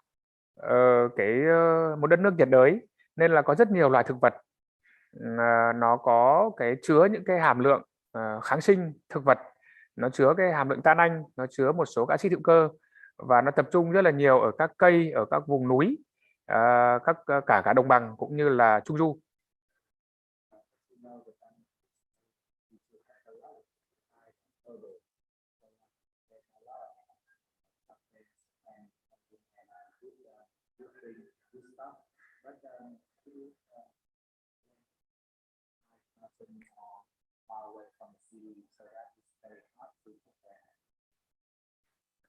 Suốt những năm tháng lịch sử của Việt Nam, chúng ta còn chưa hội nhập và chúng ta còn là thuộc địa, cũng như là chúng ta còn ở đất nước phong kiến, thì tất cả người dân Việt Nam sử dụng thuốc để chữa bệnh là chủ yếu là thuốc có nguồn gốc đông y, thảo dược.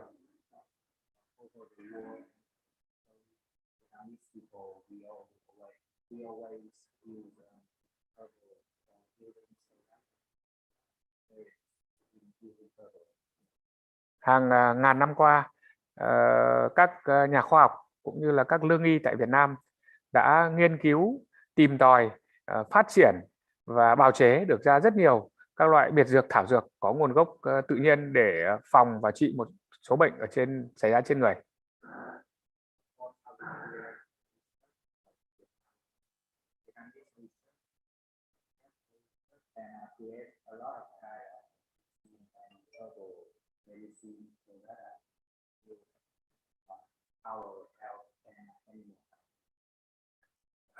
Một công trình khoa học mà hôm nay tôi muốn giới thiệu tới quý vị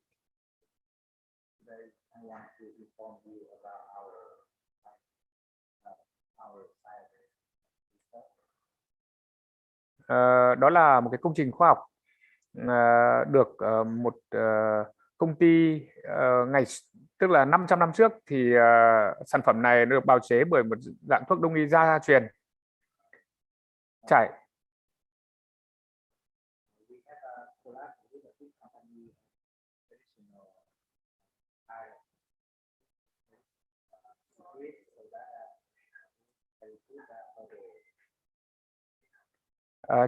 trải qua 500 năm họ nghiên cứu bào chế, đến nay sản phẩm của tập đoàn Tùng Lộc đã phủ sóng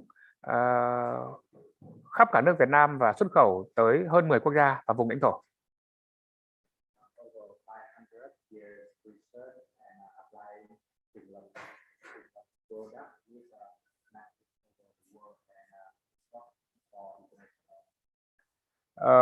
Chúng tôi ứng dụng cái công trình khoa học trên để bào chế, tinh luyện để ứng dụng phục vụ cho cái công tác phòng và trị bệnh trên đàn gia súc gia cầm.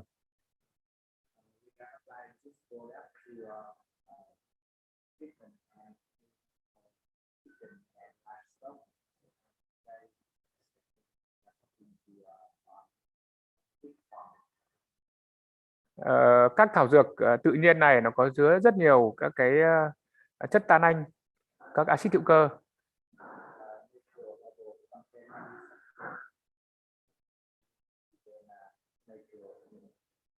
Có thể ví dụ như tỏi, gừng, đinh lăng, cam thảo.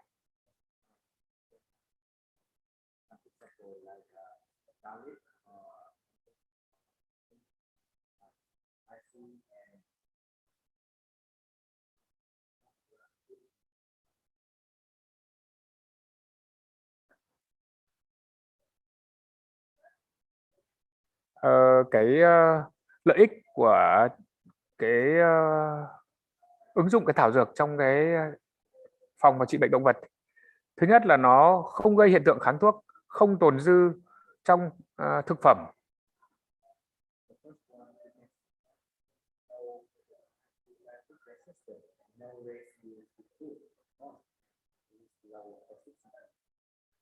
Nó rất là an toàn với con người và động vật.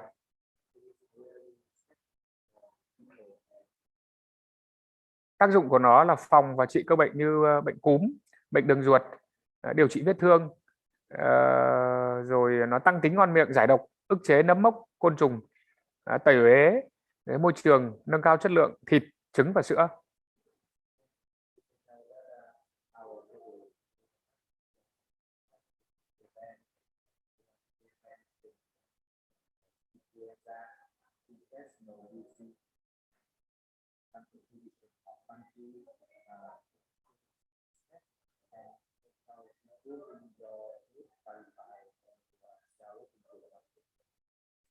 Vừa qua chúng tôi đã sử dụng sản phẩm này để phòng và trị bệnh cho đàn bò sữa, và chúng tôi sau khi vật nuôi khỏi bệnh và chúng tôi lấy sữa của bò, chúng tôi kiểm tra thì không tồn dư kháng sinh.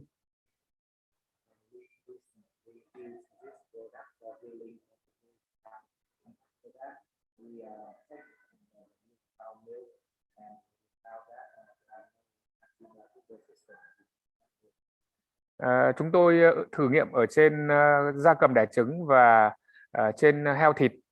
Thì sau khi thu hoạch trứng và sau khi giết thịt heo thì chất lượng thịt rất là thơm ngon, quả trứng lòng đỏ rất là vàng và mùi thơm rất đặc trưng.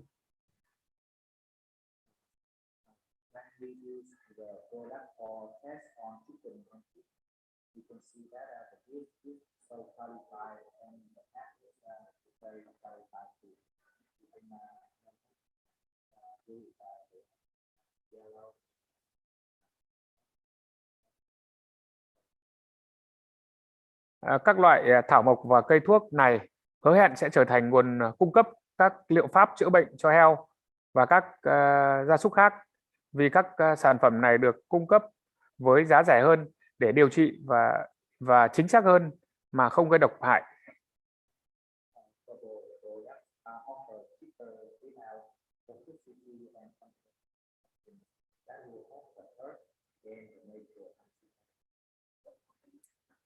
Người tiêu dùng với tiêu chí chăn nuôi sạch sẽ, ủng hộ đầu ra, vừa nâng cao uy tín cũng vừa mang lại giá trị cho cộng đồng, đảm bảo phúc lợi cho vật nuôi.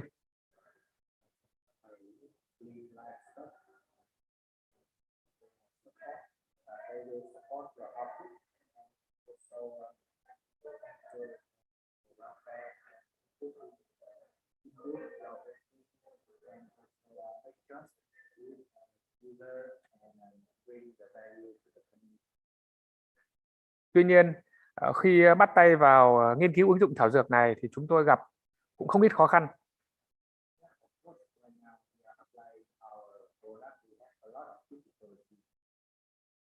Thứ nhất, chúng tôi phải tìm hiểu, nghiên cứu tác dụng chính xác của từng loại thảo dược.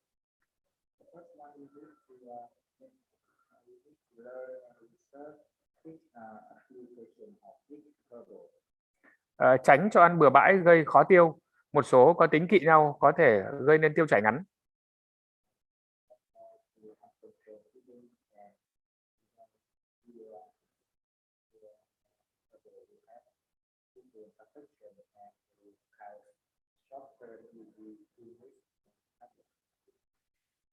Trồng cây thảo dược đòi hỏi cái kỹ thuật chăm sóc, tưới, tắm và bảo quản, cũng như là cái kỹ thuật để chăm sóc cây nó rất là khó tính.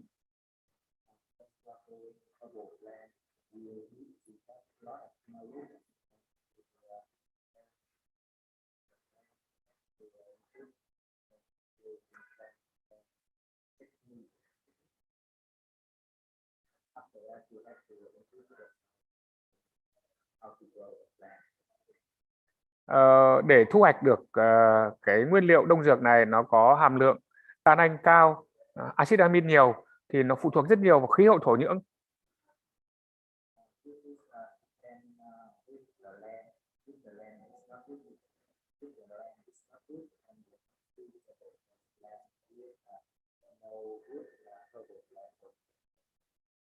Ngoài ra thì chúng tôi còn phải tìm hiểu rất là kỹ cái quy trình sấy, chế biến, phối trộn trong cái quá trình bào chế thuốc và cũng như là đường đưa thuốc vào cơ thể động vật.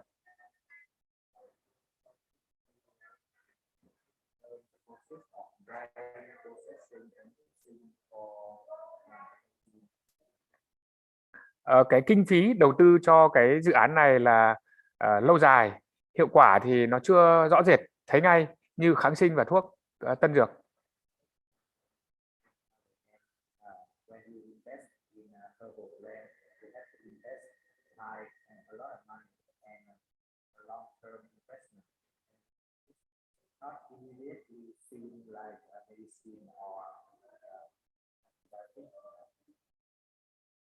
Có quá nhiều sản phẩm thảo dược được chào bán rộng rãi dẫn đến cái nhiễu thông tin.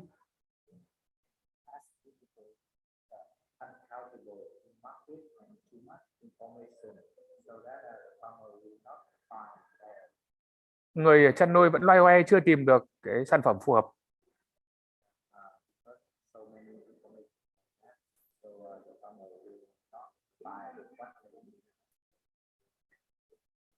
Hiện tại đơn vị chúng tôi là một trong những đơn vị ít của Việt Nam sản xuất bào chế ra một số các sản phẩm thảo dược có nguồn gốc tự nhiên. Nó tác dụng để trị nội ngoại khí trùng, rồi giải độc gan, hạ men gan, rồi bù điện giải, rồi nâng sức đề kháng và diệt vi khuẩn gây bệnh.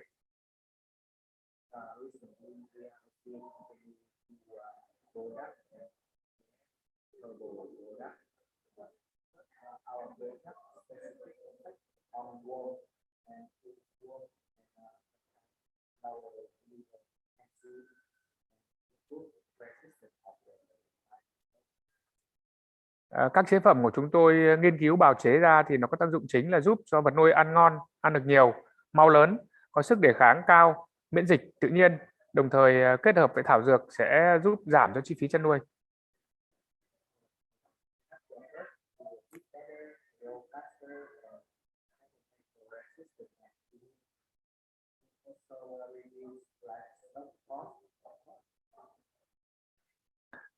Một trong những sản phẩm hôm nay tôi muốn giới thiệu đó là sản phẩm đông dược trị tả lị.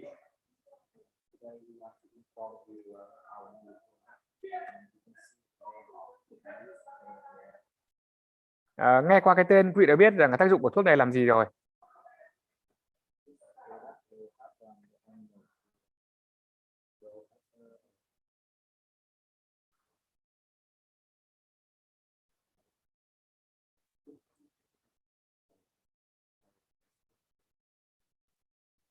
Như tôi vừa kể trên, đây là một sản phẩm của tập đoàn chúng tôi phối kết hợp với công ty dược thú y dược quốc tế Tùng Lộc. Thì công ty Tùng Lộc có cái lịch sử là nó có 500 năm trong cái lĩnh vực nghiên cứu và bào chế cái đông dược. Và đây là cái công thức bí truyền nhiều đời nay của thuốc đông y cam hàng bạc, nay còn gọi là dược quốc tế Tùng Lộc, được nghiên cứu bào chế ứng dụng cho thú y và thủy sản.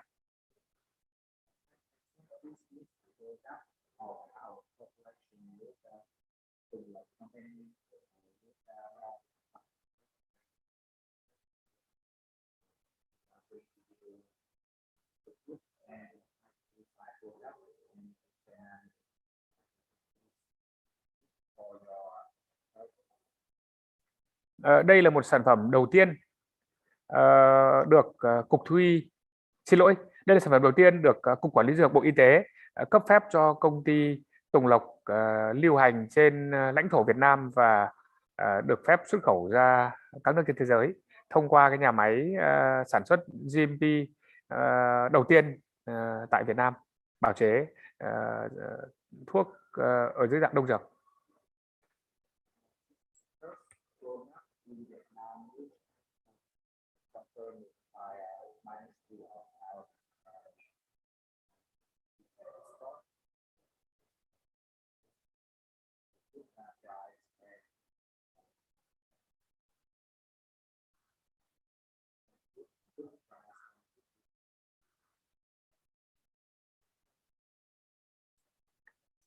Sản phẩm bào chế đông dược, đặc trị viêm ruột tiêu chảy và các bệnh kế phát.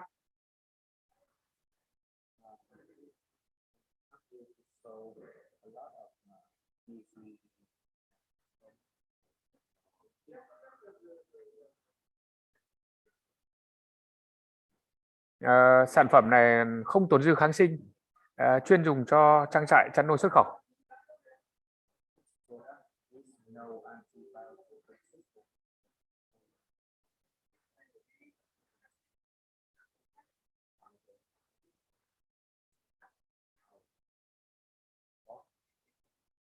Sản phẩm này nó được phối trộn bởi 16 nguyên liệu chính.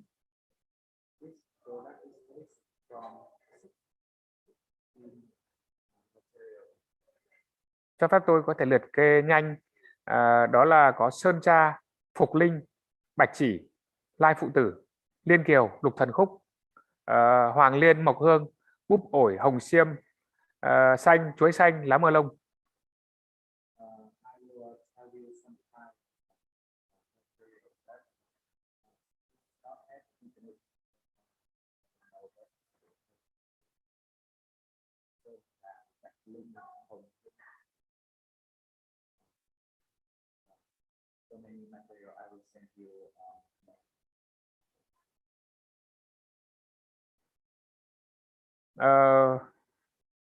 Dưới cái góc nhìn của các nhà khoa học thì của các nhà bào chế tân dược thì chúng tôi tách cái sản phẩm này ra để chúng tôi phân loại từ 16 nguyên liệu chính để chúng tôi tách ra được cái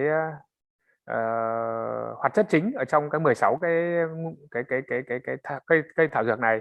Đó là chúng tách ra để được cái chất tan anh, axit hữu cơ và một số các cái axit amin để và một số các cái axit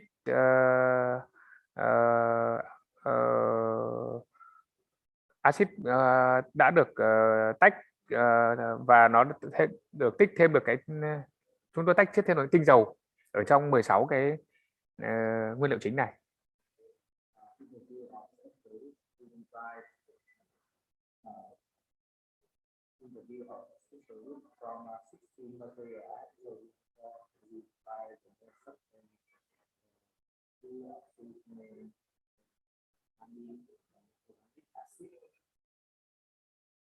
Ngoài ra chúng tôi còn tách được một số các cái chất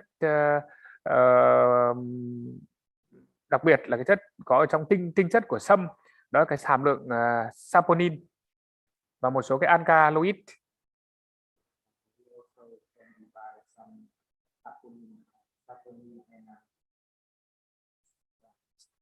Saponin.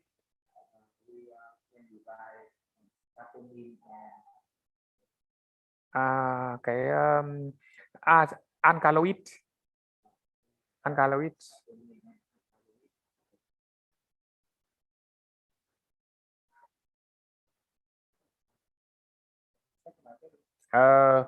Cái cho phép tôi nói về một số cái tác dụng chính của cái tan anh.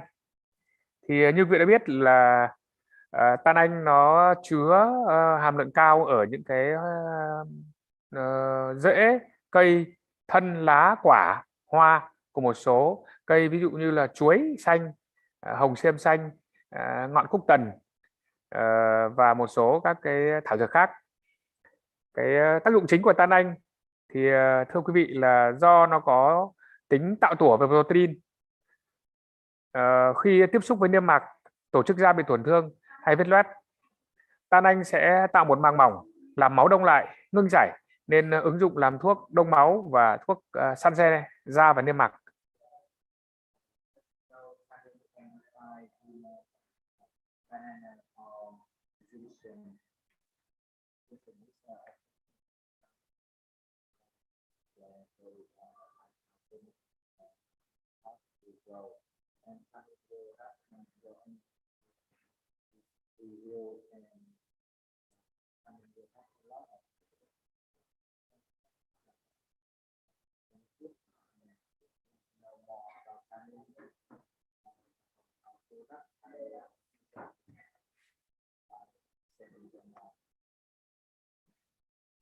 Tan Anh có tính kháng khuẩn, kháng virus, được dùng trong điều trị các bệnh viêm ruột tiêu chảy.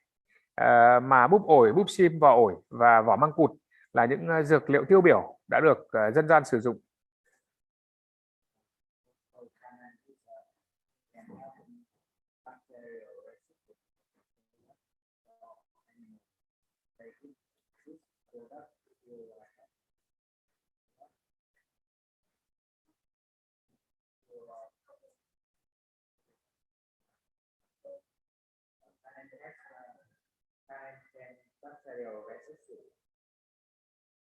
Ngoài ra, Tan Anh tạo tủa với các alkaloid và các mối kim loại nặng như chì, thủy ngân và kẽm.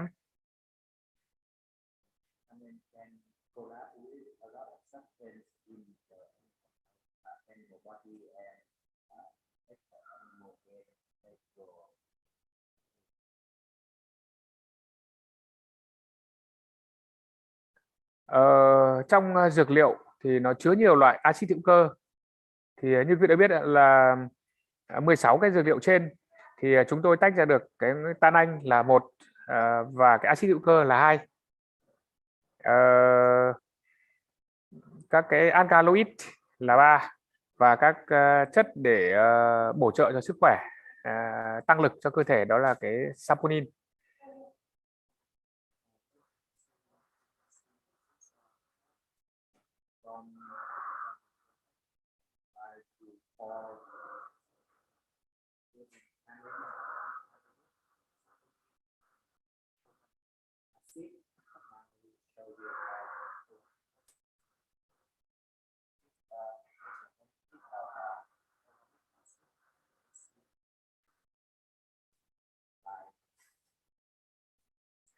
Tác dụng của axit hữu cơ trong chăn nuôi đã có nhiều tài liệu đề cập đến.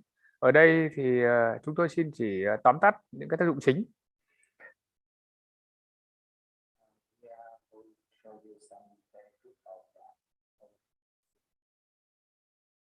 Thứ nhất là nó ức chế sự phát triển của vi khuẩn có hại, duy trì cân bằng vi khuẩn đường ruột, tiêu diệt vi khuẩn gây bệnh.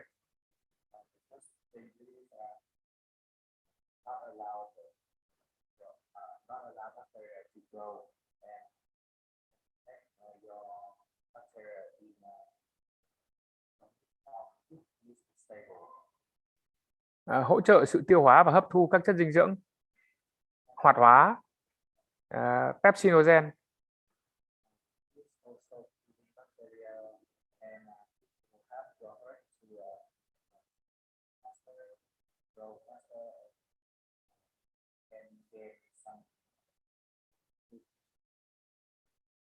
Hỗ trợ tiêu hóa protein, tăng độ hòa tan chất khoáng, hỗ trợ hấp thu chất khoáng, đặc biệt là vi khoáng.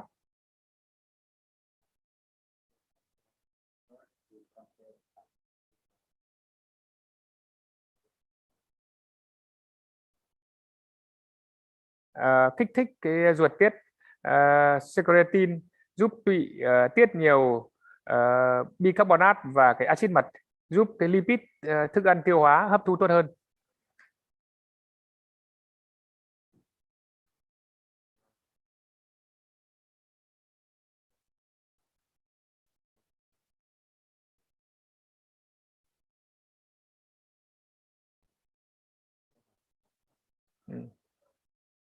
Nó tăng sự cái tái tạo lớp tế bào vi lông nhung, nó tăng chiều dài của lông nhung khoảng 30%.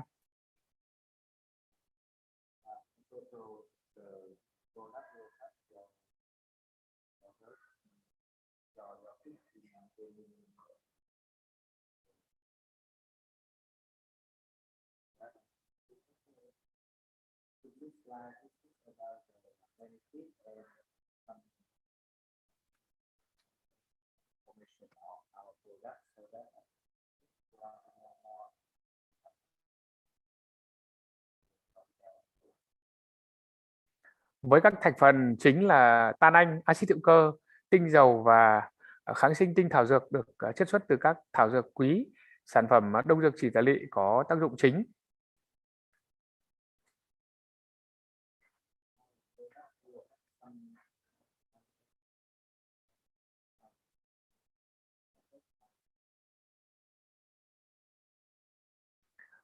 Cầm máu làm xe niêm mạc ruột, làm khô phân khuôn, chống mất nước.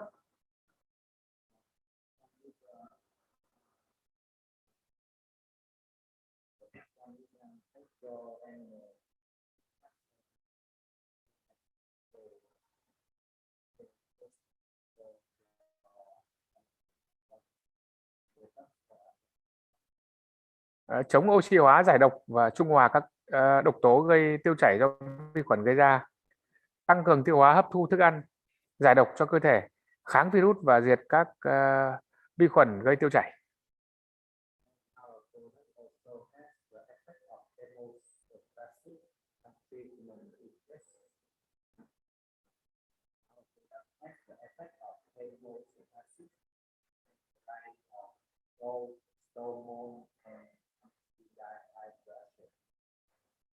Sản phẩm có tác dụng điều trị các bệnh tiêu chảy do virus, vi khuẩn trên động vật như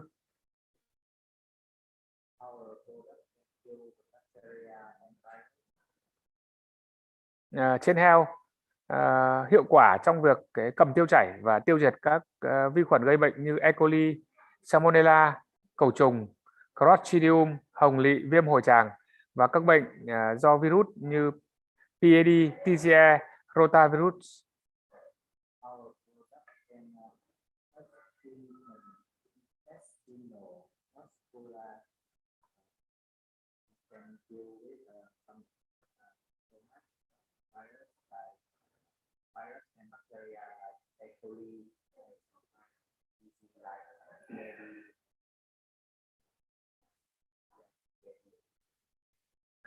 Trên bò dê thì sản phẩm rất hữu hiệu trong làm cho hội chứng tiêu chảy, viêm ruột, ngưng tiêu chảy rất nhanh.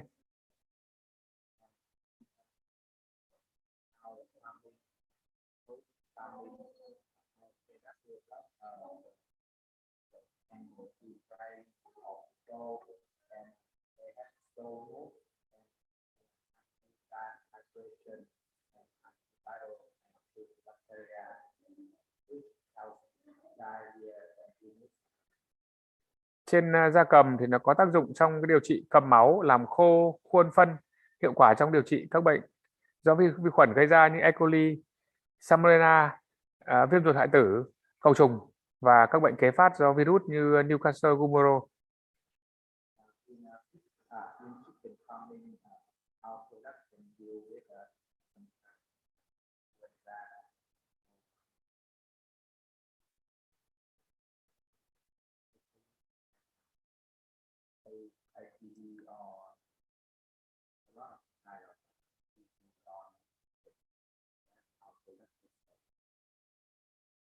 Thuốc được bào chế ở dưới dạng cốm mùi thơm đặc trưng, rất là kích thích tính thèm ăn của gia súc gia cầm.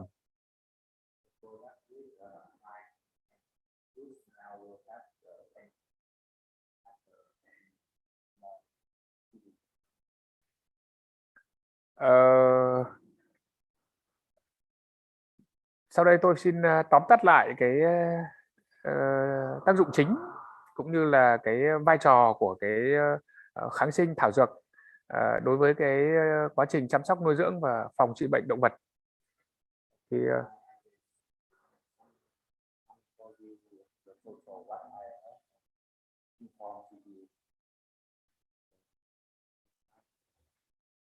thảo dược có tác dụng rất tốt và có thể thay thế một số loại thuốc kháng sinh, giúp vật nuôi có được miễn dịch tự nhiên.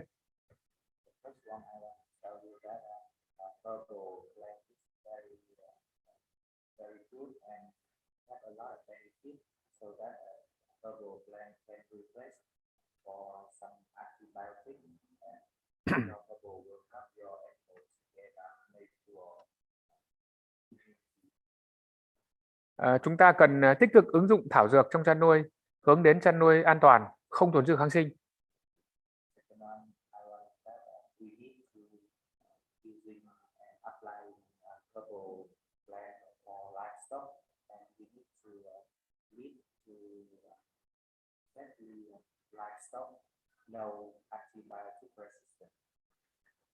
Tuyên truyền nâng cao ý thức chăn nuôi, vận động người chăn nuôi tìm hiểu, tránh lợi ích trước mắt, nâng cao chất lượng ngành chăn nuôi, thú y nước nhà.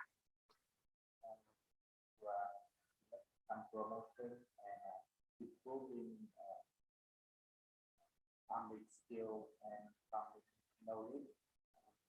We need to tell the farmer to learning and to look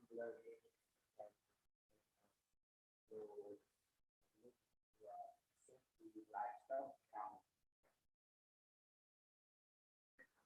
Có cơ chế và chính sách hỗ trợ sự chung tay của các doanh nghiệp, nhà nghiên cứu, người tiêu dùng để tạo cái chuỗi cung ứng thân thiện, sạch và an toàn.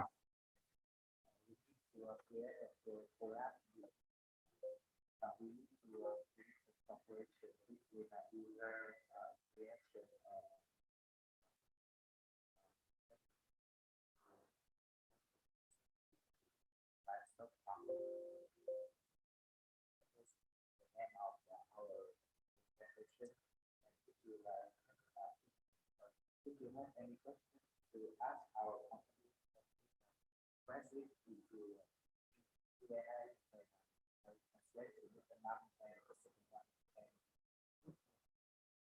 You can send.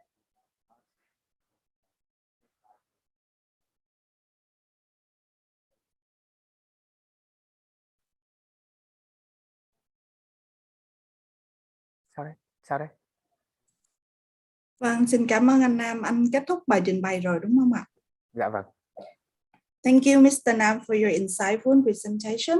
Let us now begin with the Q&A session. Mình sẽ bắt đầu cái phần hỏi đáp nha anh. Is it possible to replace herbs with the same effect in different geographical regions? Thì câu hỏi đầu tiên mà khán giả họ muốn hỏi anh là mình có thể thay thế thảo dược cùng tác dụng ở các vùng địa lý khác nhau được không? Xin anh Nam có thể chia sẻ ý kiến được không? Vâng.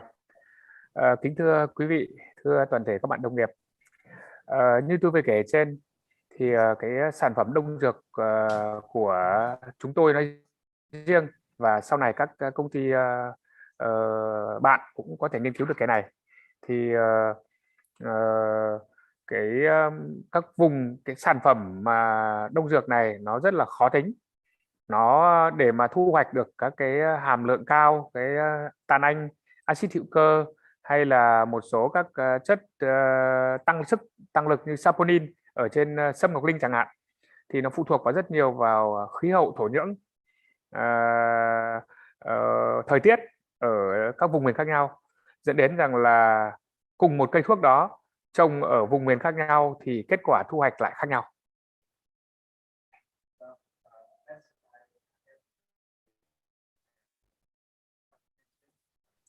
Mình sẽ chờ một phút để bạn phiên dịch có thể hoàn thành cái phần phiên dịch trong tiếng Anh. Và câu hỏi thứ hai dành cho anh Nam. Mr. Nam, here's the second question. Can we use herbs in combination with antibiotics according to the treatment regimen? Câu hỏi thứ hai thì là sử dụng thảo dược có thể kết hợp cùng sử dụng kháng sinh, thuốc tân dược hay không? Có thể sử dụng với điều kiện là chia làm thời điểm khác nhau được hay không ạ? Xin anh Nam cho biết ạ. Dạ vâng. Thưa quý vị, thì dù là kháng sinh có nguồn gốc thảo dược hay kháng sinh có nguồn gốc từ tân dược, mục đích cuối cùng là chúng ta ức chế sự sinh sôi phát triển của vi sinh vật gây bệnh. Chính vì thế nên để đảm bảo, thứ nhất là tôi trả lời là có thể kết hợp được giữa dùng cái đông dược với cái thuốc kháng sinh thông thường. Tuy nhiên chúng ta phải dùng vào khác thời điểm và khác đường đưa thuốc. Ví dụ như buổi sáng chúng ta có thể là cho trích hoặc cho uống cái thuốc tân dược. Buổi trưa, buổi chiều thì chúng ta có thể trộn thức ăn hoặc là hòa nước uống những cái chế phẩm mang tính kháng sinh thực vật của chúng tôi để chúng ta làm tăng nhanh cái quá trình ức chế cái sự phát triển của vi sinh vật gây bệnh trên vật nuôi. Thank you, Mr. Nam. Dạ vâng, em cảm ơn ạ. Một cái câu hỏi thêm nữa là do you recommend use of prebiotics or probiotics as alternative treatment? Em xin tạm dịch là anh có khuyến nghị sử dụng prebiotic hay là probiotic cho những cái gọi là cái liệu pháp trị liệu thay thế hay không ạ? Thay thế kháng sinh ạ? Vâng, như tôi vừa nói trên, sản phẩm đông dược trị tại địa chúng tôi là chúng tôi đã bào chế để có thể thay thế hoàn toàn kháng sinh trong quá trình chăm sóc nuôi dưỡng và phòng bệnh, cũng như trực tiếp điều trị mỗi khi dịch bệnh xảy ra trên đàn vật nuôi.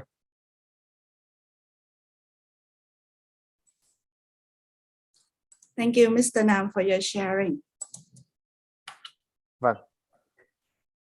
Thay mặt cho tập đoàn Invest, một lần nữa cho phép tôi bày tỏ lời cảm ơn tới vị quý quý cũng như các bạn đồng nghiệp đã lắng nghe bài trình bày của tôi. Ước mong rằng cái sản phẩm của chúng tôi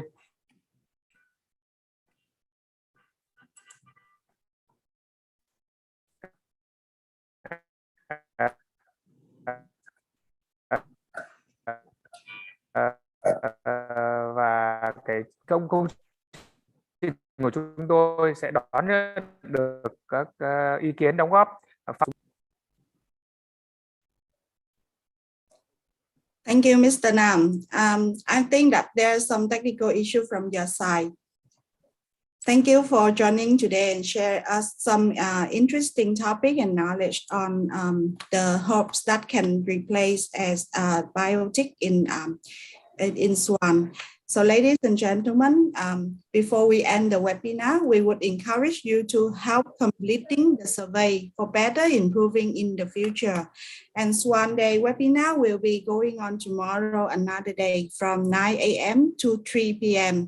It's based on Thailand, Vietnam time, with more interesting topics like profitability and performance in swine farms, diarrhea solution in swine, how you can prevent and control African swine fever, and with very special highlight for the program tomorrow. We will have Mr. Dương Tất Thắng is the director of the Department of Livestock Production under Vietnam Ministry of Agriculture and Rural Development, MARD, to have an opening speech on Vietnam swine industry outlook. On behalf of Informa Market, once again, I would like to express our thanks to all the sponsors, the speakers, and attendees for joining in the session today. See you tomorrow at 9 a.m. Kính thưa quý vị, quý khách tham gia, thì phiên hội thảo Swine Day ngày hôm nay sẽ kết thúc, và chúng ta sẽ tiếp tục vào ngày mai từ 9 giờ sáng cho đến 3 giờ chiều với nhiều chủ đề hấp dẫn như là chiến lược cho việc tăng lợi nhuận và năng suất cho trang trại lợn, giải pháp cho bệnh tiêu chảy ở lợn, cách ngăn chặn và kiểm soát dịch tả lợn châu Phi. Hơn hết nữa thì chúng tôi cũng vô cùng hân hạnh đón bài mở đầu chương trình từ ông Dương Tất Thắng, Cục trưởng Cục Chăn nuôi thuộc Bộ Nông nghiệp và Phát triển Nông thôn Việt Nam. Một lần nữa xin thay mặt công ty Informa Market, chúng tôi mong muốn gửi lời cảm ơn chân thành và đến quý vị tham dự và diễn giả đã tham dự cái hội thảo ngày hôm nay. Rất mong được chào đón quý vị trong chương trình ngày mai bắt đầu vào lúc 9 giờ.